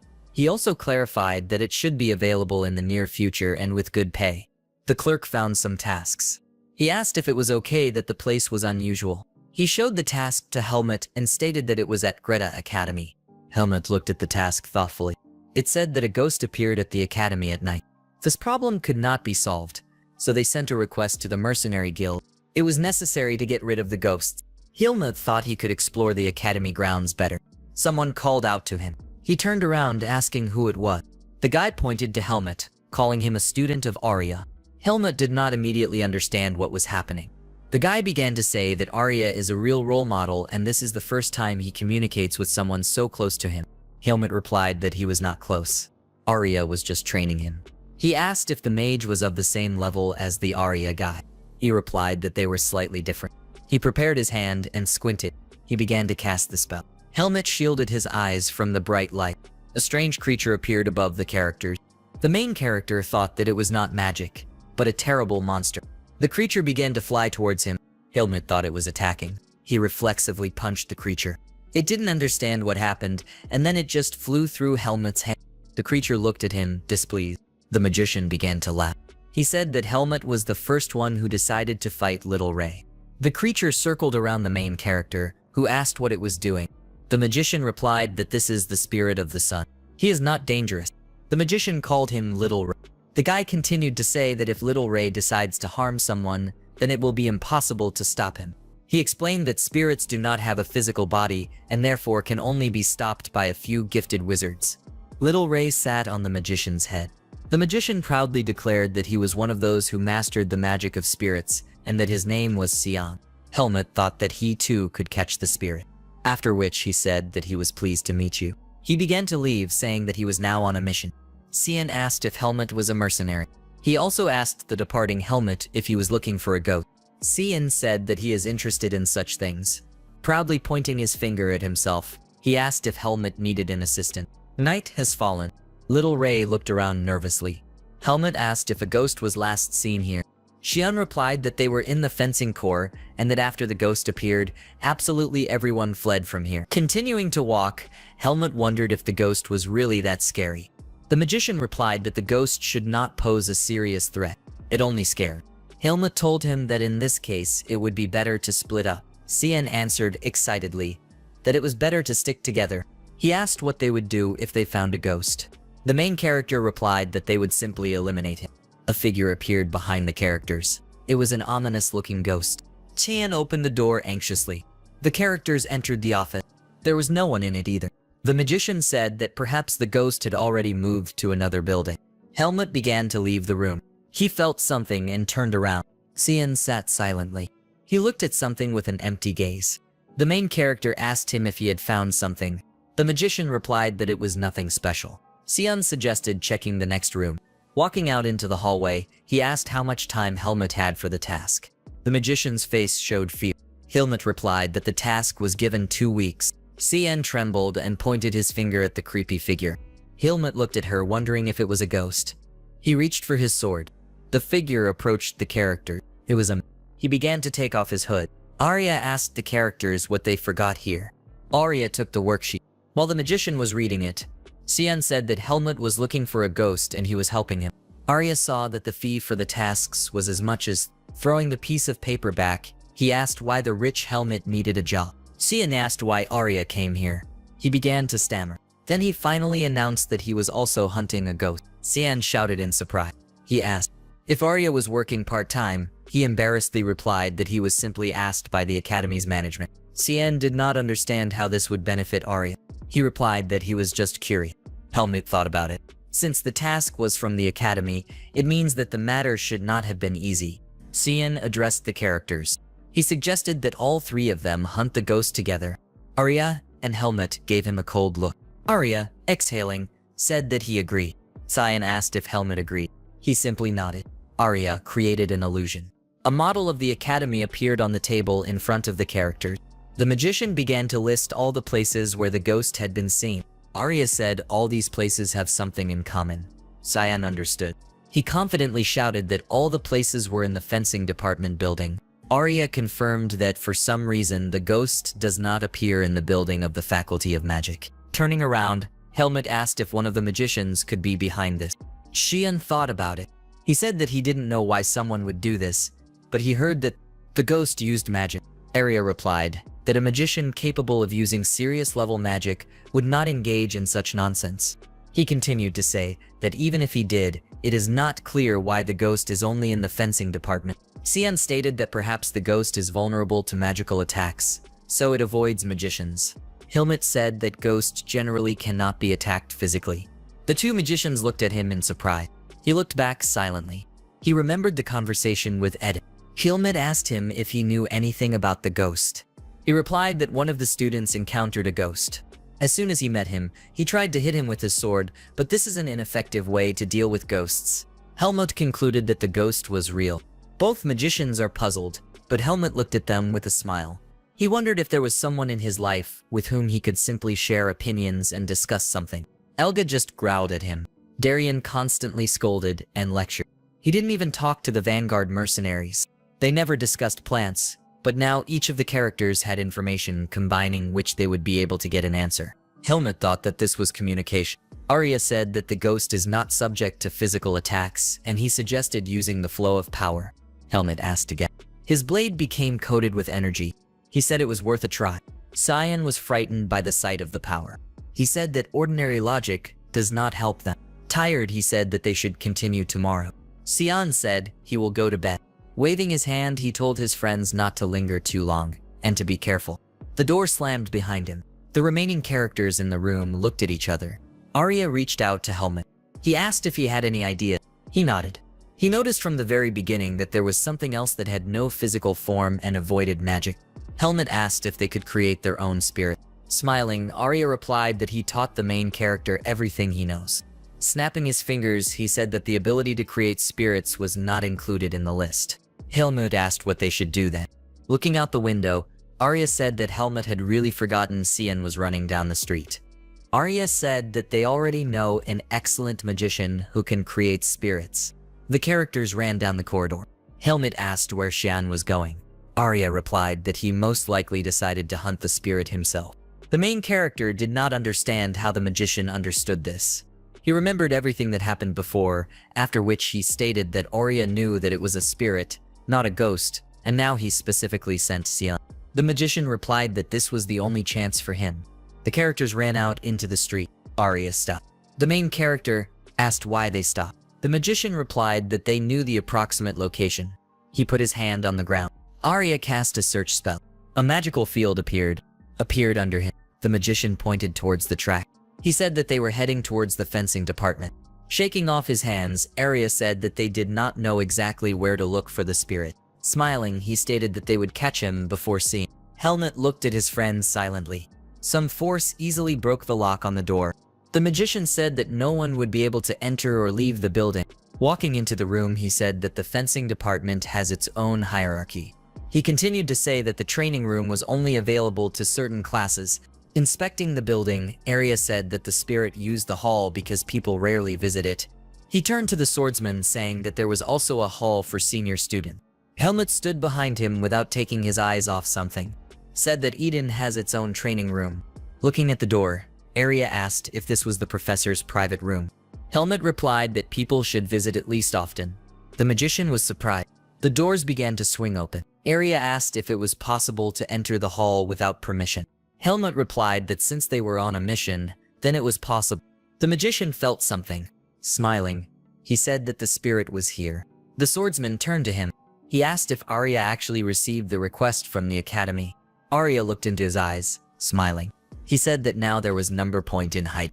He said that he was unhappy that in the academy only Xian knew how to work with spirits.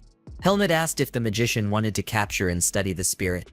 With a wave of his hand, Arya replied that he would also help the mercenary complete the task. He snapped his fingers, casting a silent spell. Magical energy gathered around Arya. Praising himself, he said that he was now undetectable. Sitting down on the floor, he asked Helmut to act as bait for the spirit. He replied that he could refuse because he was a mercenary. The main character noticed something. Dark energy oozed from the corner. Arya didn't understand what happened. A creepy spirit appeared in front of Helmut. The magician announced that the ghost of the academy had appeared. Arya exclaimed with joy. He said it was time to greet the spirit. Blocks appeared above the magician. He cast the wall spell. The frightened spirit dodged the attack with a scream. Arya cast the next spell. It was the mana barrier. Helmut didn't understand what it was. The magician explained that the spirit would not be able to leave the training hall because of the barrier. The spirit beat against the barrier. Arya ordered Helmut to deal with him quickly. He grabbed his sword. He remembered that a sword cannot kill a spirit. Unsheathed, the blade shrouded in power. He rushed towards the spirit. The spirit opened its mouth. Helmut's attack hit him. Looking at the ghost, he thought that it was easy to defeat it with energy. The spirit began to crumble. Helmut thought that everything was over. Suddenly, the ghost appeared in front of him again. The main character realized that the work was not finished yet. He braced himself for impact. Helmut decided to hit harder. Looking at the enemy, he was about to rush forward. He was interrupted by someone's shining spell. A wave of light struck both the spirit and Helmut. A magician appeared between the opponents. It was Xian. Helmut was surprised by the magician's unexpected appearance. Xian said that he did not think that he could call him so quickly. The spirit looked at him. The magician continued to say that this is a dark spirit and it is very strong. He said that the first step would be to block it with a curtain of light. Helmut said it seemed like the spirit was in a panic. Xian was surprised. He heard the voice of Arya, who asked how to catch the spirit. Xian turned to him. He shouted, asking if Arya really wanted to capture the spirit for his experiment.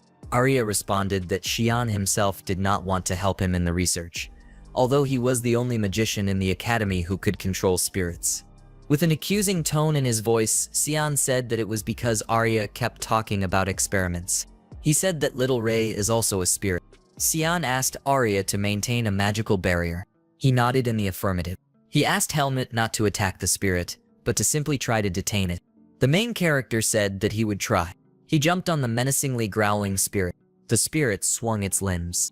Helmut rushed towards him. He thought the spirit was fast.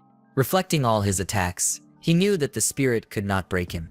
Xian stood at a distance from the battle. A spell appeared between his hands. He asked Helmut to hold out a little longer. The spirit growled angrily. His tentacles gathered into one. He prepared to attack. Seeing this, the hero understood that it was dangerous. He dodged the tentacle.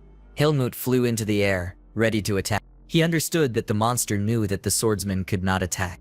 The swordsman's blade was shrouded in a huge amount of energy. He thought about giving the spirit a chance to have fun. The magician called out to him. Helmut, startled, stopped the attack. The spirit noticed this and began its attack. The main character did not have time to block it. His body hit the wall. Helmut groaned. Xian, seeing the fallen Helmut, shouted that his spirit had weakened. The main character asked again. Licking his lips in anticipation, Xian said that he could handle the spirit himself. He began to walk towards the ghost. He growled incomprehensibly. The spirit tried to escape. He fought against the magical barrier. Arya could barely contain it. He shouted for Xian to stop the spirit quickly. From the tension, Xian began to sweat. He said that the spirit was angry and now he doubts that he can cope with it. The spirit turned around. He looked at Arya. The magician noticed this. The spirit of darkness screamed and swung at Arya. Xian called Helmut anxiously. He was already running. He jumped between the magician and the spirit. He struck wide with his sword. The main character understood that since Arya was in danger, he could no longer help but attack the spirit. The spirit managed to dodge the attack.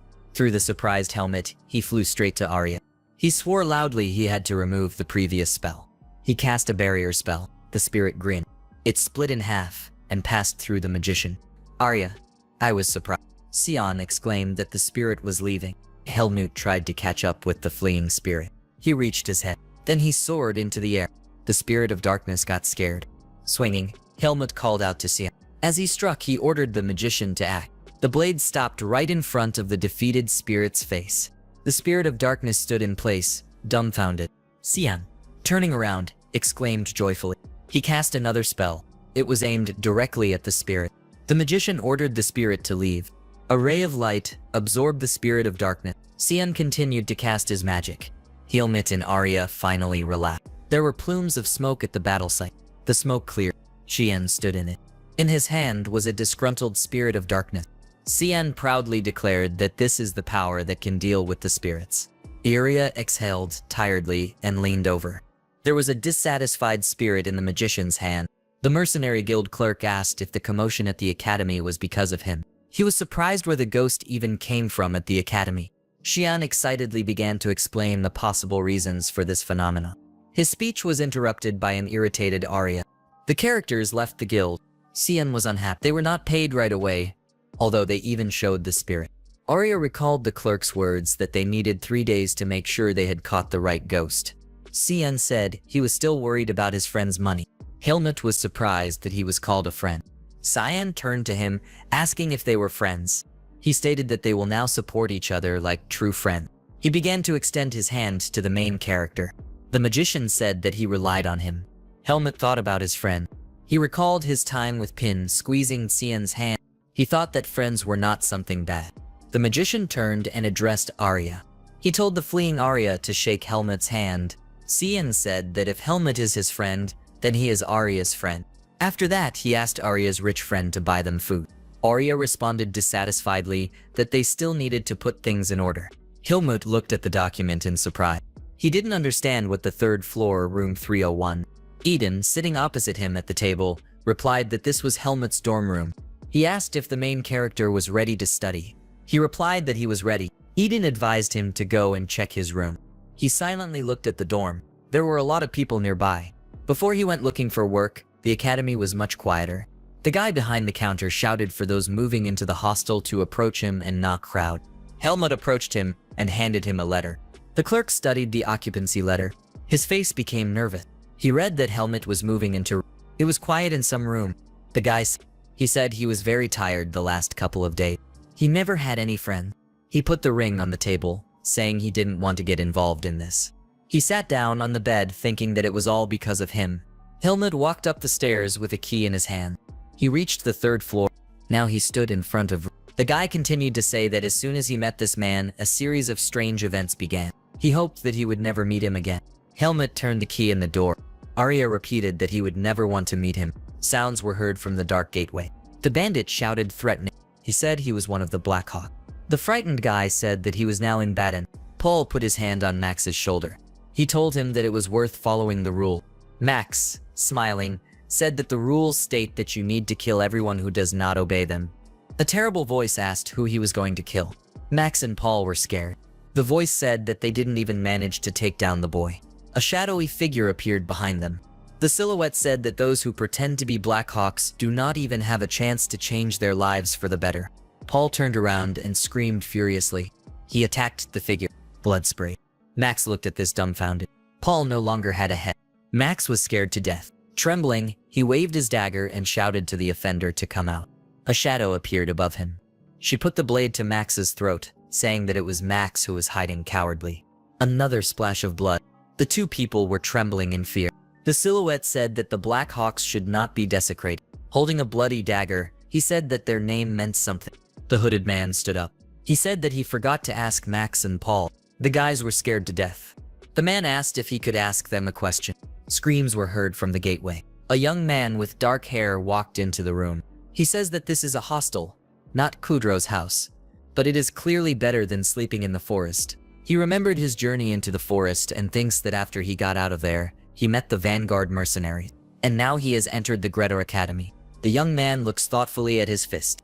He reflects that he now feels the beginning of a new life. From now on, he will focus on increasing his strength. The guy noticed something. He thinks that everything is bad. He does not have a sword with him. Two guys are standing near the wall. They clearly didn't expect to see each other. Arya looks annoyed. Helmut says that he also needs this room. The second guy asks what this means. He lives here and he just almost killed him. He is clearly unhappy with what he heard.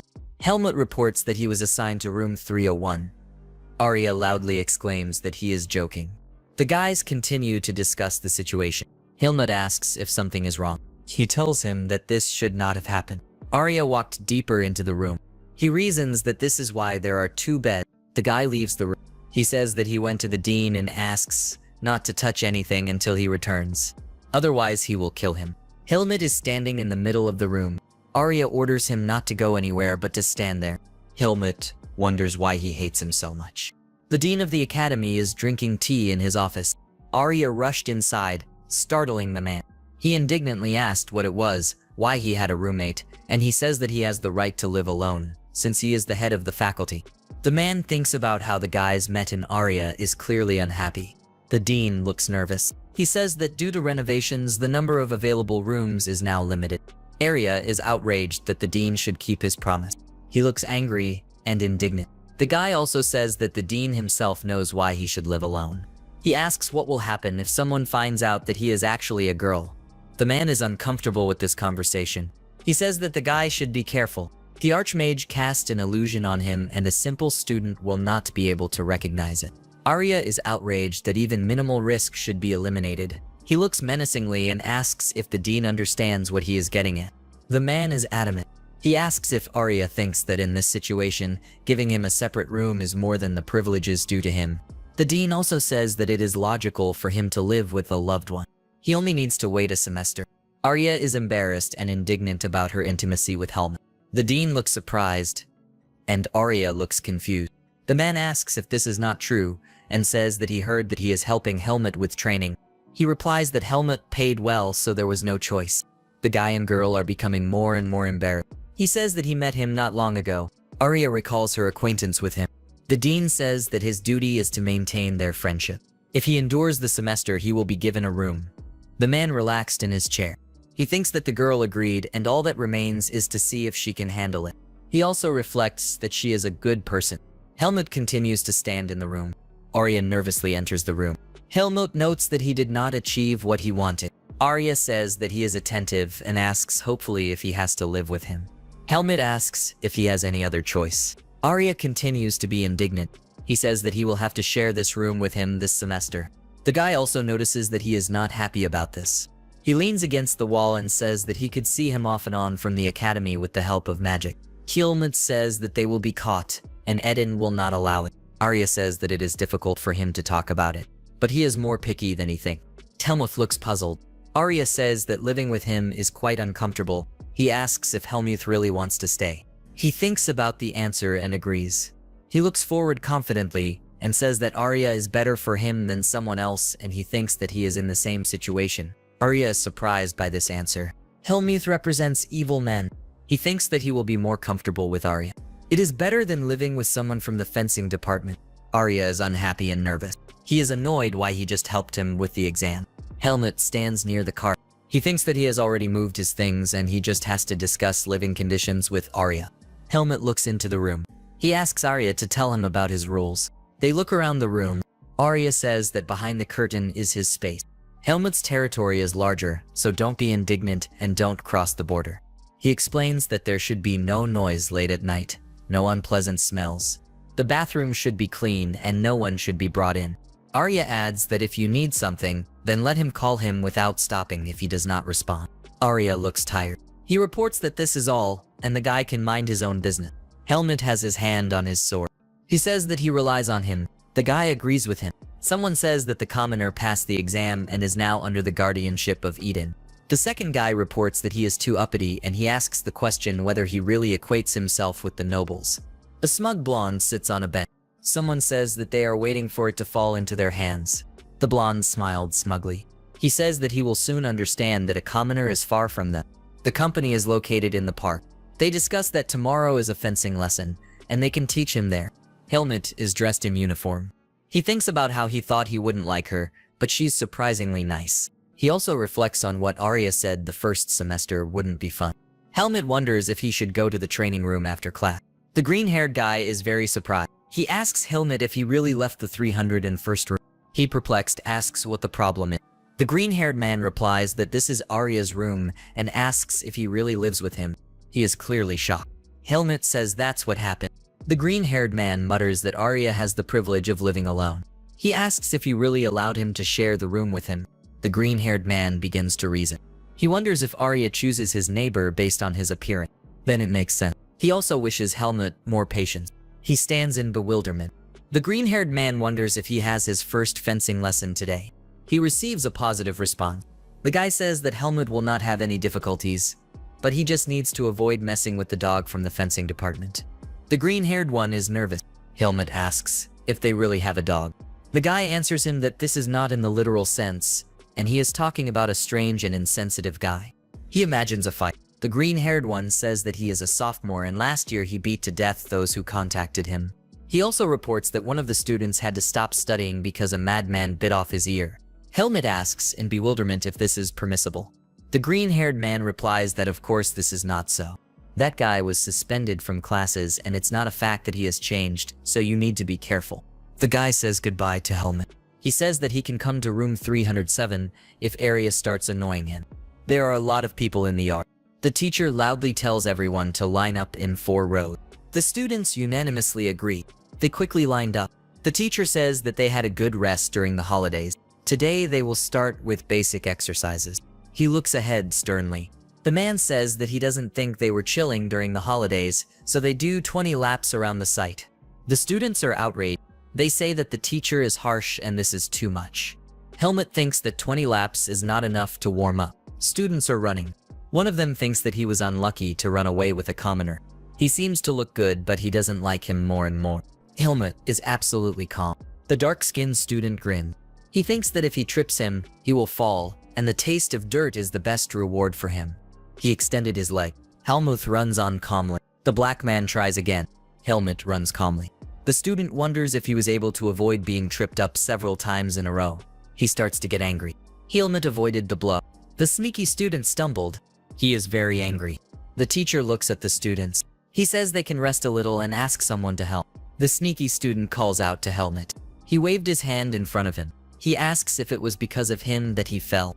Helmut says that he was the first to try to trip him up. The student asks how he dares to talk to him like that. Let him not think that the rules of the academy will protect him from problem. He brought his face closer to Helmut. He asks if he really hopes for someone's protection. The blonde calls out to him. He tells Iran not to waste his strength. The blonde smiled smugly. He said that Iran would have a chance to respond. Helmut looks puzzled. He thinks that Iran is a weakling who relies on his status and boasts about it, although he did not achieve it himself. Helmut's fist glows purple. He thinks about whether to teach him a lesson. The blue-haired student called out to the student. He smiles and asks that when he spoke about the commoner, he meant himself.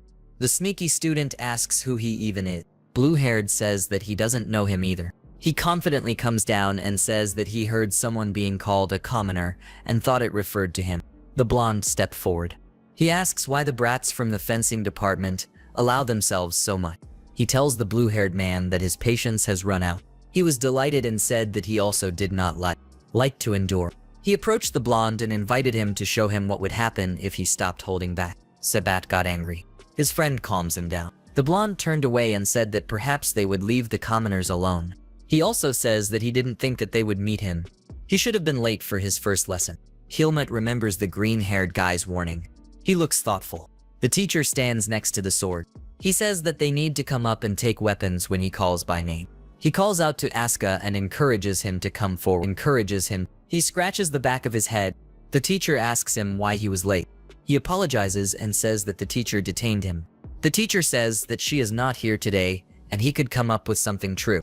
Asuka is very shocked. The teacher says that he needs to run 30 laps now. The guy is indignant in response. Helmut watches and thinks that Asuka doesn't have the best reputation. After what he did, it can't be any different. The teacher orders the students to prepare for training. He will monitor everyone so that they do not decide to play tricks. Helmut is training. The teacher watches the student. Helmut thinks about what Eden said, that the first semester should pass without any incident. But he has a feeling that everything will change. Asuka called out to Helmut. He asks if the guy will thank him because he prevented their fight. Helmut, perplexed, says that he did not ask for help. Asuka asks in surprise if Helmut is really one of the common ones. He extends his hand and says that commoners had better stick together. Helmut looks at the. She sparkles with magic. Asuka says the guy is quite capable. He's about to leave. Asuka tells him not to focus on his background because he hates asking for help. Asuka leaves and says that they should live together. Helmut leaned against the wall. He asks if he looks like a man who is ready to get into a fight. Arya looks in surprise and says that it doesn't look like it. It's too busy. Arya brushes his teeth and says that they are just fools who are proud of their status. Helmut needs to show what he is capable of so that their questions will disappear. Helmut says Eden said not to start a fight first. Arya replies that it all depends on how to do it. He can provoke him and all his cronies to attack. Helmut asks if there are other options. Arya looks sideways and replies that we can arrange a training sparring. He looks thoughtful. Helmut asks him what was wrong. He replies that he thought that before he would have given free rein to his fists long ago. He is pleased with the thought that the classes were not in vain. Helmut examines Arya and asks if it turns out he can't restrain himself since he's the best in the department. Arya asks in surprise what this strange logic is. Helmut says that he doesn't understand him at all. Asuka met Sabat's company. He passes by. Sabat says that Asuka is probably in 7th place with happiness and considers herself cool. He also says he'll see how long the guy holds up with his grades. Sabat says that he will turn him into an obedient one. All that remains is to wait. Asuka slapped him on the head. Eren is outraged. Why he hit him? Asuka apologizes with a smile and says that he got excited and couldn't control himself. He wants to be tamed right now. A person from any class could enter the Greta Academy. However, it is impossible to eradicate a prejudice that has been strengthened for hundreds of years with one rule: neglect of noble students and persecution of commoners. Although this was not initially explicit, it was steadily implemented and only Asuka avoided everything. He was the best student in the department and a mad dog. And that was scary. Asuka smiles sinisterly. He asks why he is looking at him. Does he really think that he will become as if he stares like that? Sabat is nervous. He says that everyone already knows that he did everything last year. His nickname is Justified. Asuka asks if the guy was scared and won't attack. He replies that when he returned after being suspended, it seemed to him that he would no longer seek adventure. Sobet smiled unpleasantly and said that he thought Ask would be in trouble if he gets suspended again. Sabat bowed his head and said that he should be beaten once. He reveals that he hopes Asuka is ready to be destroyed both socially and physically. Helmut looks nervous. Sabat says that he cannot hit him because one who started the fight is always to blame. Sabat turned to his friends. He says that even someone like Asuka is afraid of being expelled. The guys exchange blows. Someone asks if they entered the fencing department to swing their fists. The guys are lying on the floor. The blonde with the bob says that they were very brave to decide to fight on the territory of the academy. Asuka indignantly says that Sabat started everything. He and his friends attacked him. Asuka got hit. The woman says he is too noisy. She clutches a stick in her hand. The teacher says that she told him that he couldn't just swing his fists. Asuka wonders why only he got bit. The woman looks sternly and says that Sabat is no better. He must first evaluate the opponent's skill. The blonde looks guilty. The woman turns her back and says that the next lesson will start soon. They need to get ready. She points to Asuka and says that he needs to talk to him. He asks why with him. Sabat leaves the corridor. He encourages his comrades to do the same. The teacher hit Asuka. He asks her why she did this, to which he receives the answer that he is stupid and he needs to learn to restrain himself, because he has already been suspended twice.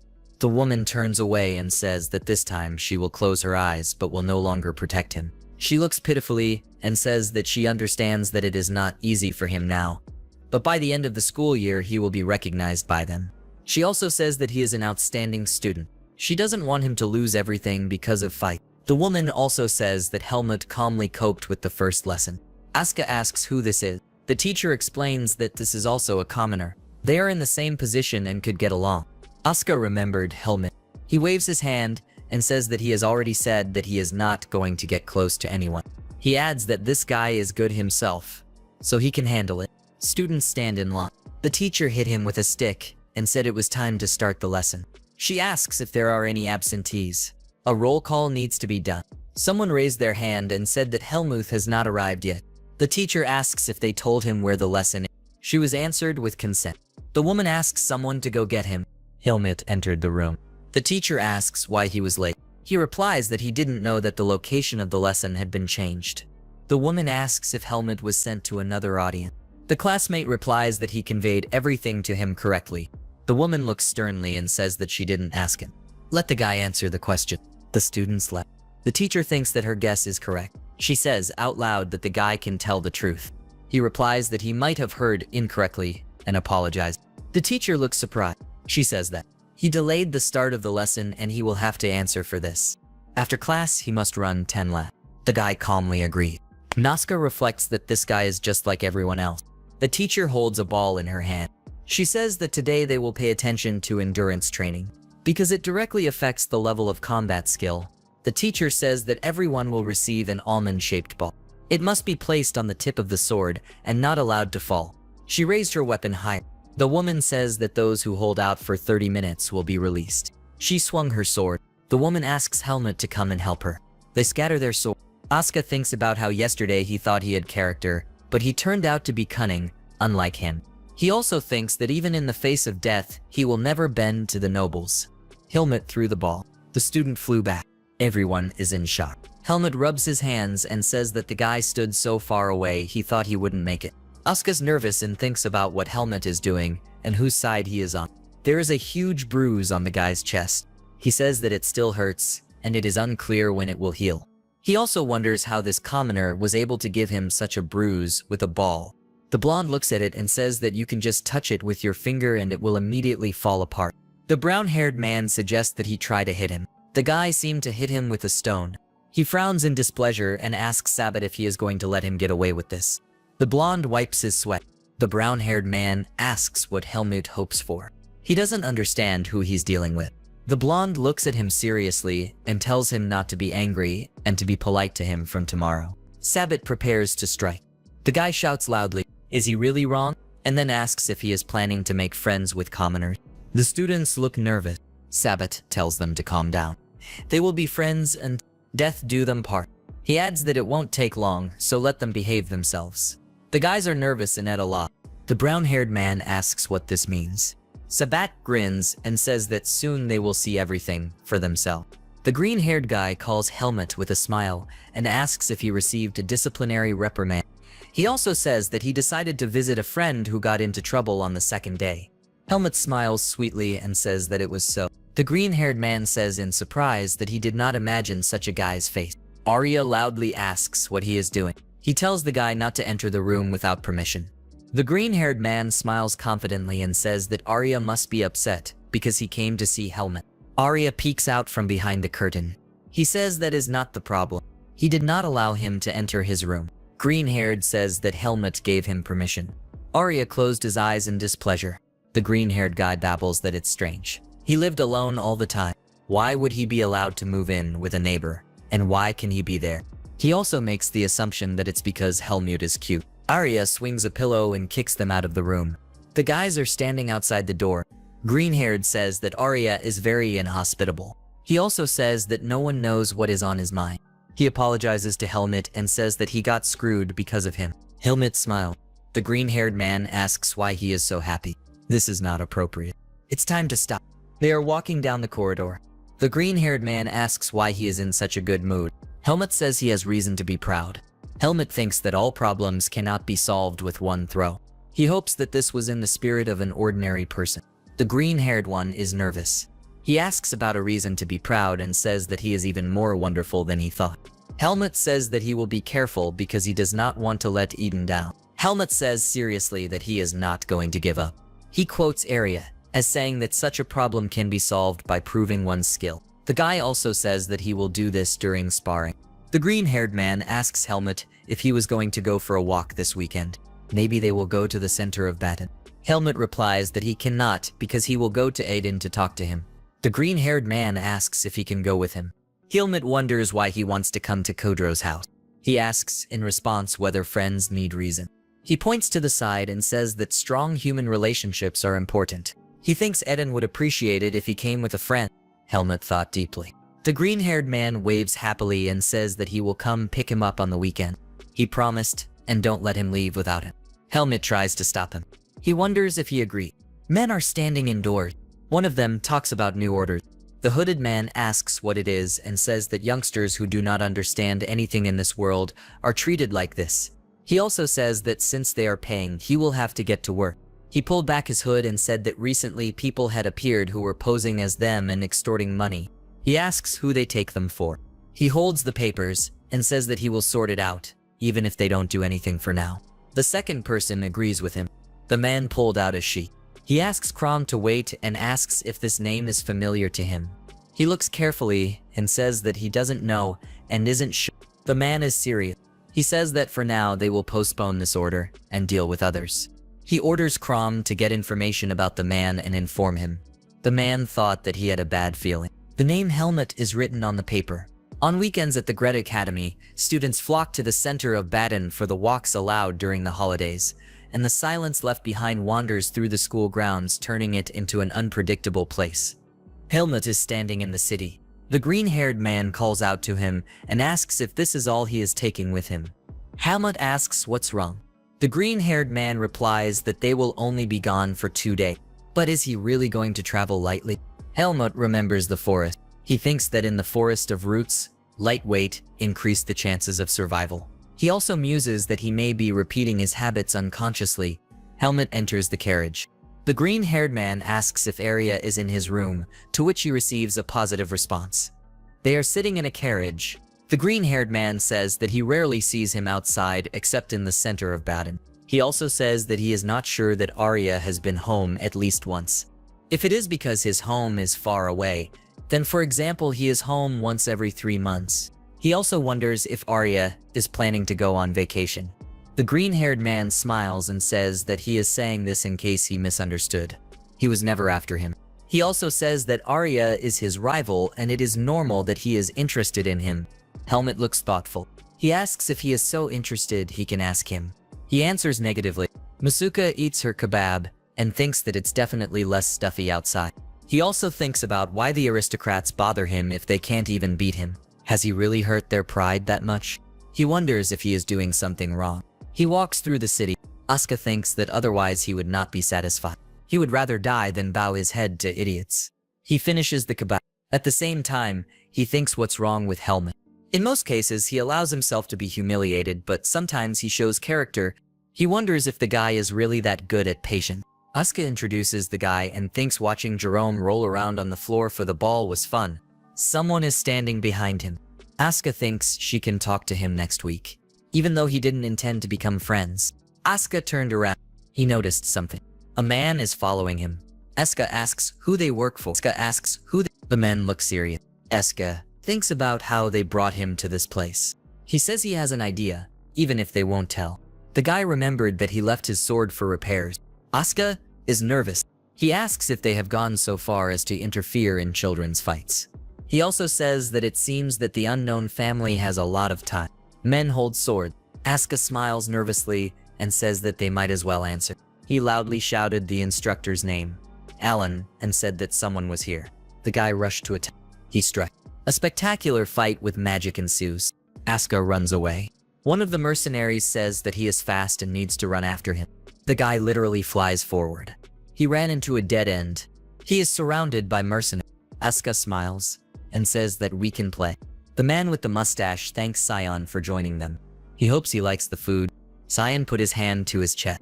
He replies that the food is delicious and he was also amazed at how big the mansion is. Eden replies that he can simply be called an instructor. The man looks pleased. He says that he cannot believe that Helmut brought such a well-mannered guy. He was worrying in vain. Helmut looks nervous. He is thinking about why people change their minds so quickly.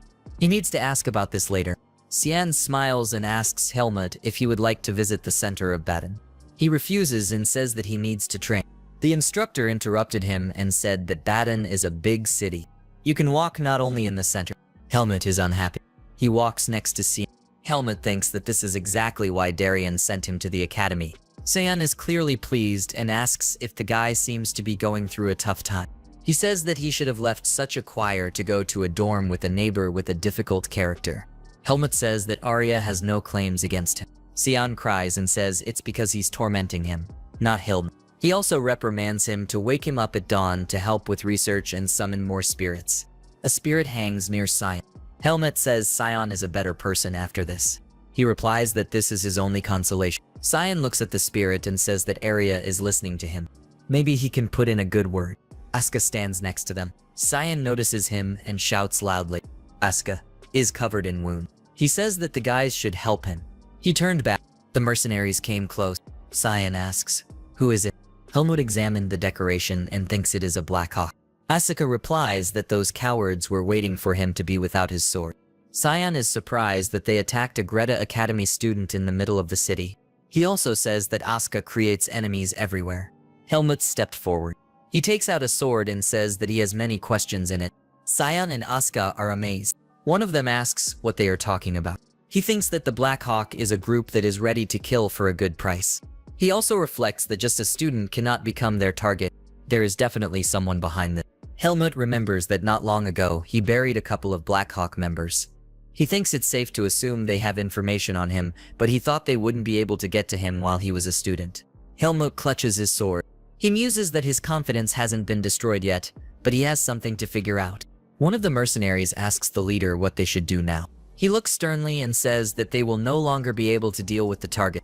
They need to think about the consequences. He also says that they can't afford any more witnesses, even if they are students. The mercenaries are ready for a fight. One of them says that there are only 3 students. They will deal with everyone at once, and start with the one with the sword. A fight breaks out. Helmut lands his punches deftly. Xian and Asuka watch the fight from the sidelines. Helmut defeated everyone. Asuka is amazed that the guy easily dealt everyone. Even though they were difficult guys, Helmut put away his sword. The purple crystal burns in his palm. Helmut thinks that the seed of darkness does not react. Perhaps everything will be fine if he does not kill them. Xian looks displeased and says that Helmut dealt with everyone so quickly that he didn't even have time to prove himself. He asks who these guys are. Helmut explains that they are Black Hawk mercenary. One reached for the sword. Helmut stepped on his palm. Asuka looks sullen and says he has to find out who hired them, and he already has an idea. Helmut says that they don't just give away their secrets, but he also has a couple of questions. The guy's dark side showed up. He says that it doesn't matter how uncooperative they are if you chop off a couple of their fingers. This will instantly loosen their tongues. Xian and Asuka are shocked. The green-haired man asks if he is really going to torture them. He reprimands that even if they attack them, they cannot afford anything other than defense. Xian points to the side and says that there is no threat now, so he will inform the guards. It is their job to investigate. Asuka nervously asks if he is sure they can trust them and if they will hush up the matter when they find out that the aristocrat is behind everything. Xian says that violence against students is a very serious violation. They cannot ignore it. He also jokes that Asuka is worried about this because she has made quite a few enemies. The guy pointed his finger and says that he will be back soon and don't let him touch their finger. Helmut leaned down. He asks how much the mercenary knows about him. He replies what nonsense this is. Helmut reports that this is all he wanted to know. A woman with glasses speaks that she heard the news and she is glad that everything is fine. The guys are standing at the door. The woman says that it's too late. Let them go to rest, and tomorrow they will inform the rector's office. She turns to Asuka and says, they look serious. She also asks if she should call a doctor. Asuka says he's fine. Sion once again asks if he should call a doctor and if he is sure that he is not seriously injured. He replied that he had nothing to do but lie in the first 8 posts. Asuka calmly says that Shien has already helped him. He will sleep and everything will be fine. The green-haired man anxiously asks if he is a monster. The guys are walking down the corridor. Sion says the wounds will open if he moves a lot. He asks why not get some more treatment. Asuka replies that he is tired and healing magic is very expensive. Sion looks thoughtfully and says it can be done for free. He's sure Helmut and Asuka are surprised. The guys are standing in front of Arya. Sion exclaims that it is very good that he is not sleeping. He stands in the doorway and says that if they don't explain to him now what is happening, he will blow them away with wind magic. Sion says they have a request. Asuka points and says that Arya really does look like a girl. He asks who this weirdo is. Sion smiled ingratiatingly and says that the guy is injured and Arya has healing magic.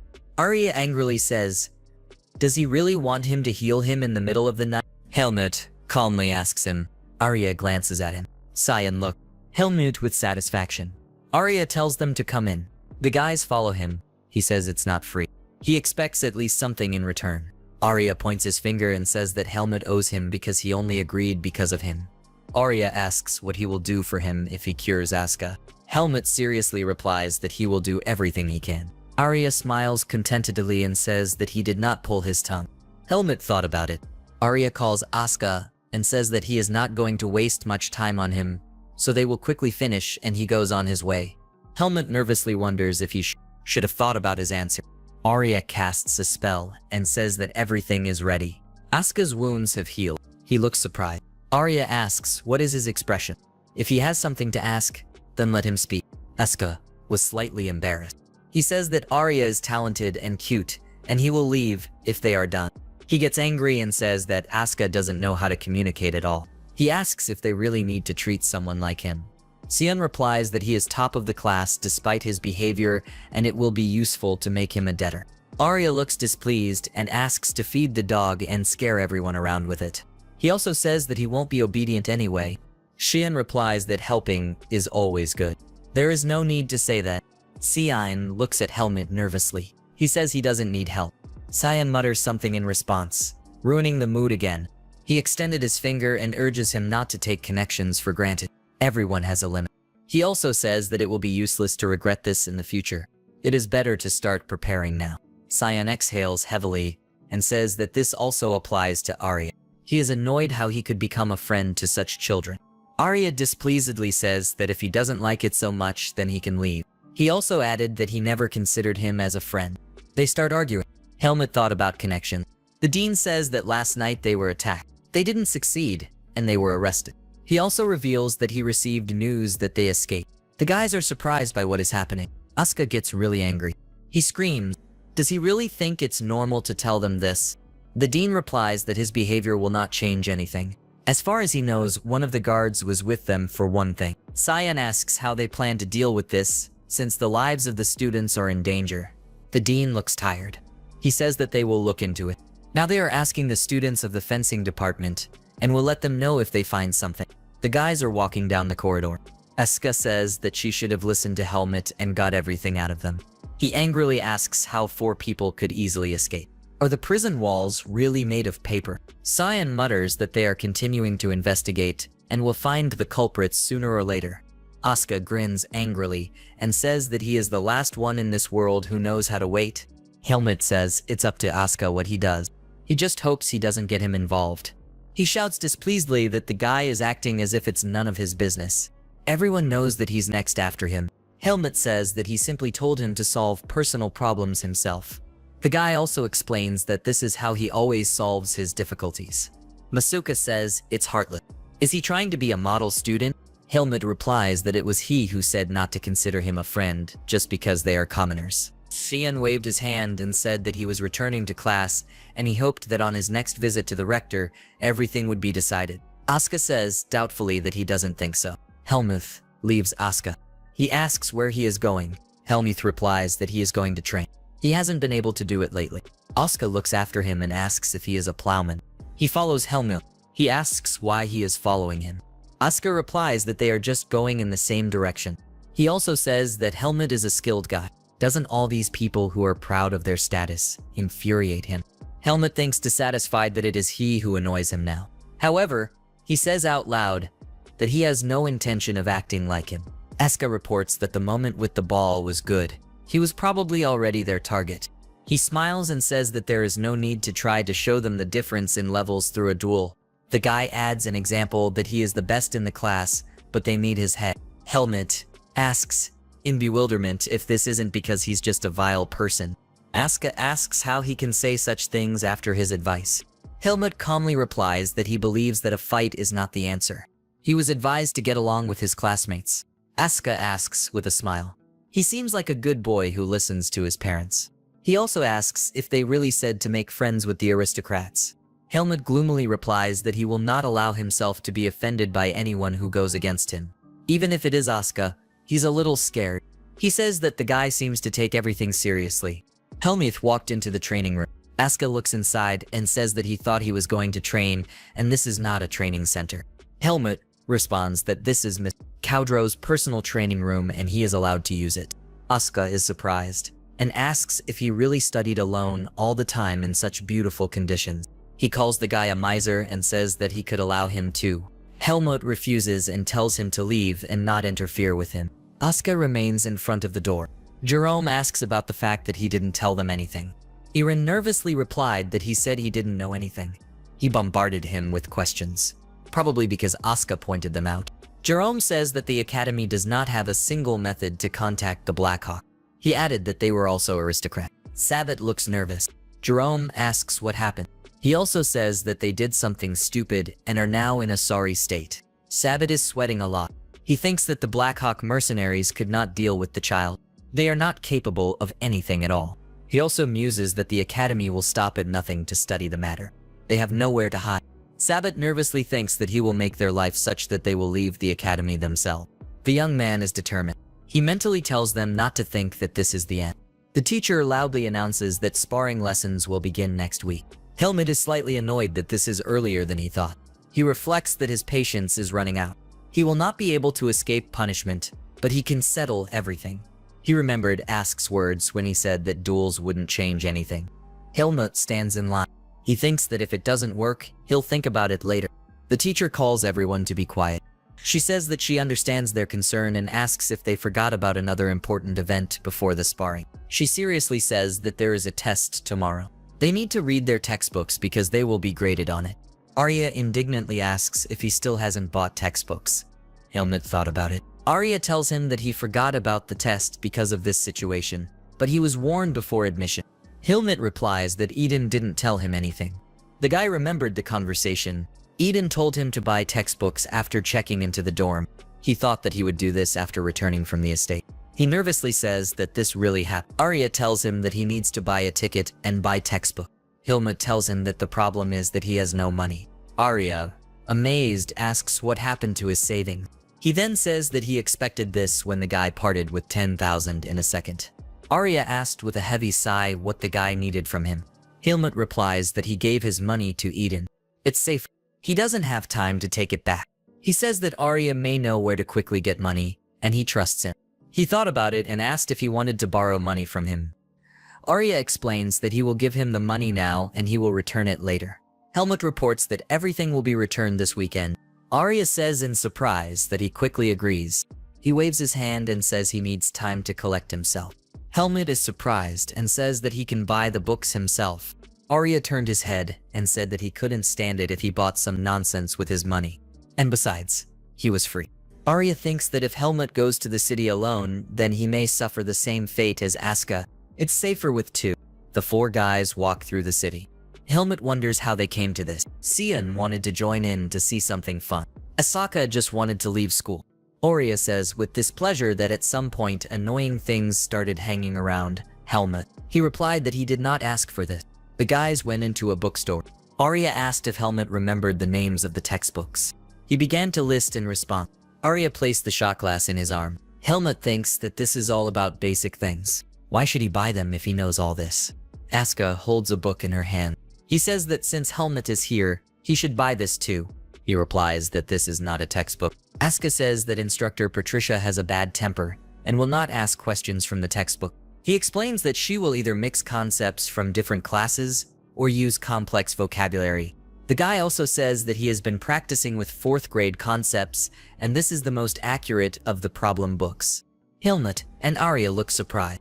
Arya says that Ak's unexpected wisdom left him speechless. He replies that he is the best in the class. Xian literally beams and asks if Arya is paying for Helmut. Maybe she can pay for him too. He replied that he didn't need it. Let him use his money. The girl at the cash register says that they have 2,000. Asuka asks Arya why he is shaking so much. He put on his hood and asks him not to talk to him. Helmut thinks that 2,000 is not even a tenth of what Arya gave him. It's not that much. The girl behind the cash register asks if it's Mr. Arya. He replies that she was mistaken. They left the store. Asuka asks if it's hard to be popular. He says that she is a fan of his. He could give him an autograph. Arya asks him to shut up because he's starting to get annoying. Science says with a smile, "Isn't it strange to be surprised by popularity if you entered the top class with record grades?" Arya turned around with displeasure. Helmut wonders if this is really human connections. Arya nervously touches her neck and says that it was tiring and shouldn't be so tense. Helmut asked him if he had taken care of the books.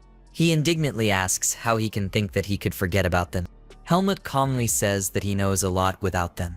He's just wondering if they're any good. Arya strictly says that knowledge changes depending on views, and books allow you to look at the world objectively. He also says that Helmut is talented, but if he thinks that the world is only visible, then he is mistaken. Arya points his finger and says that the whole point is for him not to relax and to study. He sternly says that he must study, and if he loses his books, he will not help. Helmut is a little nervous and agrees, but as if to mock Helmut's insincere response, the promise made at night was broken the next day. Asuka indignantly asks where his textbooks are, and shouts that these are bad people now, robbing the lockers. Helmut squeezed the tree with his hand. He's very angry. The teacher strictly says that the duel must take place by mutual consent, and the use of hangs is prohibited. The students listen to him. The teacher also says that fighting with friends is good, but fighting with a new opponent is much better. He also says loudly that they will start immediately after the pairings are determined. Sabat goes forward. Someone called out to him. Asuka holds the sword and tells him that they should talk. Sabat nervously asks what he needs from him. Asuka says that he is the one who despises him, so here is his chance to cross sword. He also says that he is a swordsman, so he will not run away. Sabat nervously says that they have already split into pairs and he should find someone else. Asuka says that the instructor said to find new opponents for the duel.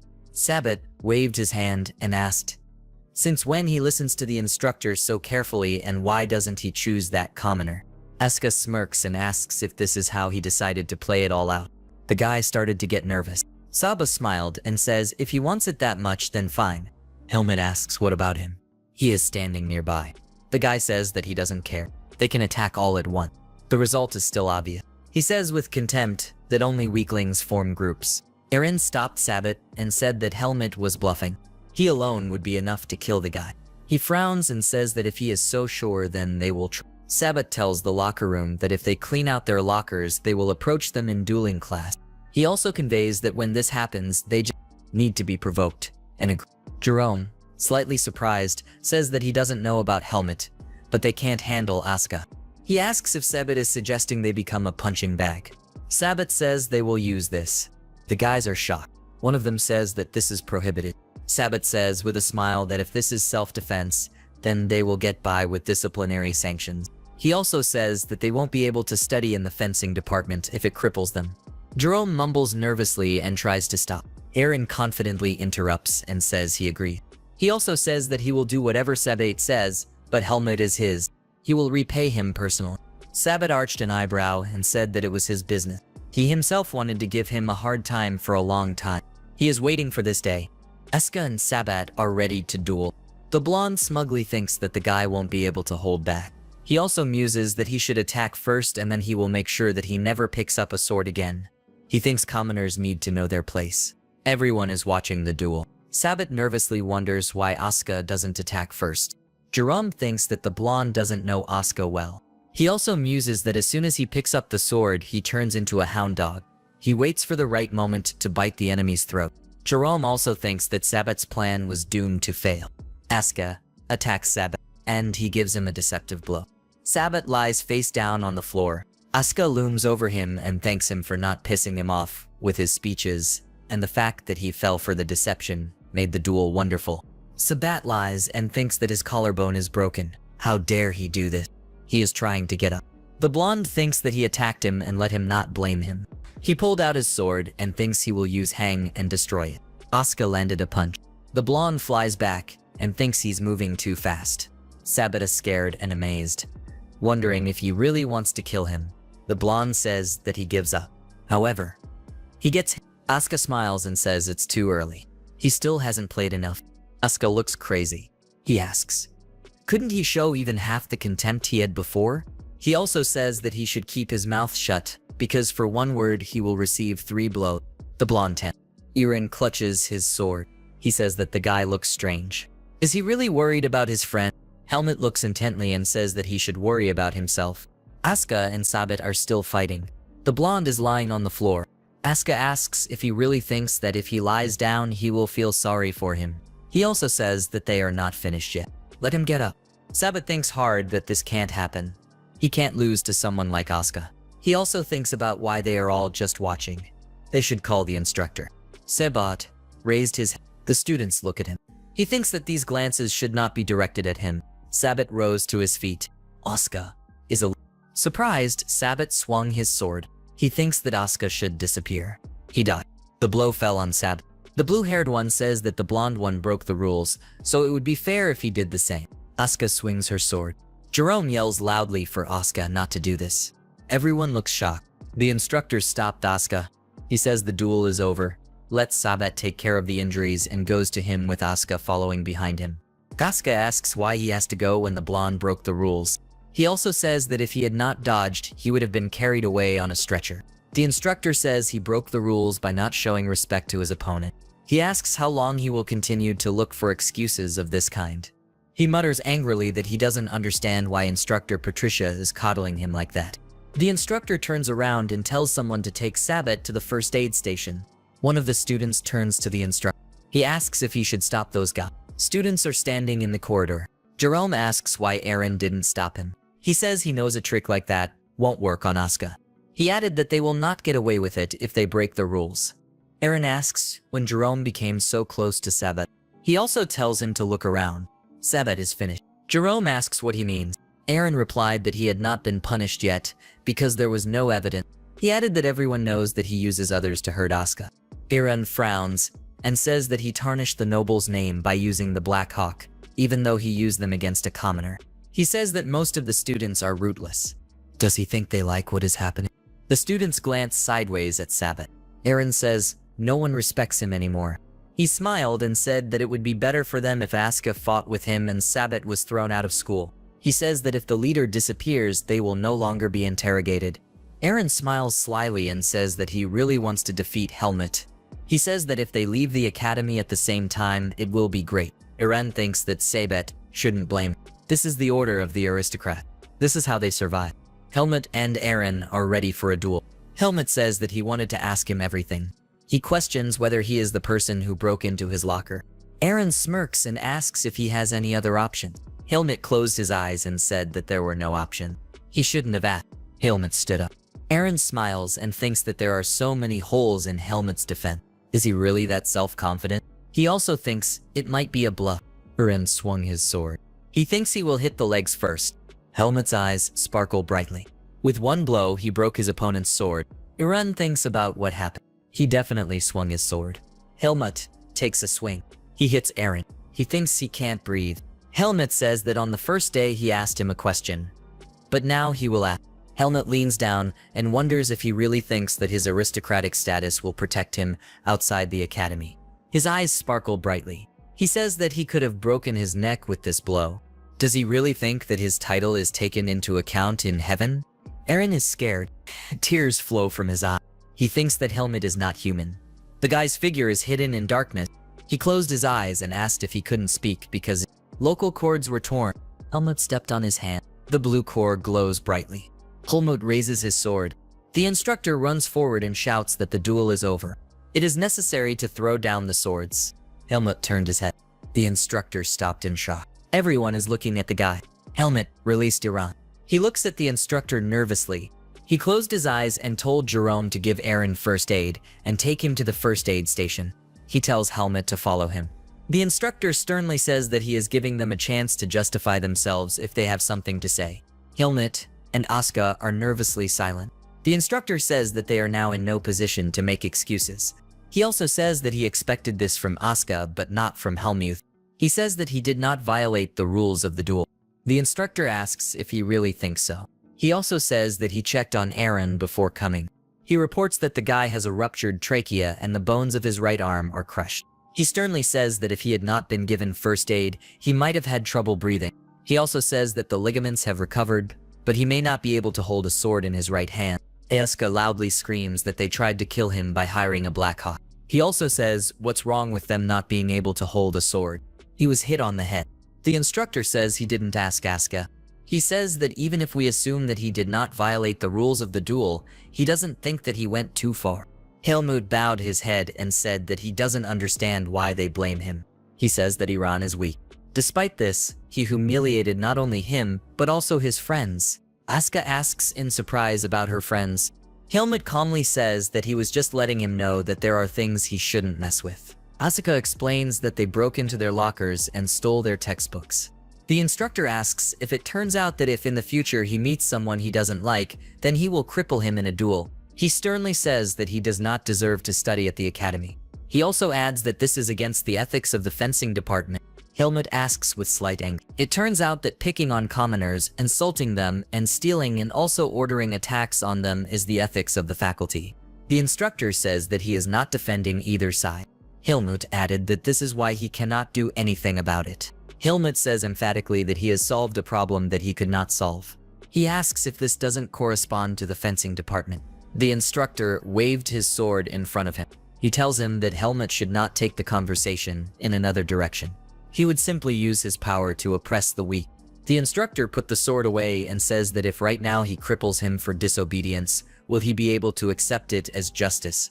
He sternly says that in this world there are both nobles and commoners. There are weak and strong people. He says that they cannot despise the commoner because he is noble, and they also have no right to humiliate the weak because he is strong. He asks how his actions today are different from those who despise commoners because they are nobles. Helmut thought about the word. Helmut asks what he should have done. The instructor turned his back and said that the academy and he himself were to blame for not having done anything yet. He also asks for forgiveness for this.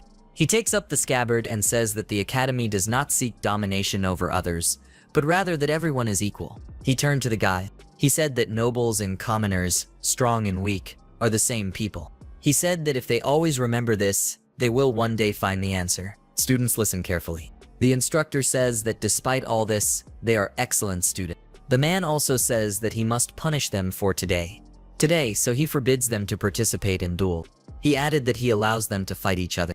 Asuka smiled and said that it was good to hear. The instructor handed over the papers. He asks why they look at him so distrustfully. He added that he would not limit himself to banning duel. They would not leave here until they wrote 50 letters of apology. Asuka asks what about classes?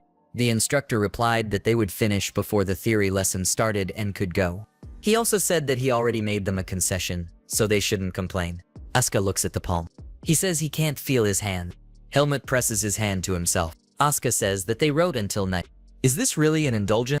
Helmut thinks he doesn't regret using his powers, but he made a mistake. The purple core glows brightly. He thinks that he lost his composure for a moment.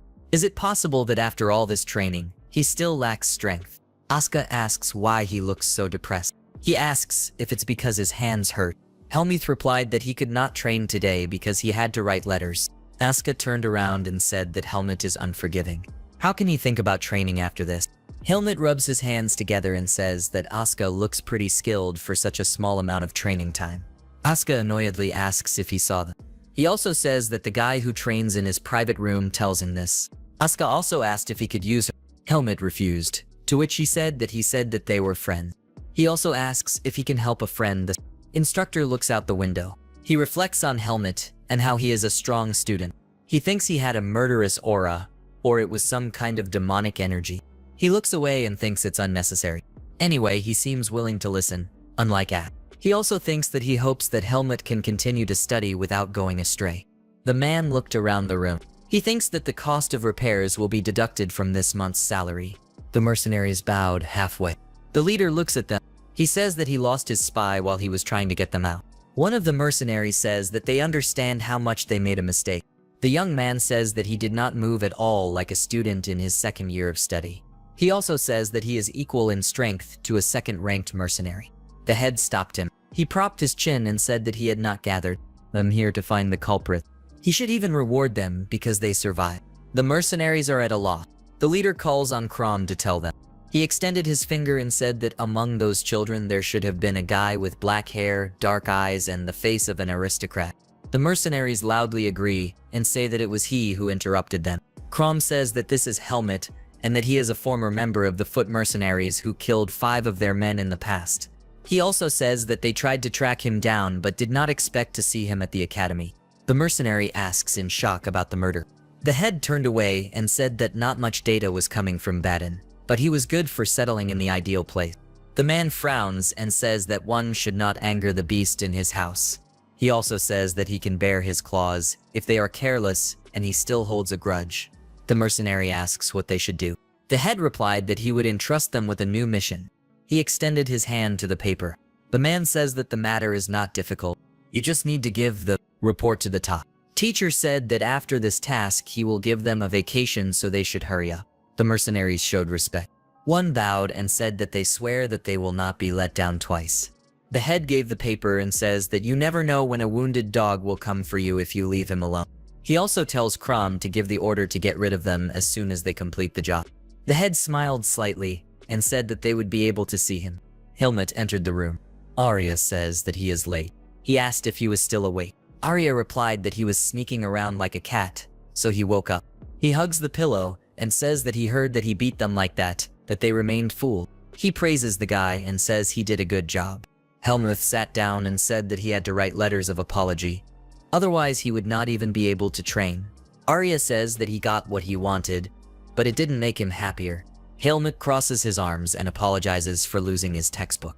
He reports that, as he says, he will not ask for help in the future. Arya pulled back the curtain.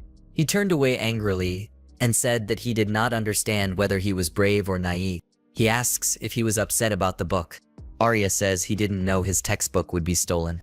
Nothing can be done about it, so it doesn't count. He draws the curtain and says that if he's sorry, he can just return the money for the textbook. Helmut agreed. He folded his hands and thanked Arya. He drew the curtain and said that he was going to bed. Arya buried himself in the pillow, in embarrassment.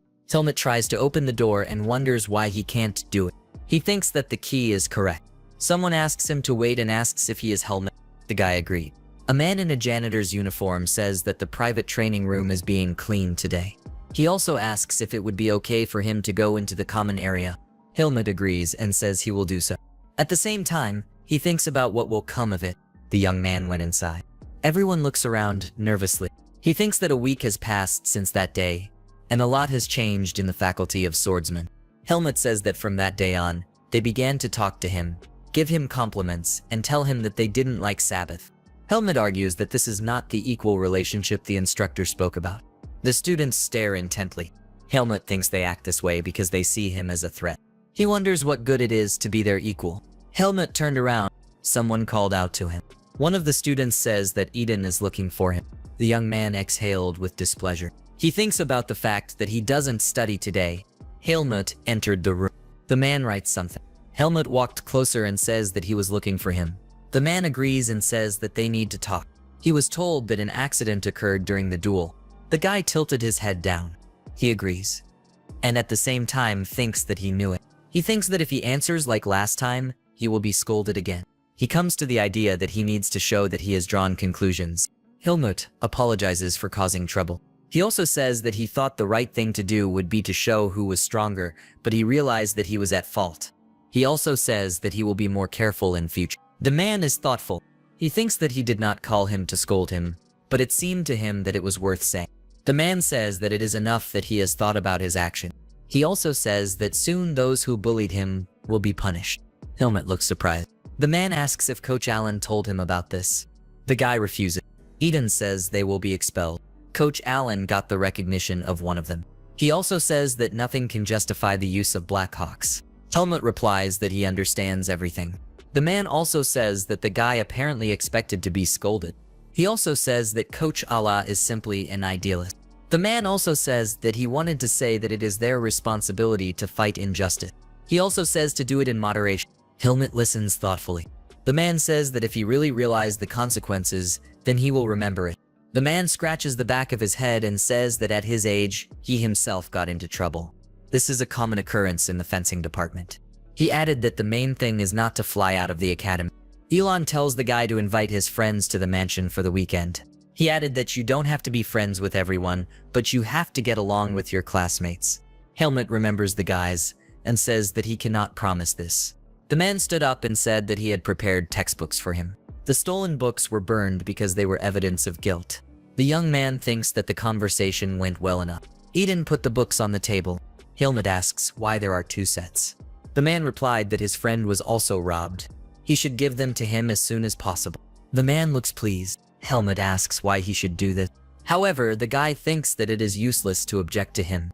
Asuka and Xian are sitting at the table. Xian calls Helmut and says that he is just in time. The guy came closer. He says that wherever he goes, Xian is right there. He asks if he wanted to praise his friendliness. He added that he would take it as a compliment.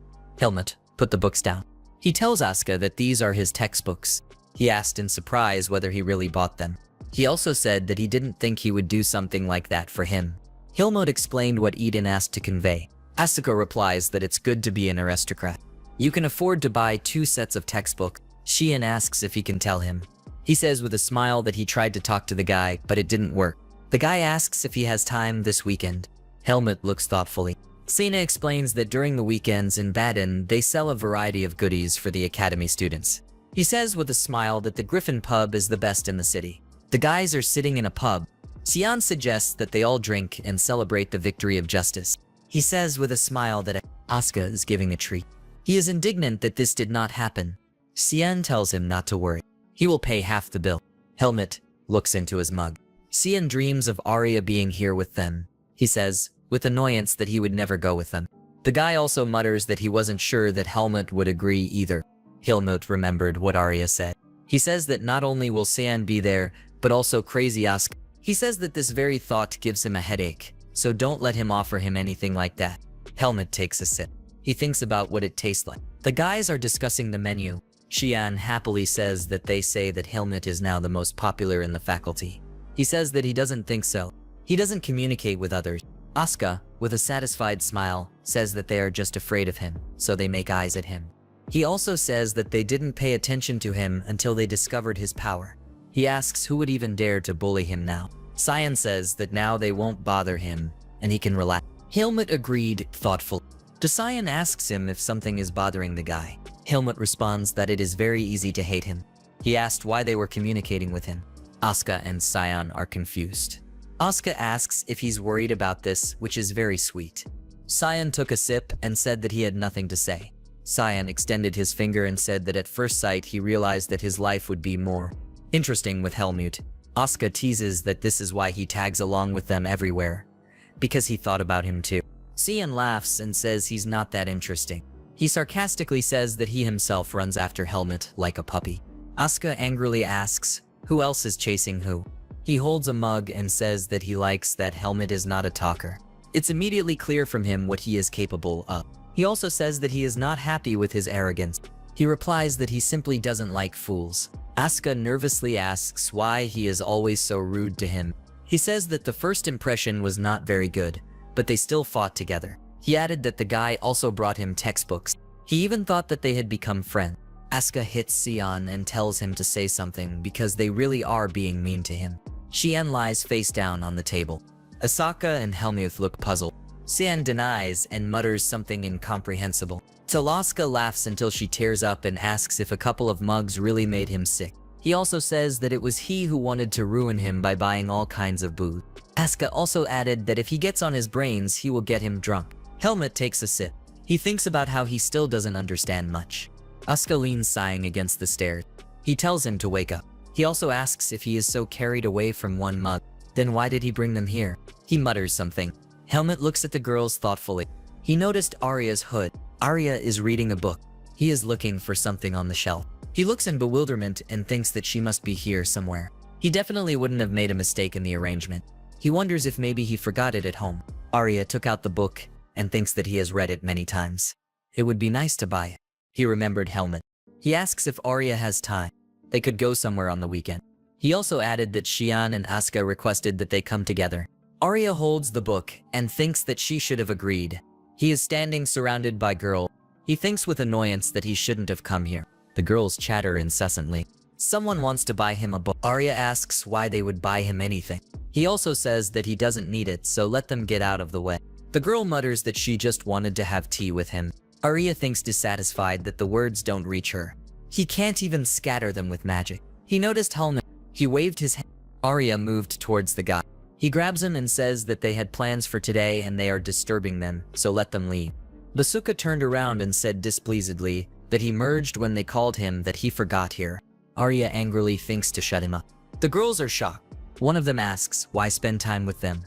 The second says that he will ruin his reputation if he is with such people. Asuka is unhappy. One of the girls says that this is the same madman from the Faculty of Swordsmen. Asuka raised his head angrily. He tells her to finish the sentence to the end. The guy calls her a little rat. He also says that he is not from the Faculty of Swordsmen. He asks them not to annoy him and to quickly leave before he bites them. The girls are nervous. Helmut looks sideways and asks how Arya ended up here. He pushed him. Helmut asks why he is letting his hands go. Arya displeasedly says that he is sorry that he came across them. He also says that they smell like booze, so they should stay away. Masuka asks in shock if he has a split personality. He says that Arya first asks for help, and now this. He replies that he didn't really need help. He was just infuriated that Helmut saw how he was suffering. He looks sideways and asks if he should have saved him. He also speaks that he thought that with his skills it was not necessary. Arya says with displeasure that he'd better keep his mouth shut. Xian is still sleeping. Arya asks what happened to him. Asuka says he's been asking for something for a long time. Arya tells him that they can look in his pockets. Asuka asks displeasedly if he really decided to tell him. Arya shuts down the objections and tells him to just check them. He holds a jar in his hand. Thoughtfully asks what this potion is. Asuka tries to get Xian drunk. Arya says with displeasure that this is an antidote. Students from the Faculty of Magic carry it around with them. He tells Asuka to just pour it into his mouth and Xian will wake up. Asuka says that she should have spoken earlier. Because of him, there were a lot of problems. Xian opened his eyes and called out to Arya. He looks joyfully and says that he said that he did not want to go. He asks if he was worried about them and that's why he came. Asuka clarifies whether he really moved away. His delirium only gets worse. Arya says with displeasure that perhaps he shouldn't have given him anything. Xian mutters that they can go to the dessert shop. Asuka sternly says that he won't go anywhere. Let him return to the dorm. Helmut asks Arya if he is free tomorrow. If you would like to go with him to the Cowdrow Palace. Arya asks, in surprise, if he is asking to come with them again. He replied that he proposed only to him. Edine apparently wants him to introduce them. Arya frowns with displeasure. He asks why he offered only to him. Helmut replies that if there are more people, he will not agree. Arya replies that he is right. Helmut says that he owes him a lot. They stand shoulder to shoulder. Arya agrees and asks when they will leave. Helmut calmly asks if maybe he should go in the morning. He added that he did not want to meet Xian. He enthusiastically asks why they are talking about him behind his back. Arya displeasedly tells him that if he has come to his senses, then let him go to his room. There will be intermediate ones soon. Xian replied that it was because of them that they decided to break away, and he scolds them. He also asks if he is his mother. Arya asks him not to say such terrible things. Helmut thinks about it, that he still doesn't understand what the real relationship between people is, but he is sure that he feels like the distance between him and Arya is getting smaller. Helmut looks nervous and thoughtful. He thinks about what he might just be imagining. Arya tells him that this is a team fight. Their task is to destroy Xian and Asuka in order to emerge victorious. Helmut is a little nervous. Arya says that not only will he not lose, there are no weaknesses in his plan. He looks attentively and says that if they fail despite following him, then it is his fault. Arya also says that he hopes Helmut will try hard and they will come out on top. Helmut nervously wonders what is going on. Arya turned back and was surprised that the guy had already returned. He looks closely at Helmut and asks why he is looking so strangely. He makes the assumption that he is interested in finding out what he is doing here. Helmut calmly replies that he assumed that Arya would be in the library as usual. He turned away and said that he had to take the book here, but he was already heading back to the library. He asks how the guy is preparing for intermediates. Helmut tells him that she is going, so Arya glanced at him and asked what kind of answer this was. Helmut lowered his bag and replied that he was not worried about practical matters. Arya concludes that the guy is not confident that he can cope with the theory exam. Helmut glanced sideways and said that he barely passed the admission test. The humanities did not linger in his memory. Arya asks what classes he goes to. He lists that he is studying the history of the continent and the understanding of magic. Arya understandably says that in this case, it is clear why he is not very interested. Helmut seriously says that he cannot change anything. For exchange students, choosing to study the humanities is a formality. Arya exhaled noisily and said that the choice depends on academic performance, so such students are not in the best position. The guy added dissatisfiedly that the academy was too stubborn and did not want to carry out reforms. He instructively says that Helmut should try to be the best. He calmly asks him if he can't just show good results in practice. Arya indignantly denies and asks if he even found out how grades are given. He extended his index finger and calls for listening carefully.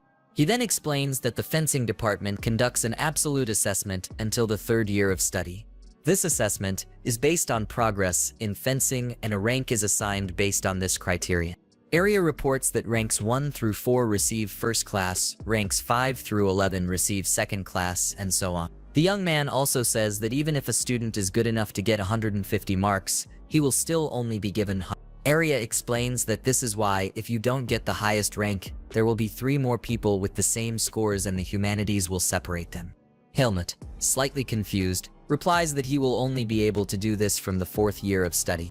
Arya looks at him like he's a child, and wonders if he's sure he can say that after being defeated by Asuka. Arya sternly says that if the guy wants, he will give him one more. Wyshin can help him. The young people exchange glances. After a short silence, Helmut asks if Arya said that he would just go to the library. They walked into the library room. Arya turned his head and called Helmut to follow him. They slowly walk along the corridor, and Helmut wonders what kind of place this is. Arya explains to him that these are private reading rooms. Students on the dean list can get permission to use them. Helmut glances at him and notices that he gets a lot because he also has a private room. Arya opens the door and replies that because of him, he was left without a personal room. And besides, the guy knows very well what problems he faces in public places. He pushed the door and said that he was only letting him in this time, so let him try his best in the exam. Xian and Asuka are sitting at the table in the room and say that it is already occupied. Arya and Helmut look at them in bewilderment. Xian recognizes Arya and smiles welcomingly, saying that he is glad to see him. He crosses his arms displeasedly and asks why they are here. Xian spreads his arms to the sides and wonders if there is any problem with this. He explains that they can be here since they are one of the best in their faculty. Arya calmly asks why they are here together. Asuka slams her fist on the table and says loudly that this way they take up less space and don't get in each other's way. Xian hesitantly said that it was inconvenient to use the room alone. Arya and Helmut look at them with displeasure. Xian smiled nervously and asked if the guys could go to another room, because they needed to concentrate. Helmut whispers to Arya that something is wrong here because usually Xian sticks to them with all his might. He folded his hands and sweetly said that they would not distract them from their studies.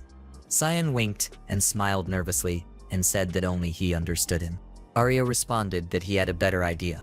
He says with a smile that Helmut and Asuka can study here and they will go to another office. He explained that this would save space and increase efficiency. Asuka and Xian are not enthusiastic about this proposal. Arya asks what's the matter. He made a good offer. Why are they taking so? Xian mutters something incomprehensible and Arya says that he always wanted to study with him. He looks closely at the guys and asks if they are hiding something. Asuka and Xian are nervous, but try not to show it. Arya asks a confused ask if he asked Xian for help, because he thought Helmut would take his first place. He glanced sideways and asked why the guy overestimated Helmut so much. Asuka, in the heat of the moment, asks if Arya knows what his score was on the last test. He exclaims that they were only one correct answer apart, even though Helmut didn't even have a textbook. Arya calmly said that he helped him a little. Asuka looks angrily and points her finger saying that this is where the whole problem lies. He explains that they have the same practice scores and he didn't think he would lose in theory. But now Arya is on Helmut's side, and he's not sure he'll win. Arya arched his eyebrows and mockingly clarifies that Ask has a modest side.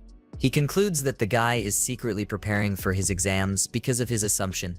Asaka nervously wonders if Arya really didn't think of helping Helmut. He looks in bewilderment and denies it, asking why else would they come here together. Asuka mutters displeasedly that the guy is testing his patience. Arya walked to the table and concluded that he chose Xian because he is the first student in the faculty and Asuka is the second. Xian replies that he hates to hear that, because he is better than him in the humanities of the magical arts. He waved his hand and said that they were now rivals. Xian invites Arya to bet on who will take first place. He put his hands on his side with displeasure and says that he will win in any case. There is no point in betting. Xian replied that he was annoying as always, but why not if he was so sure? He smiles slyly and says that the losers will go through 100 rounds on the court without using magic. He sarcastically adds that he hopes that Arya will not run away. Asuka nervously whispers why Xian thought they would win. He quietly replies that he has a plan. Arya smiles widely and rests her hand on the table, calling Helmut to follow her. He says if they lose, then it's the guy's fault. Let him try and get first place. Arya calmly and seriously asks if he understood him. Helmut agrees, unhappily, and thinks that Arya has forgotten that he is doing this out of desire. Arya removes his hand and says that now this includes his pride. So they will not go on break until they finish the chapter. He orders Helmut to open the textbook and look at the basic principles. Xian and Asuka sit quietly in the room further down. Some of the guys are thinking why they are studying here. Couldn't they go to the next room? Xian looks out the window and says that suddenly it began to rain heavily. Someone stands in front of him and holds papers in his hands, agreeing there is some kind of test written on the sheets. Arya says that this is really hard. He says warily that he was hoping for at least a little progress. Asuka says with obvious pleasure that the grain area is at a dead end and it's too late to refuse the bet. He angrily intercepted the sheets and said that he could give answers to objective questions, and Helmut needed to remember them. Arya displeasedly shows the sheet and is indignant about how the guide is tasks with a detailed answer. Arya explains that he needed to explain the difference between an ordinary and a dark mage, as well as describe the harm caused by dark mages. He asks what kind of answers they are about how dark magicians are evil and you need to avoid meeting them. He asks the guy where he will meet them and whether he really thinks his explanations are good. Helmut folded his arms across his chest and replied that Arya himself told him to write down his thoughts. He literally went wild and said loudly that he told him to write based on theory. He rants about how anyone should believe a story that is based on his personal experience. Helmut calmly replied, "That's how it all happened." Arya grabs his hair with his hands and Xian and Asuka happily ask to see the answer. They look at the answer sheets and Xian deduces that Helmut has never written an essay before, since the exchange student exam requires little to no writing. Asuka asks in bewilderment why he chose a subject about understanding magic. Helmut calmly listens to Xian, who says that exchange students have little choice in the humanities. Asuka suggests that Helmut give up for this semester because this is difficult even for Arya. He slammed the table loudly and sternly said that he could not allow a student to lose. To someone like Asuka, he says, slightly perplexed, that he doesn't know how to react to this because Arya is so serious and he can't be angry with him. He says loudly that they will start again and practice writing down answers. Helmut modestly says that he still needs to train. To this, he receives a stern answer that he will not go anywhere until he learns. It's already evening and Helmut is still writing. The young people brought food. Arya tried to stop them, but still agreed. Helmut continues to write and wonders if the guys will return. Arya is engrossed in the book, but replies that it is too late. They ate and went to bed, but will pay for their arrogance. Helmut calmly notes that Arya is having difficulties because of him. He raised his head in surprise and said that Helmut should then study harder so that Arya would not have to run 100 circles around the site. Helmut looks at him and says that in any case he will not lose his first place. Arya looked up from his book and agreed with him. Helmut asks with interest if there is a reason why he wants to be the best so much. Arya closed the book and said that everyone has secrets that they don't want to tell, so he has something similar. Helmut closed his eyes and thought that he understood him perfectly.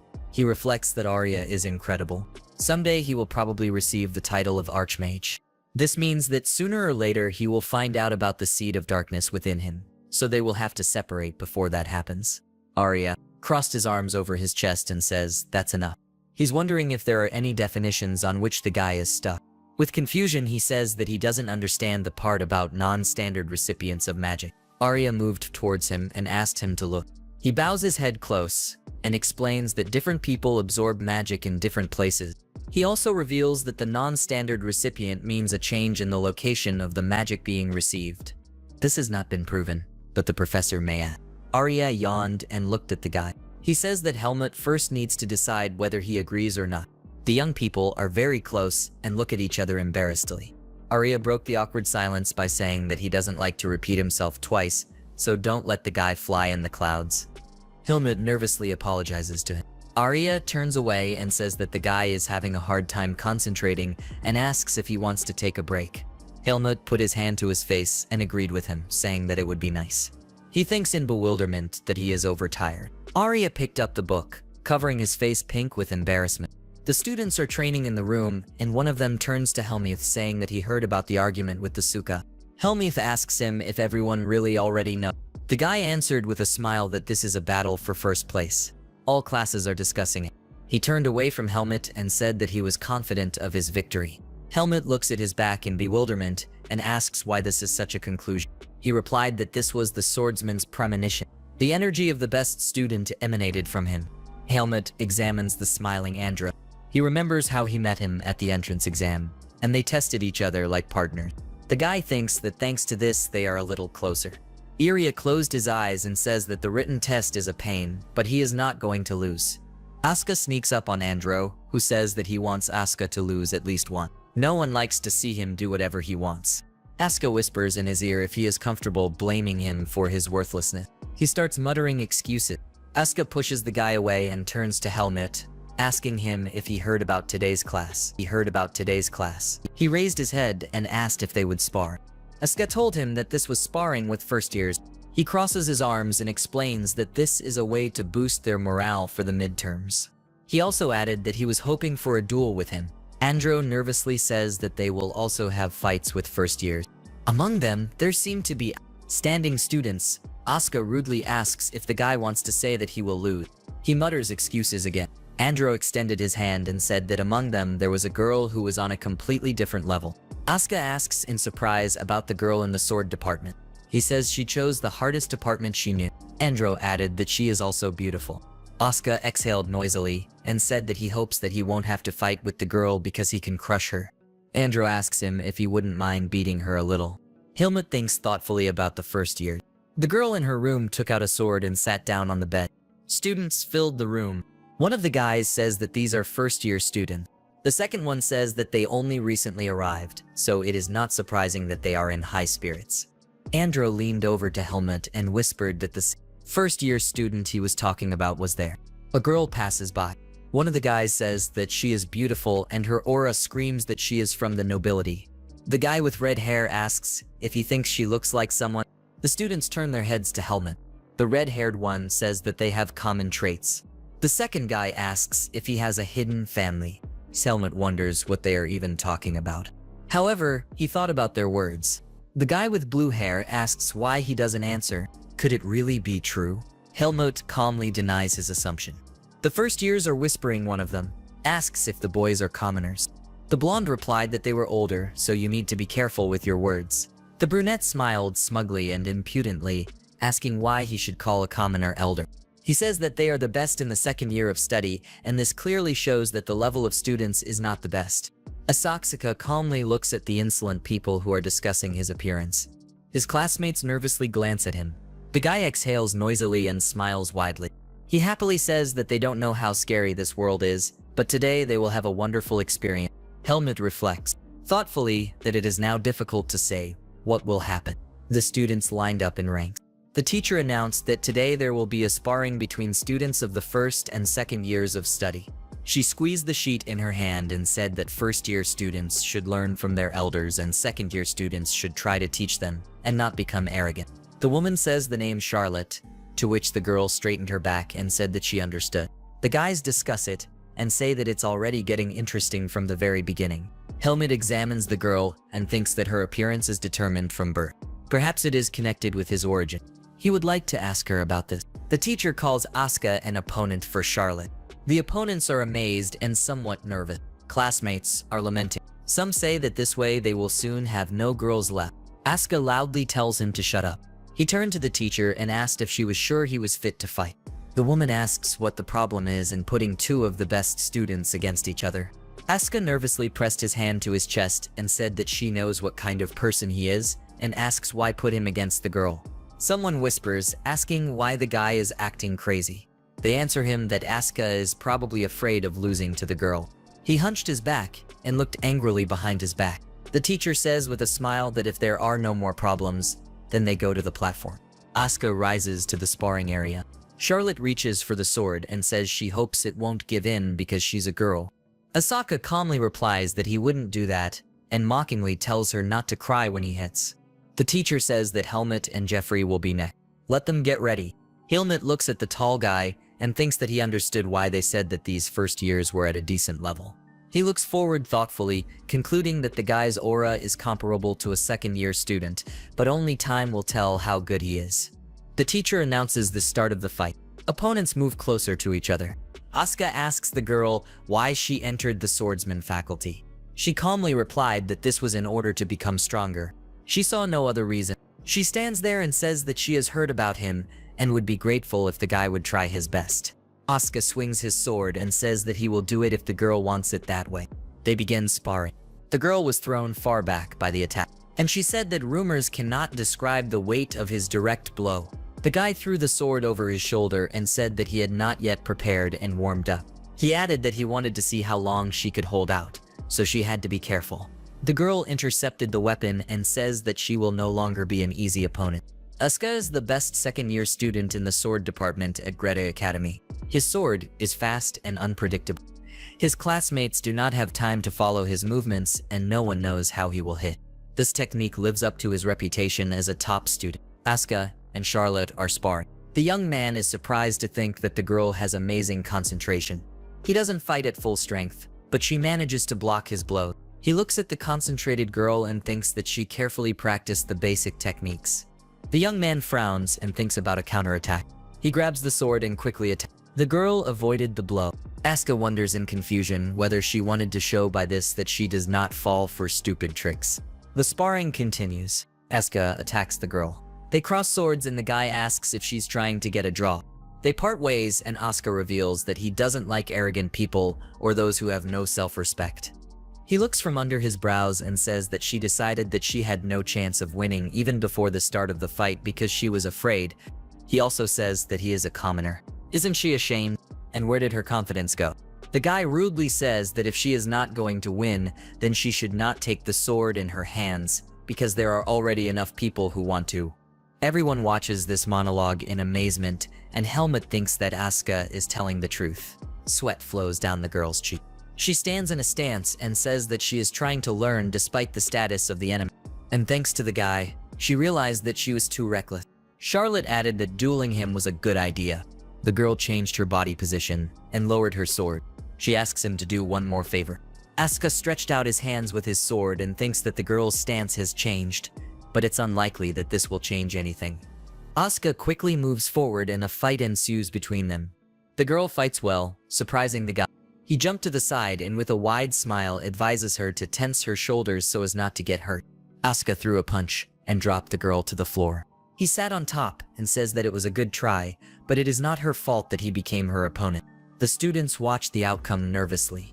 The teacher raised her hand and announced the winner, who was Asuka. The young man looks at the frightened girl and says that she surprised him because she almost caught up with his pace after changing her stance. He continues to explain to her, but the girl interrupts and says that he is heavy. Asuka gets up from the girl and apologizes. She rubs her head with her hand and says that everything is fine, Charlotte says, with an embarrassed smile that Asuka is a good person. He gets embarrassed, and someone from the crowd calls the guy trash and asks if he likes sitting on the girl. The second student smiles sarcastically and calls Asuka a vulgar one. He angrily invites them to go on the platform if they have something to say. Asuka continues to deal with the guys as Charlotte looks at Helmut. The girl smiled a little nervously and asked a silent question. Helmut closed his eyes and nodded his head slightly in agreement. Charlotte comes down from the platform, and the teacher asks the next couple to come up to the podium. Jeffrey, passing by the girl, says that she buried the reputation of the first years because she lost to a commoner. The girl answered him with a smile that the guy would have to pay a huge price if he did not change his views. She explains that the fruits of hard work and talent make no difference. Who is a commoner and who is an aristocrat? The rivals climb to the podium. Jeffrey grins and says that now he will check it. Andro held a wooden sword in his hand, looked to the side and asked Helmut whether he thought strength or technique was more important in fencing. Helmut raised his eyebrows at the guy. He crossed his arms over his chest and replied that he couldn't say. But doesn't strength come first? After all, the technique was created to increase strength. Andro waved his sword and hummed thoughtfully. The guy with gray hair looked down, saying that in terms of combat power, he is not that good. He thinks that no matter how hard he tries, he will never catch up with a person who has naturally strong muscles. This is not fair. Helmut said that he had a lot of stupid things in his head, and Andro sadly lowered his head, closed his eyes, asking if he would really die if he had compassion for him and had he never had such thoughts in his head. The guy looked back at the main character, raising his head, saying that although he would not be surprised, he has the highest strength in the class and the best technique among the second-year students. What would he do against a person who is stronger than him? Helmut looked away and thoughtfully put his hand to his chin. The man stepped on the floor, causing dust to fly to the sides. In front of the main character stood a tall student with his hands clenched into fists. Jeffrey smiled, closing his eyes, and said that it was good that he had the opportunity to fight him. Helmut looked up at him, agreeing. The tall guy opened his eyes, looking down at Helmut, wondering if this was the commoner that rumors were circulating about. You couldn't tell from him that he could beat you to a pulp. The guy before him was more impressive. The main character also looked up at the person in front of him, thinking that he had a familiar look, as if everyone and everything in this world was beneath him. The blonde girl called Helmut, and he looked back at her. The instructor looked at the guy, saying that it was better for him not to cross the line this time. Helmut looked at her silently, looking away. Asuka watched this, saying that it was strange to hear a guy say words that were usually addressed to him. The guy with red hair next to him looked at him, saying that he should treat his peers better, and Asuka replied that he would beat him up and think later. Helmut looked to the side. Turning the sword in his hand, the teacher shouted, "If they are ready, they will begin the second duel." Jeffrey sharply stamped his foot on the floor. He sharply swung his sword towards the main character. Helmut frowned, raising his sword above his head. He looked up in surprise, noticing something. The guy pushed his foot off the floor. He jumped back, looking in surprise at the sword that flew next to him. Jeffrey swung his sword at the guy who dodged the blow. A strong wind swept across the field from his blow, dispersing dust from the ground. The red-haired guy in Asuka's hair was blowing back from the wind. Helmut tilted his head, looking forward. The man in front of him clutched the hilt of the wooden sword in his hand, saying that he quickly realized that if he had blocked as usual, the sword would have broken into pieces. Jeffrey smiled, narrowed his eyes, and said he hoped he wouldn't just shy away. The man bent down, and looking at him, Helmut thought that he only had strength. The guy looked down, thinking that he was unlucky. He had fought so often with opponents who had nothing but combat power that he was already sick of them. The wooden sword flew through the air.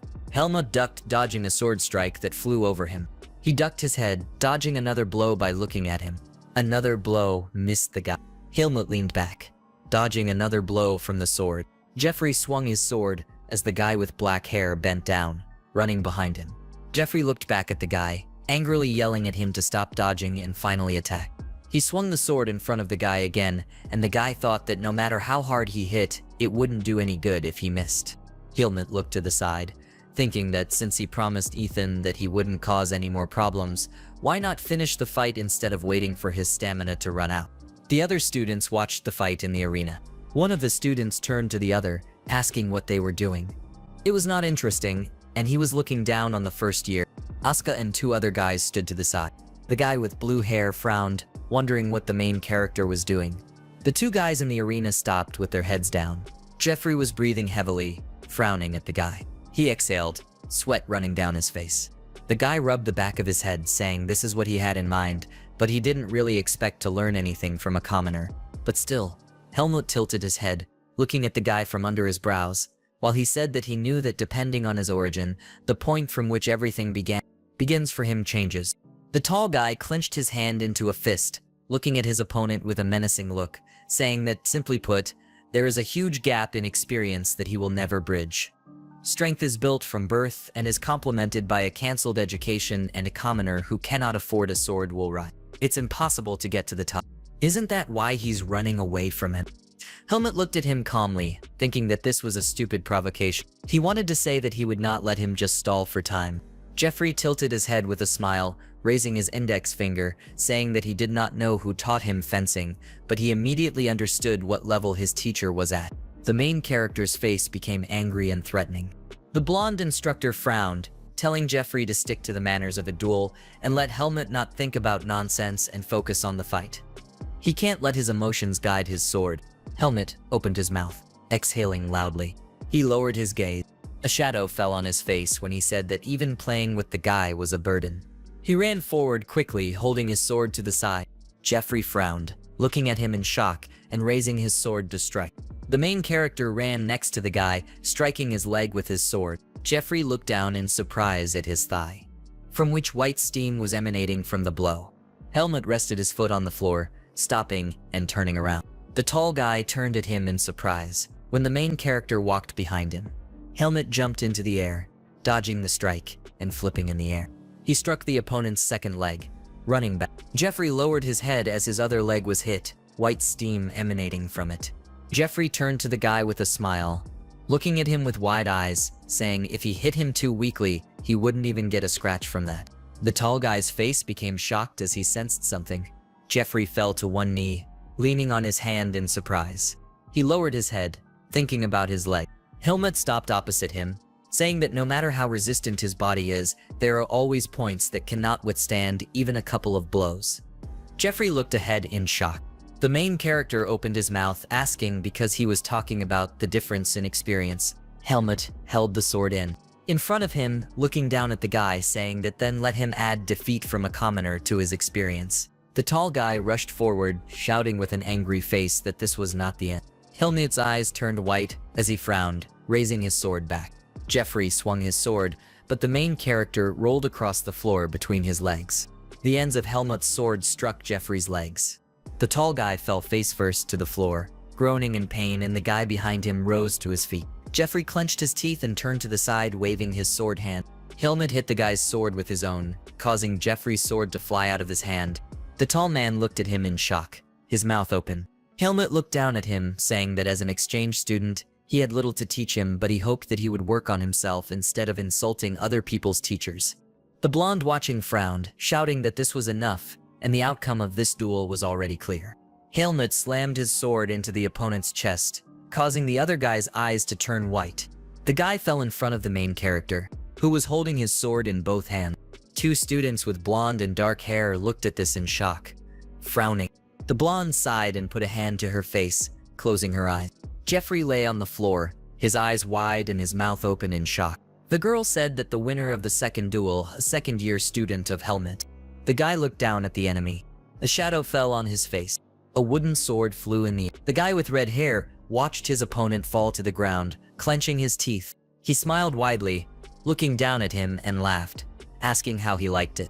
The blonde looked at the guy and threateningly told Jemin to treat his opponent with respect. The guy fearfully asked for forgiveness. He helped the guy with black hair up from the floor, taking his hand. That day, the second-year students won all the duel. A couple of students looked away. Sadly, there were abrasions on their faces. The guy with white hair lowered his gaze, and the guy with blue hair looked forward. The first years realized the difference between them and the older students. The academy castle was illuminated by the setting sun.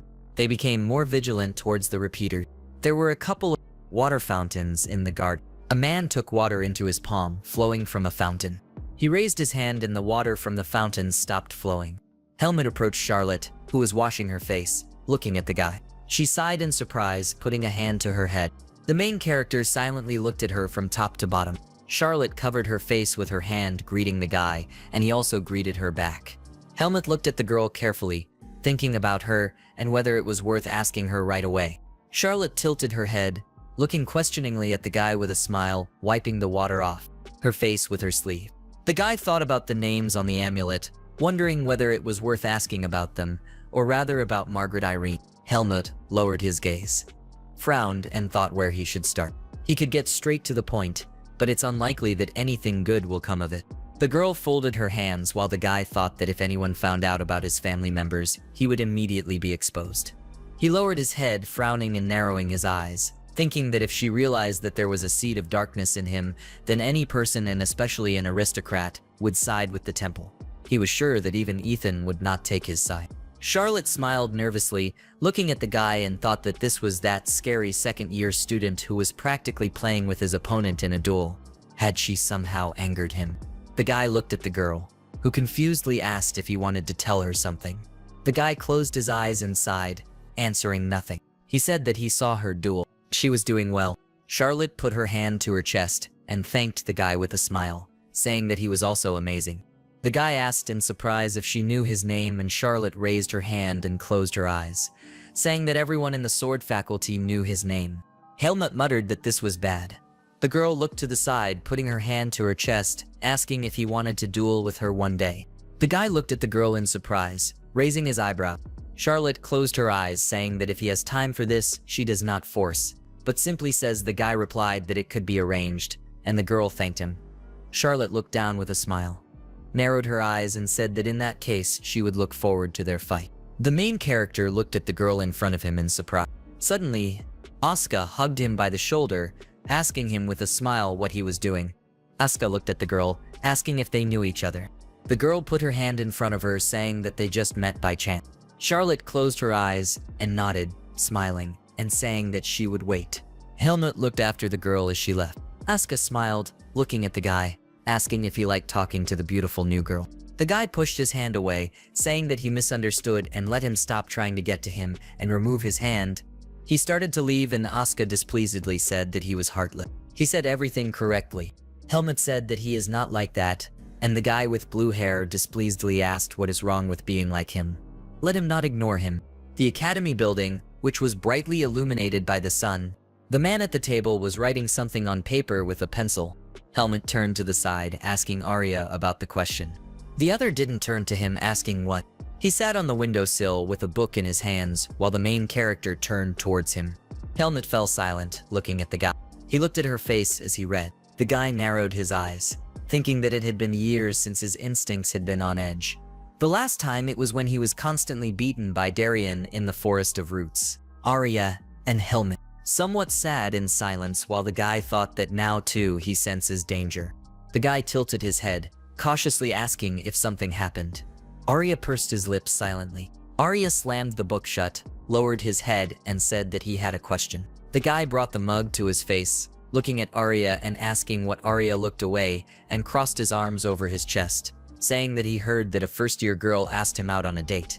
Was it true?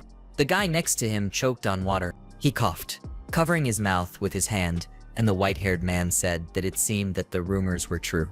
Helmut put his hand to his face, saying that there was no such thing. Arya closed his eyes and turned away, saying that the rumors had already spread. Besides, they say that girl is beautiful. He is probably dying of happiness from his popularity. The guy asked why he was angry, and Arya's face became angry when he asked why he got that idea. He wasn't angry at all. The guy looked at him, tilted his head, and said that it wasn't true. She just wanted to be with him next time, so they chatted a little. That's all. Arya frowned when Helmut said he couldn't speak for others, but he wouldn't lie to him. The white-haired man silently turned to the book again, and then said that he would believe him, which means he shouldn't trust rumors. Arya looked at the guy, saying that he always thought about it, but he is his roommate and the closest person to him. The guy agreed. Arya stood in front of him, slamming the book and closing his eyes, saying that she was saying this because he was too relaxed. So let him listen carefully. The white-haired girl pointed at the guy, frowning, and yelled at him to never trust the words of a girl who starts a conversation with him, because there was a high chance that they wanted to get closer to him through him. Helmut looked at the guy in surprise. He said in confusion that he didn't think that was entirely true. Arya said that he was one. He himself had seen what kind of people usually crowd around him. Arya frowned, saying that some of the girls who follow him are quite smart, even dressing up as boys to sneak into the dorm. Arya pointed at the guy again, saying that this means that among them there are skilled liars who can fool the guy with their acting. Helmut put his hand to his face, looked away, and agreed, saying that he understood. He turned to the guy asking, that is, he wants to say that he should stay away from Charlotte. The white-haired man clenched his hand into a fist, saying that he's not talking about that, he's just telling what they can be. He must make decisions himself. The main character raised his eyebrows, saying that he shouldn't beat around the bush. Just let him say that Charlotte is suspicious, and Arya wants him not to let her get too close. He doesn't care about her anyway. Arya looked at the guy in surprise, frowning. He turned away, answering like this, and this is how he says it. The guy raised his index finger, saying that he is saying this out of kindness, but always let him doubt a strange girl who approaches him. He is sure that many want to plunge a blade into his back, simply because he is a commoner. Helmut smiled, thinking that Arya was impeccable as always. Helmut did not understand at all that with his appearance, most girls could like him. Cian's face contorted in horror, and he put his hands to his face, opening his eyes wide. There was a wooden closed sign on the door. Cian fell to his knees, loudly screaming no. Helmut, Asuka, and Arya stood behind him. The main character calmly looked at the guy, and Asuka's eyes widened in surprise while he screamed. It started quite recently. Dark dormitory building. The man was holding in his hands a piece of paper with something written on it. Arya sat at the table, clutching a paper in his hands. The main character looked at him carefully in a dark room. Cian and Asuka also sat nearby, looking at the guy. Arya pursed his lip. He held up the paper saying that, well, this time their answers weren't so stupid. Asuka and Cian smiled happily and Helmut exhaled, closing his eyes. Asaka patted the guy on the shoulder saying that he was great. I can't believe that he went through the hell of training with the white-haired guy. Arya said that they are rivals, so why is he happy? He pointed his finger forward saying that his answers were not ideal either, so don't relax and don't forget that his task is to become the best in the class. Now he has just started this path, Asuka said. Let him enjoy at least a little. The others looked at Cian, who folded his hands, asking for attention with a smile. He waved his hands saying that because they had been preparing so hard for the intermediate all day long, he had prepared something special for them. The guy with blue hair asked why so suddenly. Cian raised his index finger with a wide smile, thinking about hot waffles, asking how they can study late if they have nothing to eat. He knows a great waffle shop and wants to invite them all there. Asuka frowned, saying that he eats all the time. When does he even have time to study?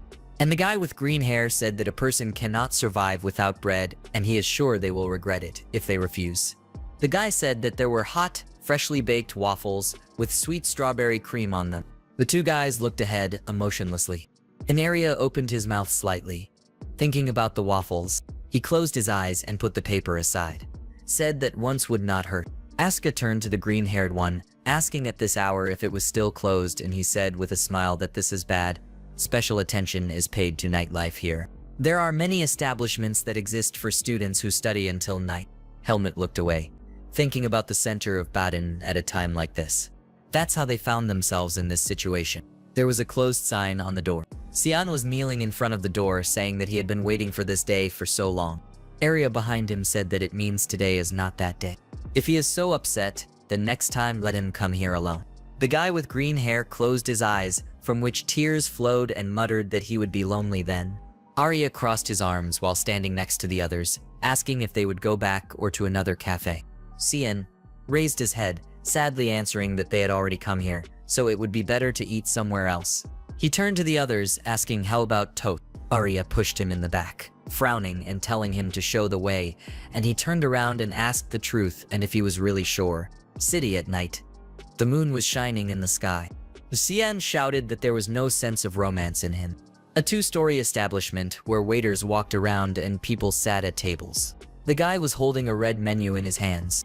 Asuka raised his eyebrow as he read the menu and asked why the sandwich was so expensive. He sighed, and Cian, sitting next to him, said, "Is he really being humble? He is a student at the academy, and therefore they should give him money, even though he is a commoner." He replied that his family only gives money for educational issues, and Cian smiled nervously, saying that his family's situation is even worse than he thought. Cian covered his face with his hand, saying that he is the best in the class. There must be scholarships, or he is asking too much from the scholarship student. Asuka irritably asked if he wants to find out for himself why he is the best student. Arya raised his eyebrows, looking to the side, and said that this place is crowded. Cian raised his index finger while the guy with blue hair pulled his hair, saying that this is natural because most of the students are aristocrats. If they have even a little dirt here, they will close. He asked if he really looked at the restaurant as soon as he came to it, and Arya answered with a frown that magicians have to pay attention even to specks of dust since they can interfere with the experiment. He is too stupid for a magician. Xian turned to him displeasedly, saying whether he even knew how sensitive the magicians who deal with spirits were. The white-haired one replied that spirits were definitely sensitive, but Xian was not. Asuka looked at the main character, asking if he had made an order, and he nodded. The waiter put the sandwich on the table, saying that this was their order, and Xian thanked him. He looked at Asuka with a smile, saying that the simplest order was served first. And what did they order?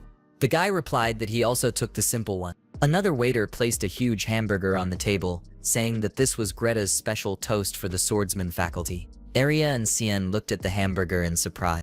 Helmut looked down at him, making a surprised sound. Asuka laughed loudly, turned to him, and asked what he ordered. Was he really going to eat it on the way back? The main character replied that it said that it was a special dish, especially for the faculty of swordsmen. Arya looked at him, nervously asking if people from their faculty really have stomachs 5 times larger than the rest. Sane said with a smile that this was just a trick to catch the desire to compete. What was he even going to do with him? He was too big, and maybe he'll eat it. Helmut agreed, and said that there are so many layers of meat here. A man in brown boots approached the guys while someone asked to leave on the side. Someone greeted the senior students, and 4 guys turned towards the voice. Charlotte smiled. Jeffrey stood behind her, frowning. The girl said that it was such a coincidence that they met here. Helmut squinted at the girl, calling her name. He looked back at the guy next to her, saying that this is the strong guy. Jeffrey lowered his head, closed his eyes, calling his name. Charlotte folded her hands, saying that they came to eat special toast, and they also came here for this. Asuka looked back at them, asking if they came together.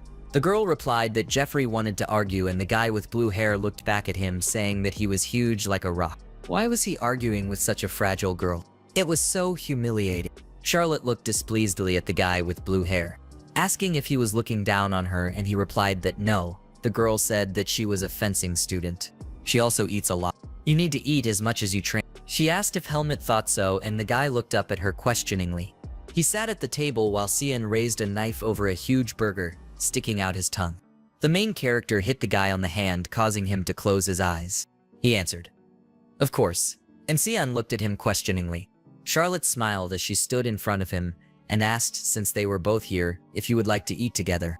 Arya rose from the table. Xian and Asuka looked at him in surprise. The guy with white hair stood in front of Charlotte. Helmut looked up at him questioningly. The white-haired man asked if she was Charlotte, and the girl smiled nervously, answering in agreement. The guy looked down at her, saying that his name is Arya, and does she know him? The 3 guys who were sitting at the table looked at this in surprise. Xian raised the knife, cutting the burger window into one of the academy's classrooms. Ethan, a blonde girl and a male instructor with brown hair, watched the fight. Charlotte and Helmut crossed wooden swords with each other. The guy swung his sword sharply, causing the girl to grit her teeth and step back to the side. Helmut swung his sword forward, narrowing his eye. The sword flew towards the head of the girl, who looked at him in surprise. She ducked sharply, dodging the blow. The guy's hand went through her hair. Charlotte frowned and swung her sword upward. The guy looked back in surprise at the sword that was flying towards him. The guy sharply kicked the sword in the girl's hands, which flew into the air, spinning.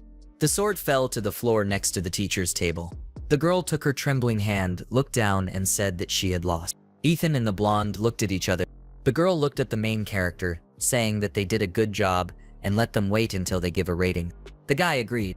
Helmut walked away from the girl, looking back at her. He looked sideways at her. The guy remembered how Arya stood in front of Charlotte, asking if she knew him. Charlotte spread her arms out to her sides with a nervous smile, answering, "Of course, everyone at the academy knows that he is the best student in the Faculty of Magic, and she would be honored to meet him." Arya frowned and sighed, asking like this. He turned away from the girl while Helmut watched him. Charlotte put her hands to her cheeks and looked down, wondering what was wrong with her. Asuka and Xian watched this, and the guy with green hair said that he just realized that as long as Arya was with them, none of them would get a girlfriend. The main character frowned, looking up. Arya looked at him. He silently turned his gaze forward. The guy stood nearby while Helmut looked back. The guy looked forward, thinking that judging by Charlotte's reaction, Arya was right. The girl and the guy stood with their backs to each other. And looking back at her, Helmut thought that apart from the external similarity, he he had no evidence of their relationship. Instead of telling something about himself, it would be better not to let her get close. He looked forward, thinking that, moreover, the most important thing now was to become stronger. He looked ahead carefully, thinking that he must cope with any challenges. Empty corridor of the academy. Empty corridor of the academy. Asuka leaned back in his chair, looking at the ceiling. He sighed tiredly and muttered that everything was right. Next semester, he needed to avoid being suspended. Helmut approached him, asking what would happen if he was not removed. Asuka turned to him in fear, shouting that he had scared him to death, if only he had let him know that he was there. The guy threw his hand on the chair, saying that he was just talking to himself. Let him not get it into his head. He asked in this duel. After all, his opponent was Charlotte, and what would he say? Since it took so much of his time, it means it was not easy for him. Helmut looked at him questioningly, saying that the duel ended quickly. They were delayed due to the fact that the instructor told him that he needed to get it done quickly. Asuka asked if he was really becoming like his neighbor. Helmut looked back at the guy, saying that judging by how calm he was, his practice went fine. Asuka smiled, saying that everything was perfect. If he doesn't want to see the bad side of Arya, he better study hard for the theory test. Arya stood behind the guy with blue hair, saying that he was right, and Asuka turned to him in fear, shouting that his heart almost stopped. What was wrong with the two of them? Arya looked at the main character, saying that his next exam would be the understanding of magic. Helmut nervously agreed. The white-haired one said that he would test him for the last time, so let him open the textbook. The guy asked how his tests were, and Arya closed his eyes and frowned, saying that he had already dealt with them. It was better to let him take care of himself. That's the only way he could help him. Asuka looked at the guy with white hair, asking where Cien was and why he was here alone. Arya looked back at him, answering that he had no idea. He was probably too busy studying for his exam. That's why he couldn't help him. Asuka said that he has no sense of responsibility. Helmut looked aside. The white-haired man looked at him, asking what he was doing here, and let him quickly get a textbook. He didn't have much time. Helmut agreed in confusion.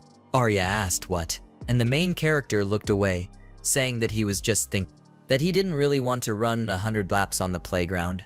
Maria sighed and closed his eyes and said, "Why should he even like this? He actually hates losing, and he would die of anxiety if there was a variable in his life that he couldn't control." Arya stood in front of Helmut, who was holding a piece of paper, and told him that's why he wants to do everything thoroughly, and for him not to be the first will not be a failure. So let him stop chatting and open the textbook. Shirka looked at them with a smile, sighed, and said that this is so harsh. Let the main character study more carefully. It will be difficult to defeat him. Arya looked back at the guy with blue hair with a gloomy look, saying that he was disturbing him. So let him leave. He irritably asked what and why. All of a sudden, he didn't rent a whole room. Arya said that they couldn't reveal their strategy before the fight. And another said, "Why don't they leave then? There's something they don't like about it." Helmut calmly watched as they argued, holding a piece of paper in his hands.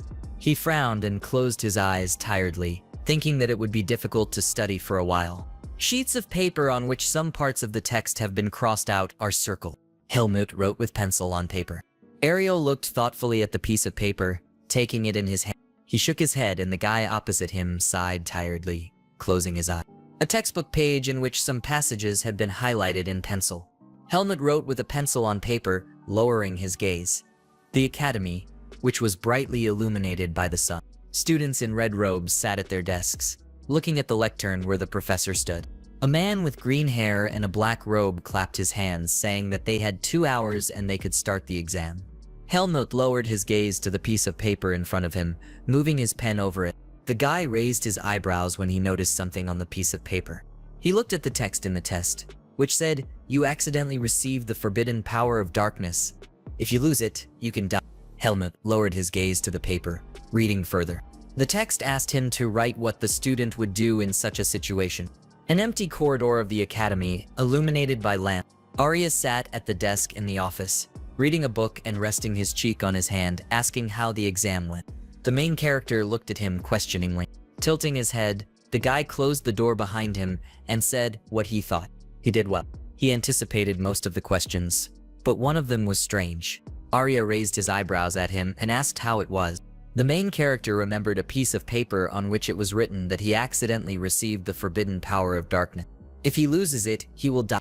The guy sat down opposite Arya, continuing that the question asked to write what to do in such a situation. Arya put his hand to his chin, looked away, and muttered thoughtfully about dark forces. He looked at the main character, saying that it was the teacher who asked such questions from time to time, and he would not be deducted points if he answered thoughtfully. He asked what he wrote, and Helmut pursed his lips. The protagonist's gaze became gloomy, and he replied that he would accept the dark power and would find a way to use it and continue to live. Arya looked at the guy in surprise. His body trembled. He looked away and hummed thoughtfully, and replied that this was a good answer. At least Mr. Ruxin would not think badly of him. Helmut looked at the guy carefully, asking what he would write. The guy with white hair looked at him silently. He put his hand to his chin and replied that the standard answer would be something like, look for a solution to this problem in the temple. After all, dark forces are the jurisdiction of the church. It would be difficult for an aristocrat to answer otherwise. They sat across from each other at the table, and Arya said that he would have said the same thing as him. The guy frowned and looked away and said that even if he had turned himself against everyone. Helmut's eyes widened in surprise as he looked at the guy. He asked, even if he became their enemy, and closing his eyes, the guy with white hair waved his hand, sighing and saying that they were merciless towards the darkness. If he came to them, they would only be able to kill him. He said that it would be best to try to find a solution himself. Helmut lowered his gaze thoughtfully. The guy with white hair put his hand on the table, saying what he thinks. Helmut did a great job, and if everything goes according to plan, then he will be the best in the class. But just in case, let him not say anything like that outside the academy. The academy is lands where learning new things is higher than religion, but if he says it somewhere else, he will immediately be reported to the right place. Helmut closed his eyes, nodding and saying that he understood. He opened his eyes, looking carefully at the guy in front of him, and replied that he himself understood it. The day of announcement of the intermediate result. A crowd of students stood in front of a board on which sheets of paper with results were posted at Greto Academy, where exam results are displayed in the central square. Some of the students covered their faces with their hands. Another exclaimed in disappointment. Some behind looked in surprise or smiled. This is done in order to fuel the desire to compete with other aristocrats who value their reputation. There is no better way to find. Helmut pushed his way through the students, looking at the result. The guy looked up, thinking about the Faculty of Magic and where the name area was.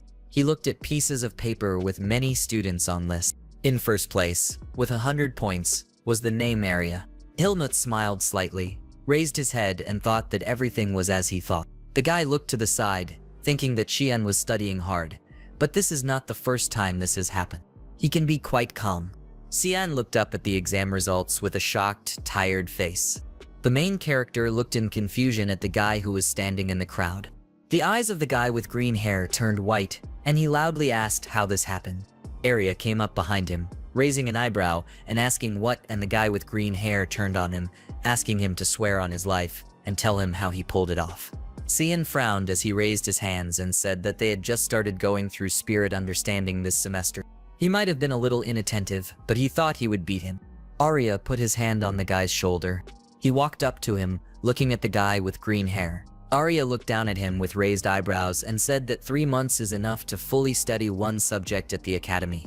Xian looked at him in shock, eyes wide. He lowered his head as Arya was surrounded by girls. The guy said he was right. He didn't think ahead. Xian turned over his shoulder with a wide smile, saying that the outcome was not decided yet. It would be a draw. He should not have lost from the very beginning. The guy looked at the lists that were hanging. On the board, the list included first place Helmut with 98 points and second place Asuka with 97 points. The guy with green hair frowned and closed his eyes, shouting.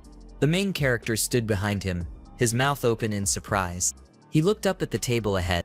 Arya stood nearby, looking back at the guy. He smiled, saying that he succeeded, and he congratulates him. Helmut looked at him with a smile, thanking him. Istika behind them scratched his head, looking at the results, and said that the difference was only 1 point. The fight was equal. He was unlucky. Arya looked back at him, asking him not to be angry, and the guy with blue hair replied that he lost. And of course he doesn't feel very good. Asuka looked up at the results again, saying that it was better than giving first place to someone else. He pointed his finger at the main character, shouting that next time this won't happen. So let him get ready. He will bypass him without anyone's help. Someone suddenly grabbed the guy's clothes in their hands. Seeing with tears in his eyes, pulled him by the clothes, saying that he was a traitor. He lost on purpose so that he would be punished, but he trusted him. Asuka pulled the guy away from him, putting his hand on his face and shouted irritably, "Who does he take him for?"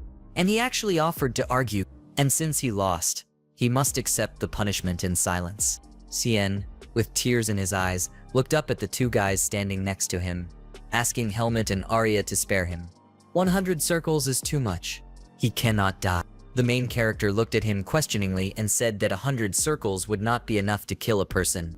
Cien shouted displeasedly that not everyone is like him. The guy with green hair turned to the white-haired guy, raising his hands and shouting that Arya also has bad stamina. He should understand him. They can compromise. How about 50 left? Maria looked at him in surprise, eyes wide. A smile appeared on the guy's face. He leaned towards the guy with green hair, saying with a frighteningly pleased face that there was a greater difference between their scores. Cien's eyes widened in shock as the guy continued that Cien himself was worried about his stomach starting to bulge after his late-night snacking. Cien fell to his knees, head hanging low, as the three looked at him. It was night. The moon was shining brightly over the academy, and the sounds of running were heard. Cien ran, gritting his teeth, sweat pouring down his face as he mentally called Area Heartless, the courtyard of the academy where people stood. A couple of students waved their swords while the inspecting teachers wrote things down on pieces of paper. Jemin tilted his head, asking if they had heard that next week they would be camping in the forest. Andro, Asuka, and Helmut looked questioningly at the guy, turning to him. The four of them rat on the ground, and Andro asked about camping in the forest, saying that he had never gone into the wilderness alone before. Jemin smiled with a sigh, asking if he had never done this, although he was the son of rich parents. The guy said that in general everything is fine there. The main thing is to find a place where you can relieve yourself, and you can also step on someone's feces, or they can get on your hands while you are digging a hole. Andro and Asuka's face was distorted with disgust, and they frowned. Jemin raised his index finger, saying that therefore when camping they should always have a shovel with them. If they don't want mosquitoes to land on their face, then it's better not to leave the tent. Asuka turned to the main character, saying that he was a mercenary. Really? When you spend the night in the mountains, everything is really like that. Helmut turned to the guy, asking if he really didn't know. He closed his eyes and waving his hand, replied that he tried to live in a tent on the way back from Baden, but he didn't survive in the mountain. A guy with dark hair looked in his direction, saying that there was nothing to worry about. Mosquitoes could be driven away with incense, but what about feces? He replied that they were visible right away. Asuka turned to him and said that he was not helping at all. Now he had even more reasons to worry. He put his hand to his cheek and sighed, looking away, saying that he didn't mind them going to the toilet, but they needed to take supplies with them in advance. Maybe Helmut didn't want to buy them on the weekend. The guy with dark hair looked away and agreed, humming thoughtfully. Many people were walking around the city. People were entering or leaving the building. Others were standing in front of him. Helmut and Asuka stood in the crowd, and the guy with blue hair said that they had come but he didn't know what to buy for. He asked if Cien was also here. Helmut looked back at the guy with green hair next to him, who closed his eyes with a smile and waved his hand, saying why he was asking. He always follows them like their shadow. The main character said that it looks like he has already moved away from a hunt. Cien smiled nervously and looked away, saying of course he has any idea how effective healing magic is. A few days is more than enough. Helmut looked to the side, remembering how Cien ran along the road while rays of dark magic emanated from him. That day, Helmut knew that Cien had sent a dark spirit to run instead of himself, but he let him get away with it, so even half a run was enough. Asuka clapped his hands, saying that then the first thing they need to do is prepare for the bugs. He and the main character approached one of the shops looking at the goods, and a guy with blue hair raised his hand, saying that they sell scented candles that drive away mosquitoes. Maybe they could take them. Helmut replied that it would be nice when the bugs quickly surround you, so if you need to light it while you eat, you need to buy one that is not very smelly. The guy with dark hair pointed to the lamp in Asuka's hands, saying that he would also need one. The hills are darker than he thinks, and if the lamp is too bright, it will attract predators, so you need to take one that is enough to light the way. Asuka raised his gaze and silently pursed his lips. He looked at the guy next to him, holding the lamp and sighing, said that he was more meticulous than he expected. Helmut replied that it was better this way than to endure troubles later. The guy with blue hair picked up the lamp in his hand, looking at it, and replied that it was true. But if it fell while they were sleeping, wouldn't that start a fire behind them? Sean asked about it, and the two looked back. A guy with green hair with a wide smile held a scroll in his hands, pointing at it and saying that this is a fire extinguishing scroll. It creates a vacuum in a certain place and extinguishes the flame. Aseska tilted his head and pointed at him, asking whether such scrolls exist and isn't it possible to kill a person with them. Sion replied that such a thing usually does not occur to anyone. He is not going to do this. He does not want to be arrested for complicity and murder. Sion pointed to the grill smilingly, saying that it will be possible to cook vegetables and meat on it. It is thin, so it will not be difficult to carry. Eska looked at it, saying that it is great, and they can buy it. Helmut watched them in confusion, thinking that at some point this had turned into a pre-picnic shopping trip. He walked away from the two guys, looking back at them and saying that he would come back after he bought gloves. The guy with blue hair waved his hand in agreement. Helmut looked ahead, thinking about going beyond about it, and he couldn't be happy if he hadn't been there yet. The guy looked back at his long shadow, thinking that of course he didn't think that a Black Hawk could attack them when teachers and other students were nearby. But this had already happened, so he couldn't just relax. He needed to at least be on guard. The guy pursed his lips and lowered his gaze, thinking that constantly being prepared for the Black Hawk is tiring. Once he gets stronger, he will settle it.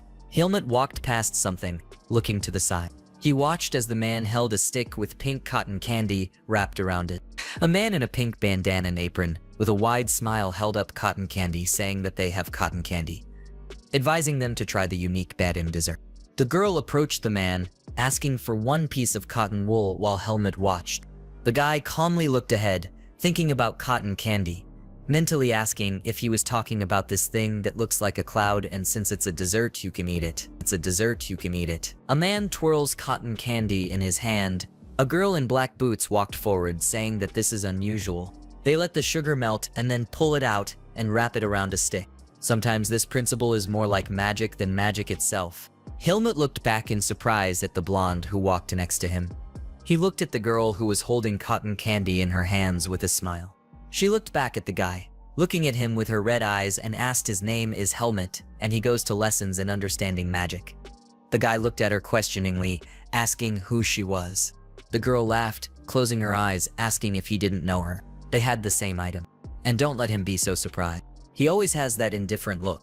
The blonde put her hand to her chest, tilted her head, and said that she was Teresa. She was interested in the guy.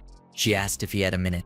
Helmut looked calmly at the girl. He opened his eyes wide, remembering Arya, who frowned and shouted that the guy should never believe the words of the girl who approaches him. They will definitely use him to get to Arya. Helmut turned away sharply, saying that they were waiting for him, and he went. Teresa smiled nervously, stretching out her hand to him, and asked him to wait. Asking if he was not too cold, she again asked him to stop.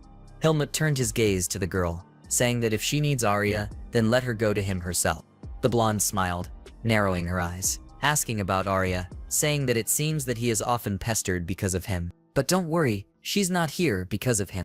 She's interested in Helmut. The girl extended her hand forward. Suddenly, someone else waved his hand. Arya stood in front of the main character, shielding him with his hand, frowning at the girl. Helmut lowered his gaze at the guy in surprise. Opening his mouth slightly, the white-haired man turned to him, displeasedly asking what he was doing here. Teresa smiled, tilting her head, saying that it was such a coincidence. She didn't know he was here too. Arya frowned, looking back at the girl. He took off his hood from his head, saying that she is the best among the third year. This is an unexpected meeting. Teresa waved her hand, closing her eyes, and replied that he did not need to be on edge. She just wanted to talk to his neighbor. Arya put his hand on his robe, tilting his head and looking closely at the girl, asking if she had anything to do with him. Teresa blushed and looked away. She smiled nervously, putting a finger to her cheek, stuttering and trying to say that it was possible to eat. Arya closed his eyes. Answer. That's it. He grabbed the main character by the hand, turned around, and said that they needed to leave. Teresa looked at him in surprise, asking him to wait. People were walking around the city, going up the stairs, and guards were stationed. Arya held Helmut's sleeve as he walked forward. He frowned as he walked through the crowd of people, asking if he really thought she was playing tricks on him, why he even listened to her. Helmut looked at him with raised eyebrows and replied that he tried to brush it off, but if he just ignored her, it would be too rude. She was older than them. Maria closed his eyes, displeasedly answering that he has problems with the fact that he teaches ethics too hard. If he doesn't like something, then let him talk about it. If he were tougher, then he wouldn't have to deal with all this. Helmut said that if he didn't like it, he'd better ignore it. The white-haired man turned angrily at him, loudly asking how he could. Eerie aside, saying that they could postpone this conversation until later. The main character looked at him questioningly. The white-haired guy looked back at the guy, asking where Xian and Asuka were. He asked how he knew they were here, and Arya replied that he would never come to such a place alone. Helmut replied that they were somewhere nearby, and Arya said that since they were here, they should stick together. Let him take him to them. Helmut pursed his lips, looking at the guy with his head tilted. He walked next to him, wondering if he needed all this or not. He didn't understand him at all. Arya looked at Xian and Asuka, who were standing with bags full of shopping. They had tinsel on them, and Asuka had a cap on his head. Helmut looked at them questioningly, and the white-haired man sighed loudly and put his hand to his face. Night. A lantern burned brightly on the street, illuminating the area. Asuka smiled, closing his eyes, and said, "Great.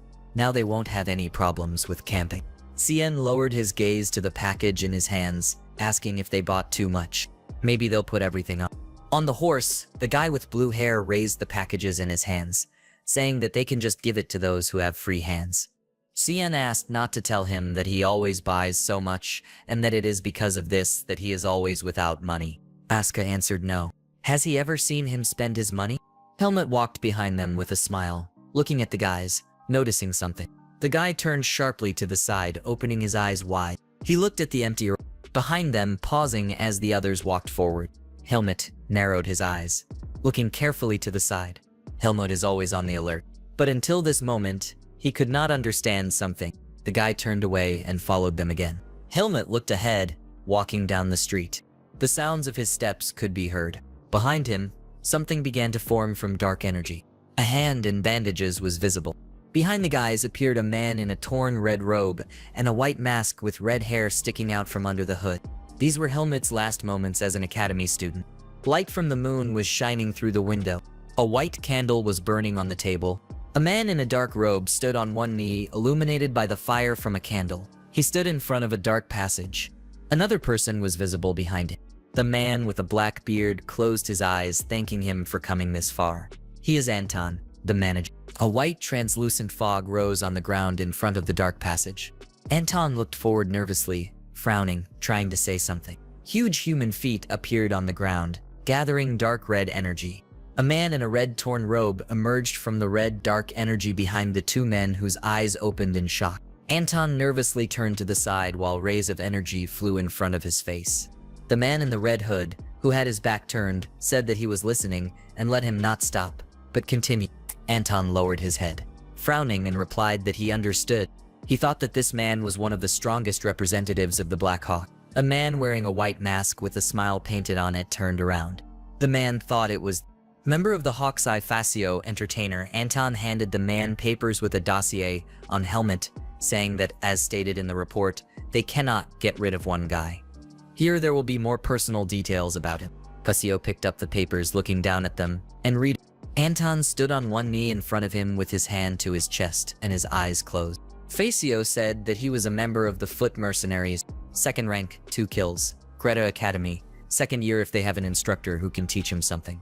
Anton nodded, opening his eyes, saying that with his skills there is no need for him to study at the academy.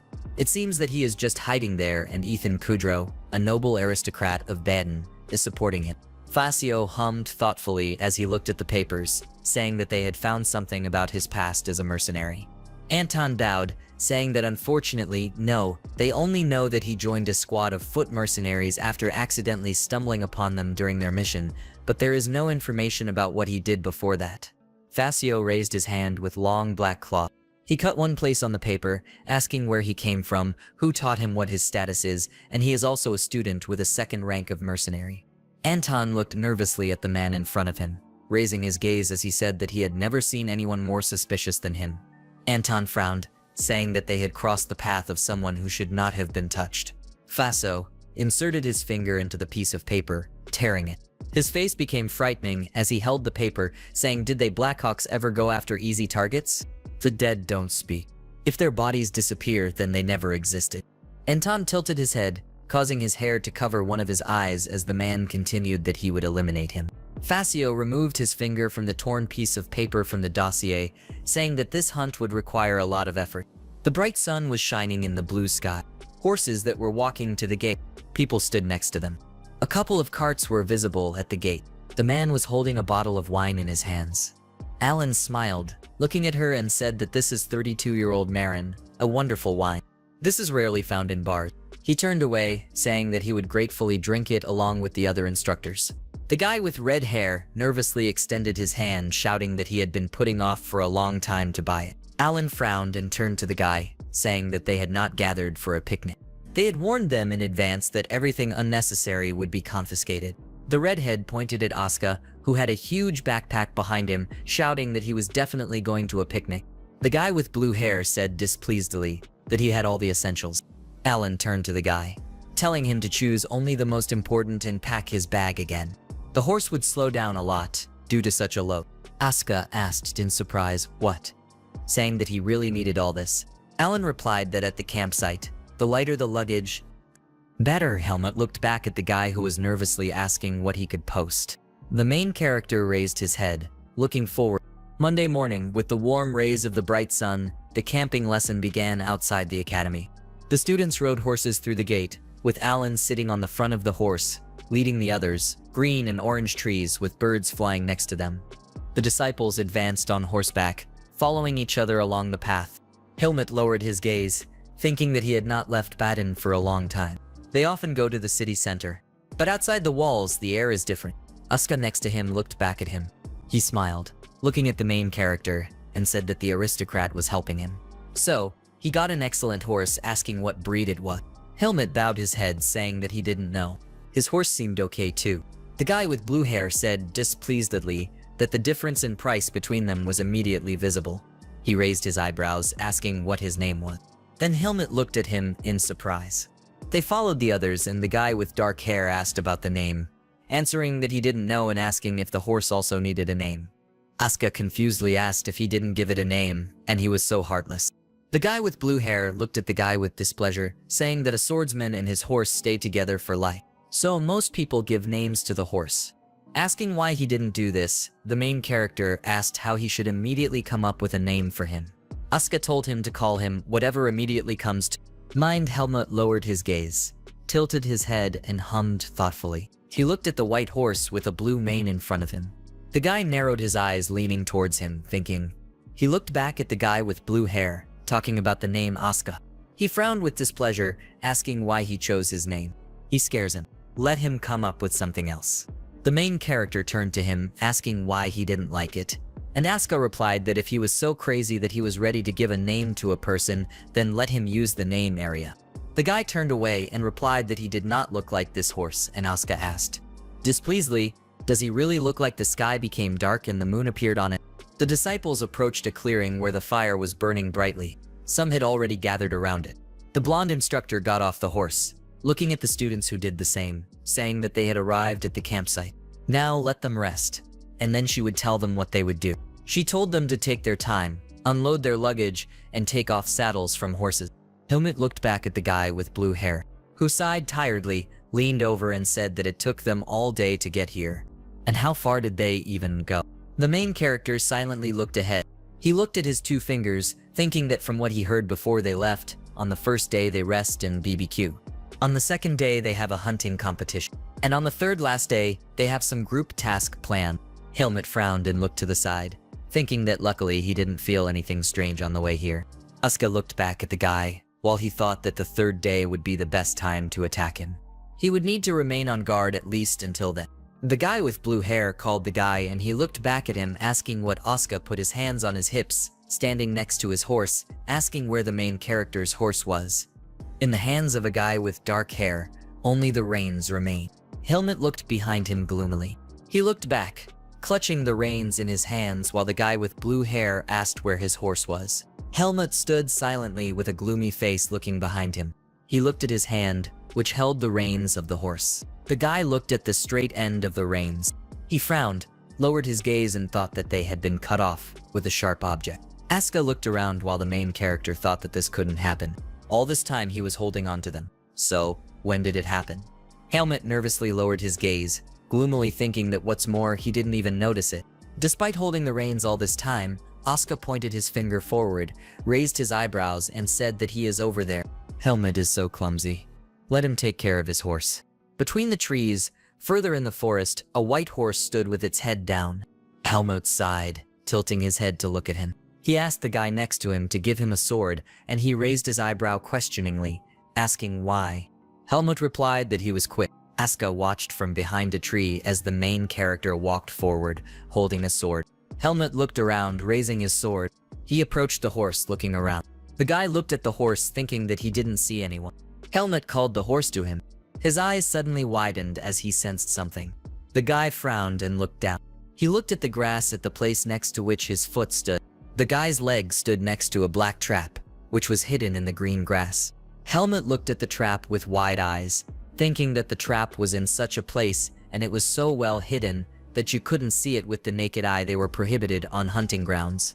The guy looked at the trap that was sticking out of the grass, thinking that this was not a coincidence. This was a warning. Above the main character stood an entity of red energy with bright red eyes, which stretched its hands towards the guy, while he thought that they silently made it clear that they were hunting him. Helmut suddenly exhaled, smiling. He stood facing the horse, thinking that they were hunting him, curious if something is inevitable, then he should try to enjoy it. The guy put his hand to his face, looking at the horse, saying that since he is white, he will call him white and let him go to him. The horse raised its head, closing its eyes and chewing grass, and the guy said that, well, he just gave it a name. Helmut walked up to the horse, stroking his hand on the back, and thought that no matter who they were, if they got in his way, he would get rid of them. The guy leaned over, smiling, thinking that he hoped they were worthy opponents, a camp in the center of which a bright light shone. Thalin opened his mouth wide, looking forward, and shouted to everyone to gather, saying that before preparing for dinner he would announce the instructors of each squad. The disciples gathered in front of the man as he looked at them. Alan held up a purple ball in his hands, pointing at it, and said that from now until the last day of camping, all tasks will be performed in groups that they have formed in advance. They should avoid unnecessary contact with others. Also, each team leader will have a communication ball so that they can contact the instructors and immediately report any problems that arise. There was a purple ball lying on the purple fabric. Helmut looked at him silently, lowering his gaze. Someone called the guy and he looked to the side. Aska looked at him, saying that he was in charge and should be on his guard. Their guys were here. Andro stood next to the guy, as well as 3 other guys, a guy with blonde hair and 2 guys with dark hair, one of whom closed his eye. Gemin next to him stood a guy with dark green hair and red eyes. Helmut silently looked at them with a calm face. He said that there were so many unfamiliar faces here. A guy with blonde hair asked seriously with displeasure, and another with dark hair said that he saw them when he was gathering a detachment. Andro smiled, extended his hand, and said that now they can all get acquainted. You can say that fate placed them all in one squad, so he introduced himself. He is Andro. Introduced himself. 4 guys stood next to each other, saying their name. A guy with dark short hair said he was Michael. Another with dark hair and closed eyes said he was Bashal. A guy with brown hair said he was Wesley, and the last one with green hair said that he's Dina. Helmut looked at the guy with red hair, asking who he was, and Gemin frowned at himself, calling his name and shouting that they had already met before. Let him remember it. The main character crossed his arms over his chest, saying that he remembered, and Gemin asked them to introduce themselves too. Aska asked why everyone already knows them. Gemin sighed and bowed his head, and agreed, asking who hadn't heard of them. Helmut turned to the guy with blue hair, apologizing and asking them to go cook dinner for now, and he needed to report something to the instructor. Aska looked at him questioningly, asking what to report, and the guy with dark hair answered that when he was following the horse he saw a trap. Aska said that they are prohibited here, and Helmut turned on him, saying that is why he is going to the instructor. Aska waved his hand, saying that's why he had such a face, and now he also wants to see he will go with him. The main character turned to him, agreeing. Wesley clenched his teeth in anger, frowning, and Dino pursed his lips in displeasure, thinking that they immediately left instead of preparing dinner, green grass on which nothing was visible. The blonde instructor sat on one knee, looking at the grass, asking if he was here. Helmut nodded next to her. The girl looked at the guy, asking if he was sure that he saw him, and he replied that he almost stepped on him. The girl stood up from the grass, straightening up, saying that without evidence she could not deal with this. As a precaution, she would inform everyone about the trap so that everyone would be careful. Helmut agreed. Yuka looked down, raising his eyebrow, asking if there really was a trap lying there. The main character nearby also lowered his gaze. The ground was empty. Grass grew on it. Helmut frowned, looking at her, and thought that the grass had sagged. He was clearly here. He had been removed quite recently. He looked at the empty area where there was no grass, and thought that they had demonstratively destroyed evidence before he brought the instructor here to show him that they were closely observing. Helmut looked to the side, raised his head, and thought that he understood something. When he learned to hunt in the forest of roots, you need to gain an advantage over a target that is stronger. The guy remembered how the man with the spear watched the gray monster, thinking about perseverance. The man who was holding the torch stepped out in front of the monster, and the guy thought that humans have a distinctive endurance to slowly but surely conquer their target. He remembered the man standing on the back of a slain monster, stabbing a spear into it, thinking it was done until the target collapsed from exhaustion. The two guys were heading back towards the camp. Helmut smiled, looking forward decisively, and thought that he was quite cautious. But he didn't know him well. If he wanted to complicate his life, then he clearly chose the wrong one. He stopped while Asuka followed him and thought that as long as he was in the mountains, he was in no danger. Michael held the cooking tongs with a wide, self-confident smile, saying that they were very late. They had already started preparing food and eating meat first. They didn't. The guy showed a plate on which lay meat burned to charcoal. Asuka and Helmut looked at him in shock, thinking that it was dangerous to eat. On the plate lay well-fried meat, cut into pieces. Michael and Basho looked at him in surprise, blushing slightly. They ate meat, and Michael, with wide-open eyes, said that the meat turned out to be very juicy. The second guy said that before that they were just chewing coal, and Asuka, looking at them, asked how they were even going to cook for themselves if they couldn't even fry the meat. Such adults. But they don't know how to do anything. The two guys turned to look at him, blushing.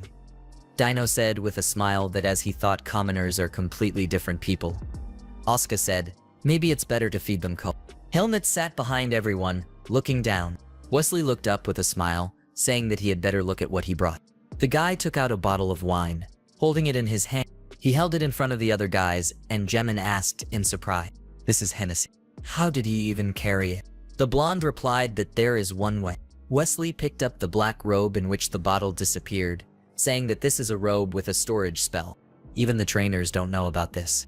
Dino lowered his hands, looking to the side, and said that he was not joking. Where did he get all this?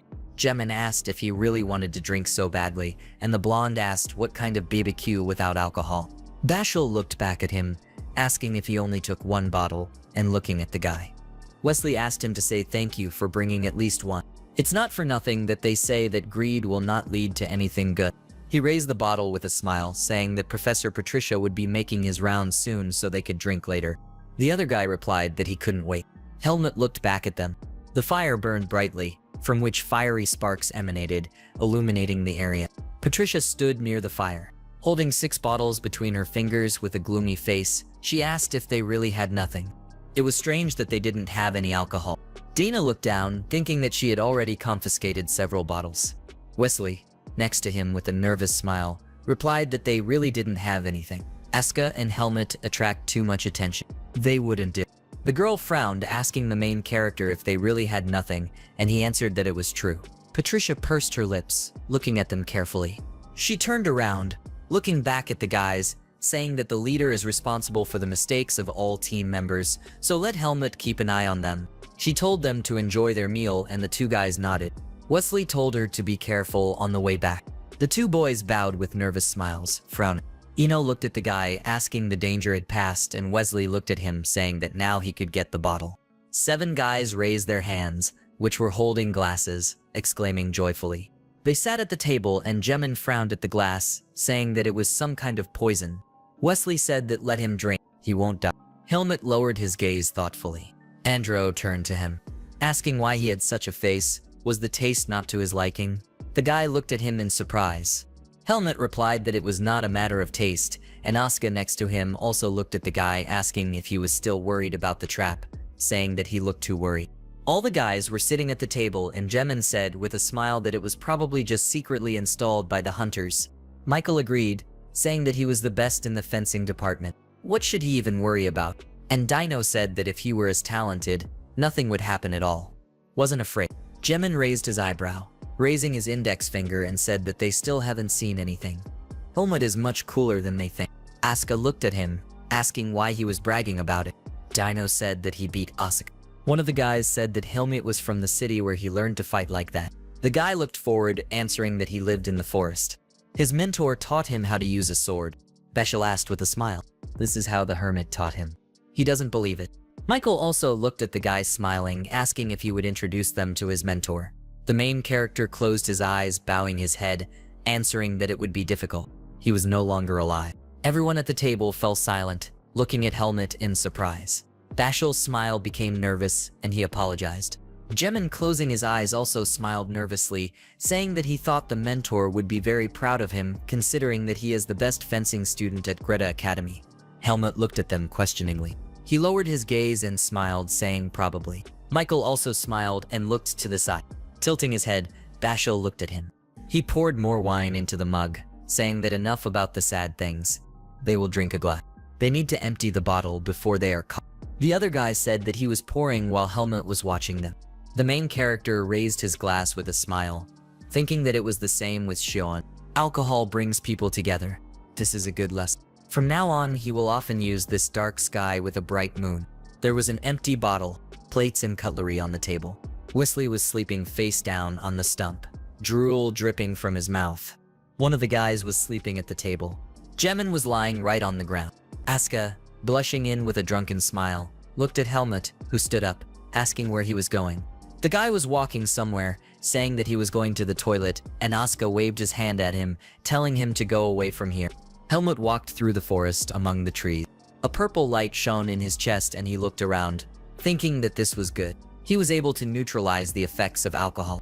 The guy stood on the grass, thinking that they were probably still watching him. Helmut frowned, looking to the side, thinking that he was all alone. Now would they attack? The guy stood in the forest. The moon was shining brightly in the sky above him. He closed his eyes as the wind blew, blowing his hair. Helmut opened his eyes with a smile, looking back, and thought that they were careful. But it was time to come out into the light. He noticed something as he looked to the side, tilting his head. The guy looked at a small house in the distance. Helmut turned around and thought about the hut, thinking that the camp ranger lived here. The guy looked at her carefully with a calm face. The guy approached the hut, the light in which was turned off. He knocked on the door of the hut with his fist. Helmut stood in front of the door, raising his fist through the window. You could see the light. Come on in the hut. An old man in a hood with gray hair looked out from behind the door, asking who came so late. The old man opened the door for the guy, saying that apparently he was a student from the fencing department. Helmut looked down at him, saying that he had a request for him. The guy pointed his finger to the side, saying that not long ago he came across a hunting trap so as not to hurt someone. Is it possible to increase patrolling of the forest? The old man folded his hands with his eyes closed, asking about traps, saying that he was apparently confusing something. Everyone knows that setting hunting traps in the forest faces a heavy fine. Helmut looked down at the old man, seriously saying that he was from the fencing department. He had a keen eye, and he was not a fool at all. He could not confuse something with a trap. The old man frowned without looking up at the guy, and said that then this is a serious problem. He turned back with a smile, closing the door, saying that in the morning he would strengthen the patrol. He had not patrolled with a cane for a long time.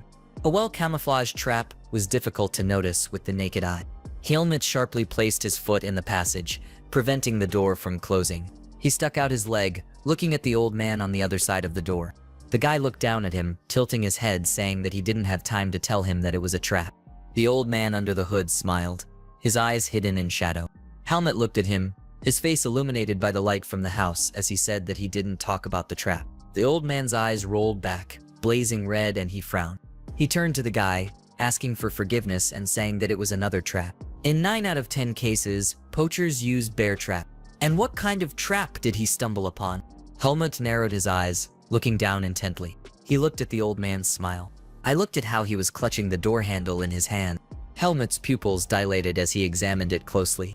The guy closed his eyes with a sigh, saying that he was right. He was just surprised that the old man had guessed. The guy bowed slightly, saying that spotting traps is more difficult than it might seem, so let him be careful. The old man tilted his head and laughed, saying to leave it to him.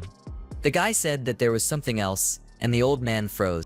Helmut, looking at him, said that as far as he knows, the fencing faculty holds hunting competitions and other events in the forest every year, and what kind of competitions they are. The old man bent down, placing one hand behind his back, answering that the hunting competitions were usually held north of the camp and other events were held on 12 hills not far from here. This was the case every year, and this time nothing bad would happen. Helmut nodded, turned his head, and replied that he understood. He thanked the old man, a small hut that was illuminated by the moon. The guy walked away from the hut, looking away at the door from which light was shining. The guy raised his eyebrows, looking over his shoulder, thinking about the old man. He looked at the door, thinking that he did not feel any bad energy. He was an ordinary forester. Helmut's face was hidden in shadow. His eyes glowed purple and he thought that, however, his instincts still pointed to danger. What should he do? Maybe by putting a blade to his throat, he would hear what he needed. The guy clutched the sheath in which his sword lay. He lowered it, looking to the side, and thought that there was no hurry after all. He was not alone here. Helmut closed his eyes, holding onto a tree as he walked out to the camp, thinking that if someone appeared in front of him, he would fight them. He couldn't hide forever. The guy looked forward where Patricia was standing, holding a bottle of wine, and Wesley, who had a large bump on his head. The main character looked at her in surprise. His mouth parted. Patricia's face was distorted with anger, and she frowned, looking at the guy with wide eyes. Helmut thought that he would like to hide this forever. The sun was shining brightly. The students stood in front of the instructor, behind whom there was a tent. The students were breathing heavily, wiping sweat from their faces from the heat. A dark-skinned man sitting under an awning held his cane, fanning his face with his hand. Helmut stood with other students holding a bow in his hand. Alan, standing in front of everyone, asked if everyone had gathered, saying that now he would explain the rules of the hunting competition and let them listen carefully. He frowned, loudly saying that even though it was obvious, the most important thing was their safety, so as not to accidentally shoot another person, they needed to aim carefully and only then shoot. Patricia turned with a smile at the man who was fanning himself, saying that it was hot today. Alan continued to say that to avoid accidents, they need to move in groups of 2. If anyone gets injured, have them contact Professor Dwayne through the crystal ball. There were arrows standing next to a man in a green uniform, and the man said that before leaving they would be given bows, arrows, a map, and rations. If they had their own bow, they could use it. One of the students in front of the man smiled, and he continued that the seats would be allocated based on their loot, so they should try hard. A student raised his hand, asking if this meant that the more prey, the higher the ranking. Alan pointed to him, saying that this was a good question and someone would decide to cheat and catch a dozen game like rabbits. Some of the students winced, smiled nervously, and looked down. Alan held out his hand. Next to him was a pyramid. At the very bottom on a green background was a rabbit. In the middle on an orange background was a fox. And at the top on a red background was a bear. The man said that their place would be determined by the value of the prey. The fox was more valuable a rabbit, and a bear will give more points than a fox. The man crossed his arms over his chest, saying that if his answer satisfied them, the competition ends at 5 Zawad in the evening. It gets dark quickly in the forest, so let them keep an eye on the time. The students answered so accurately. Asuka closed his eyes with a sigh, saying that it was already clear who would win. The guy put his elbow on the main character's shoulder, saying with a smile that it would be them. Wesley pointed at him with a frown, asking if he really had the conscience to create a team of the best students. Another student frowned and said, would the coach really allow them to unite? Alan closed his eyes, saying that they had no right to prevent this. The two students clenched their teeth. Wesley tried to say something, looking away to the side. Helmut and Asuka turned their backs to them, and the guy with blue hair waved his hand, turning around with a smile and saying that if they think it's unfair, let them prove it with their skills. And if they want to make it easier for themselves, then it would be better for them to follow them. The two students looked at them irritably. Blue sky. The tops of trees with green leaves were visible. Asuka raised his index finger, saying that he understands this. If they combine their efforts, they will be the best in the department. The guy walked behind the main character, smilingly saying that in other words, first and second place are already theirs, and they will find out who will get first place. Helmut in front of him thought that it was good that others did not follow them to fight the blacks. The hawks need to somehow get away from Asuka. The guy with blue hair raised his head to Helmut, walking behind him, asking if he knows any good place for hunting. He hopes yes, he answered. Who would even share such a thing? Suddenly, Helmut noticed something and looked up. He looked back at the guy behind him, thinking that if he let him catch more game, he would be out of the competition early and he could be left alone. The guy agreed, saying that let him follow him. Asuka followed him along the path, saying that this is a different match. Let him lead him faster. Water that flowed next to the stone. A waterfall flowed down the mountain and flowed into the river, which was surrounded by trees. Asuka and Helmut stood behind the bushes looking at the river. The guy with dark hair said that animals always come to the spring to drink. It's easiest to track and kill valuable game here. Asaka looked attentively at the river. If you really had to sit here forever and wait for prey, which is unknown when it will appear, wouldn't it be faster if they themselves went there to look? The guy next to him answered that if they moved, the prey would notice them faster and they will miss it. The guy looked at Asuka, saying that the success of the hunt is patience, so why not use it? He irritably replied that he is very patient. Helmut looked to the side, saying that along the way he noticed claw marks on the trees. Perhaps a large predator was walking around here somewhere. By the river on the rocks, a bear stood with his head down. The bear stood near the fish, raising its paw above it and looking to the side. Helmut reached for an arrow, saying what he needed to prove, and Asuka raised his bow next to him with a smile, saying that they need to shoot him. They can shoot at the same time on the count of 3. 2 guys sat in the bushes, stringing their bows and taking aim. Asuka counted 1, the main character looking forward intently. The guy with dark hair frowned, thinking that killing an animal could affect the seed of darkness. He clutched the arrowhead and bowstring in his hands, thinking that he did not have time to check it. Asuka said 3. 2 guys lowered the string at the same time and 2 arrows flew forward. One of them hit the bear's front paw and the second hit the bear's hind paw. The bear opened its mouth wide, growling loudly. Asuka watched the bear as he walked away, shouting that he was running away. If they hit him one more time, they would definitely catch him. He reached for the arrow on his back, frowning as he said he would never let it go. Asuka ran forward, firing 2 more arrows at the bear, which flew past him. The guy's eyes widened and the arrow had glowed with blue energy. The arrow hit the bear's side, emitting blue energy, causing it to growl loudly, opening its mouth. The bear fell to the ground and the guy ran up to him. He clenched his hand into a fist, shouting with a wide smile that he had caught it. Suddenly, a loud noise was heard, causing Asuka's eyes to widen in surprise. The 2 guys looked in surprise in the direction where the sound came from. Asuka smiled nervously, asking if that sound was coming from the bear, and Helmut behind him looked up in surprise. Screams were heard again from the direction of the forest. The protagonist's face was distorted with horror. He opened his eyes wide, his mouth parted. The guy ran forward sharply, frowning and saying that this is not a beast. Let Asuka deal with the prey, and he will check. He looked at him in surprise, asking him to wait. Helmut bowed his head, pursing his lips, a tree branch in the forest growing on one of the trees. Suddenly, something hit her and flew further. Air currents between the trees when a person pushed off from them, flying forward. He pushed off from another tree, flying to the side. Helmut jumped over the trees, frowning and lowering his gaze. He saw 2 people, one of whom was lying on the ground. His leg was in a trap. Helmut frowned, lowering his gaze, noticing something. Wesley tremblingly held the communication ball in his hands. Clenching his teeth and muttering the crystal ball on how to use it, the main character landed behind him and the fair-haired guy turned around in fear, screaming loudly. He looked at the guy who stood in front of him, asking how he ended up here. Bashil clenched his teeth, trembling in pain as his bloody leg remained in the trap. There was a blood stain on the ground under his foot. Helmut frowned at this, lowered his gaze, and thought about the trap. Wesley turned to the guy, asking him to help pull his leg out of this thing. Helmut was removing the black belt from his shoulder, looking at the guy and saying that if they remove the trap, he will lose even more blood. He will figure it out. Let him wait here. The guy walked into the bushes, frowning at the grass that grew on the ground. He clenched his fist around the grass, uprooting it. Helmut clenched his teeth, biting off a small leaf of grass, frowning. He lowered his gaze, chewing it. The guy spat it out and snatched another one, picking it up. The guy bit her again, pressing his lips together as he chewed. He picked up 2 stones from the ground. Helmut returned with everything, and the fair-haired guy frowned at him, asking what it was.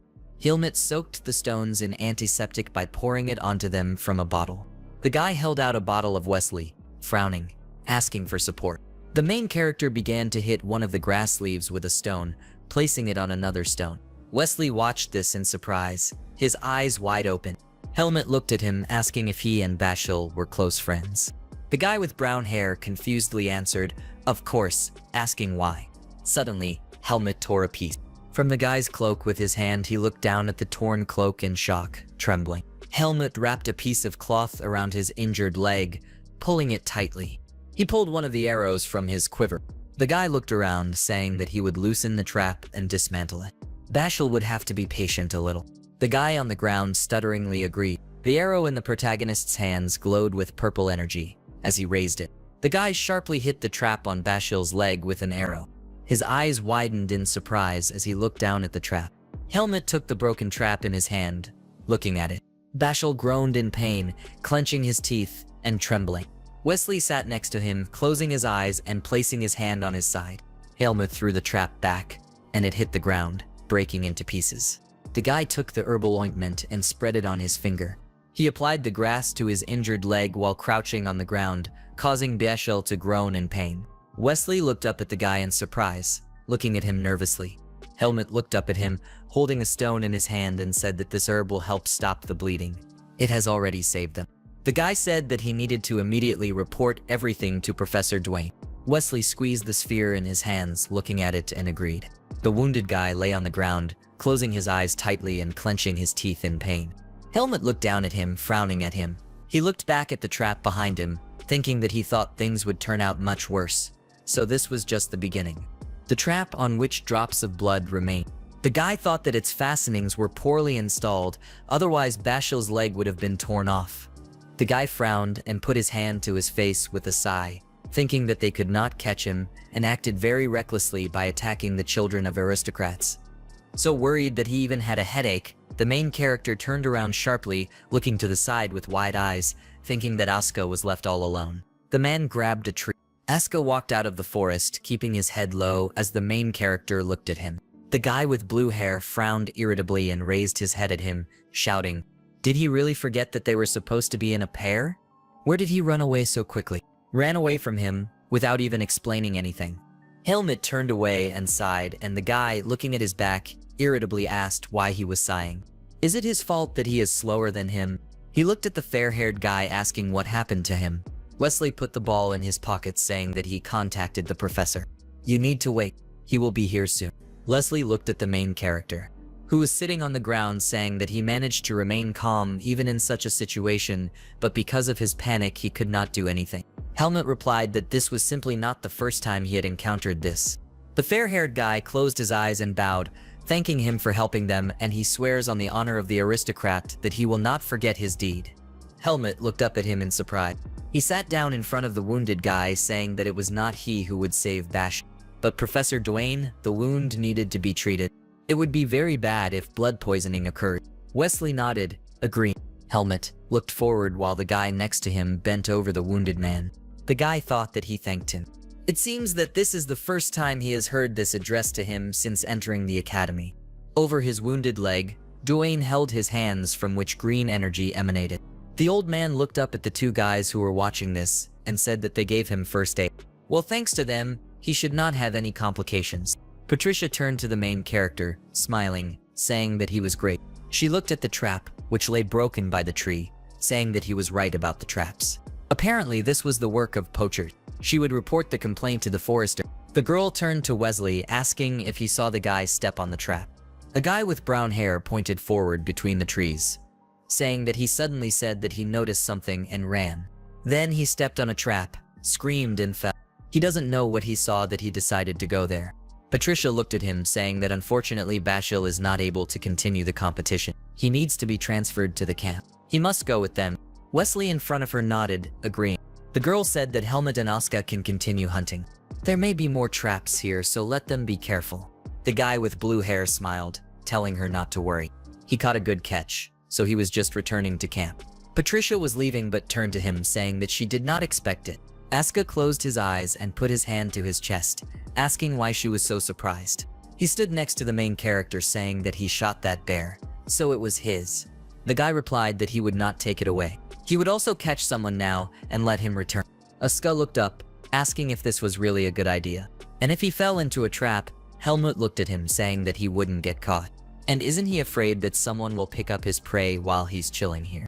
The guy with blue hair frowned, nervously answering that it was true. He walked away from the guy, looked back at him and said that he had gone, let him not overdo it, and know when to stop. Helmut nodded to him, agreeing. Helmut watched the guy leave, narrowing his eye. He pushed off the ground sharply, running forward along the road. The guy pursed his lips, looked to the side, and thought that this was his chance. If they were following him, then they must be somewhere nearby. The guy ran through the forest between the trees, thinking that he needed to concentrate and find their shelter. He uses power to increase his sensitivity. Helmut closed his eyes, holding his bow in front of him, a bright purple energy glowing around him. A bright purple light shone to the side, from which a beam of light emanated. Helmut's eyes widened, opening, and he frowned. The guy swung his bow sharply, leaving a trail of purple energy from the blow. He pushed off from the trees, flying forward through the air. The guy landed sharply on the ground, rolling across it and lowering his head. Helmut stood in front of two trees, straightened. He frowned, looking up. The tree was cut halfway through, and a white thread was visible. Between the two trees, a white thread was visible, swaying in the air. Helmut silently looked up at them. Chips flew from the tree. The thread fell down. There was a glare of red light from it. Helmut walked up to the tree, taking the thread in his hand, looking at it. He frowned, looking down at it, thinking that it was a wire. Bashil was lucky that he did not fall into this trap. If he had touched it, it would not have cost one blood loss. Helmut looked to the side, turning his head, thinking that another trap must be somewhere nearby. His eyes widened as he looked to the side, noticing something between the trees. There was a silhouette of someone fidgeting. A deer was tied between the trees, with white threads running along its hooves and body, trying to get out. Helmut approached him, looking down at the animal, thinking that it looked like bait. Perhaps Bashil had been lured into a trap. The guy put his hand behind his back, taking an arrow from the quiver, thinking that then it would be worth taking the deer with him. Helmut stood in front of the deer, aiming his bow at it. The camp is in the center of the forest where the students have gathered. Rabbits and foxes lay on green blankets, and in front of them were signs with the names of the students.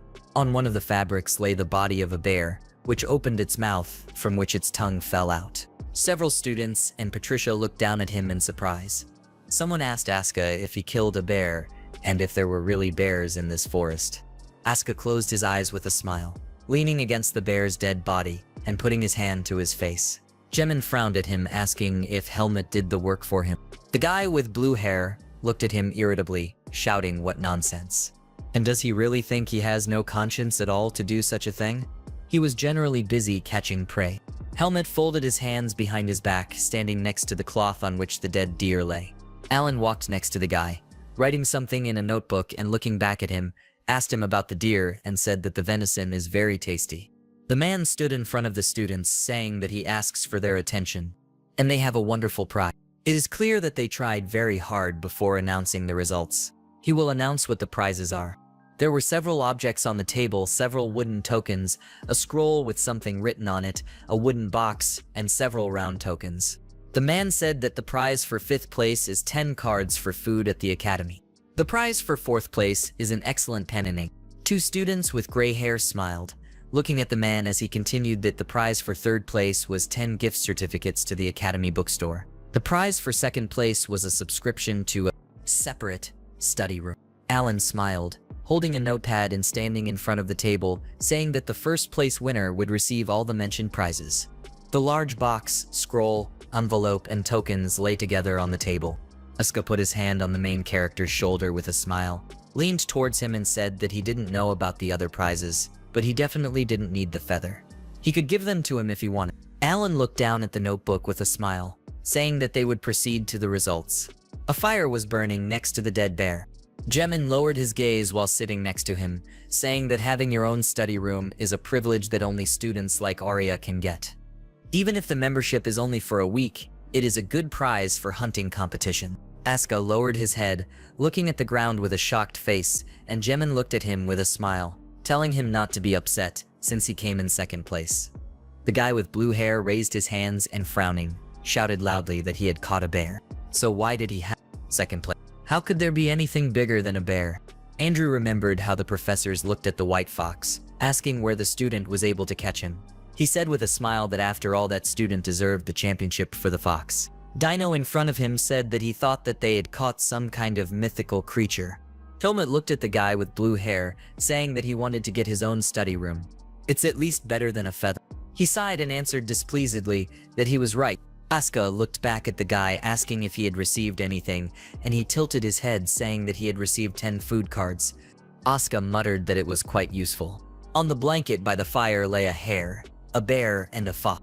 One of the guys said that thanks to Asuka they would finally try the bear, and he replied that he only cooked for 2, so those who did not manage to catch anything could butcher it to the end. Jemin, Helmut, and Andro lowered their gazes, silently looking at the fire. The guy with gray hair looked at everyone. All the students lowered their heads, sitting around the fire, and Andro said that without 3 people, it became so quiet. Jemin and Dino silently pursed their lips as they sat next to each other. Helmut was also silent, looking at the fire, which illuminated his face. Everything is clear with Bashal, but to understand where the other 2 went, you need to go back a few hours. Leslie fell from the bridge, which broke under him. While Bashal clung to his back, Patricia turned on them, extending her hand towards the guys. The bridge collapsed under them as they returned to the camp. Michael fell into a trap while hunting in another part of the forest. A guy with brown hair fell into a hole. Stones also fell next to him. He suffered a serious fracture and was sent to the academy. So there were 5 people left in the team. 5 guys sat in front of the fire, silently looking at it. Someone said that they were unlucky. Why did this only happen to their team? Andro looked to the side, saying that the coach asked if they were going to reform the team. Helmut pursed his lips and looked to the side, thinking that this was clearly not a coincidence. It seems they are going to hunt those around him, not him. This is disgusting to him. The guy swallowed, wondering if the situation they found themselves and should he honestly tell his comrades about it. Dino said that probably those who had to return are all right now. Asuka put his hand to his face, looking away to the side, saying that more than likely they wouldn't be all right. After all, they sleep in the soft beds of the academy, and from tomorrow they will sleep on bare ground. Dino and Jemin frowned at the guy, and the latter thought that he was very cruel. Andrew rested his cheek on his hand, closed his eyes with a sigh, and said that tomorrow a lesson in survival in the wild would begin. He hoped there would be no traps in the camp. Jemin agreed, saying that he hoped they would return safe and sound without the help of a trainer. Helmut silently looked to the side. He lowered his gaze thoughtfully again, thinking that he shouldn't tell them just yet. It would only make them worry even more.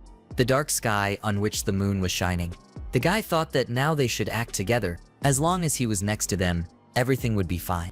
The bright sun illuminated the forest with its rays.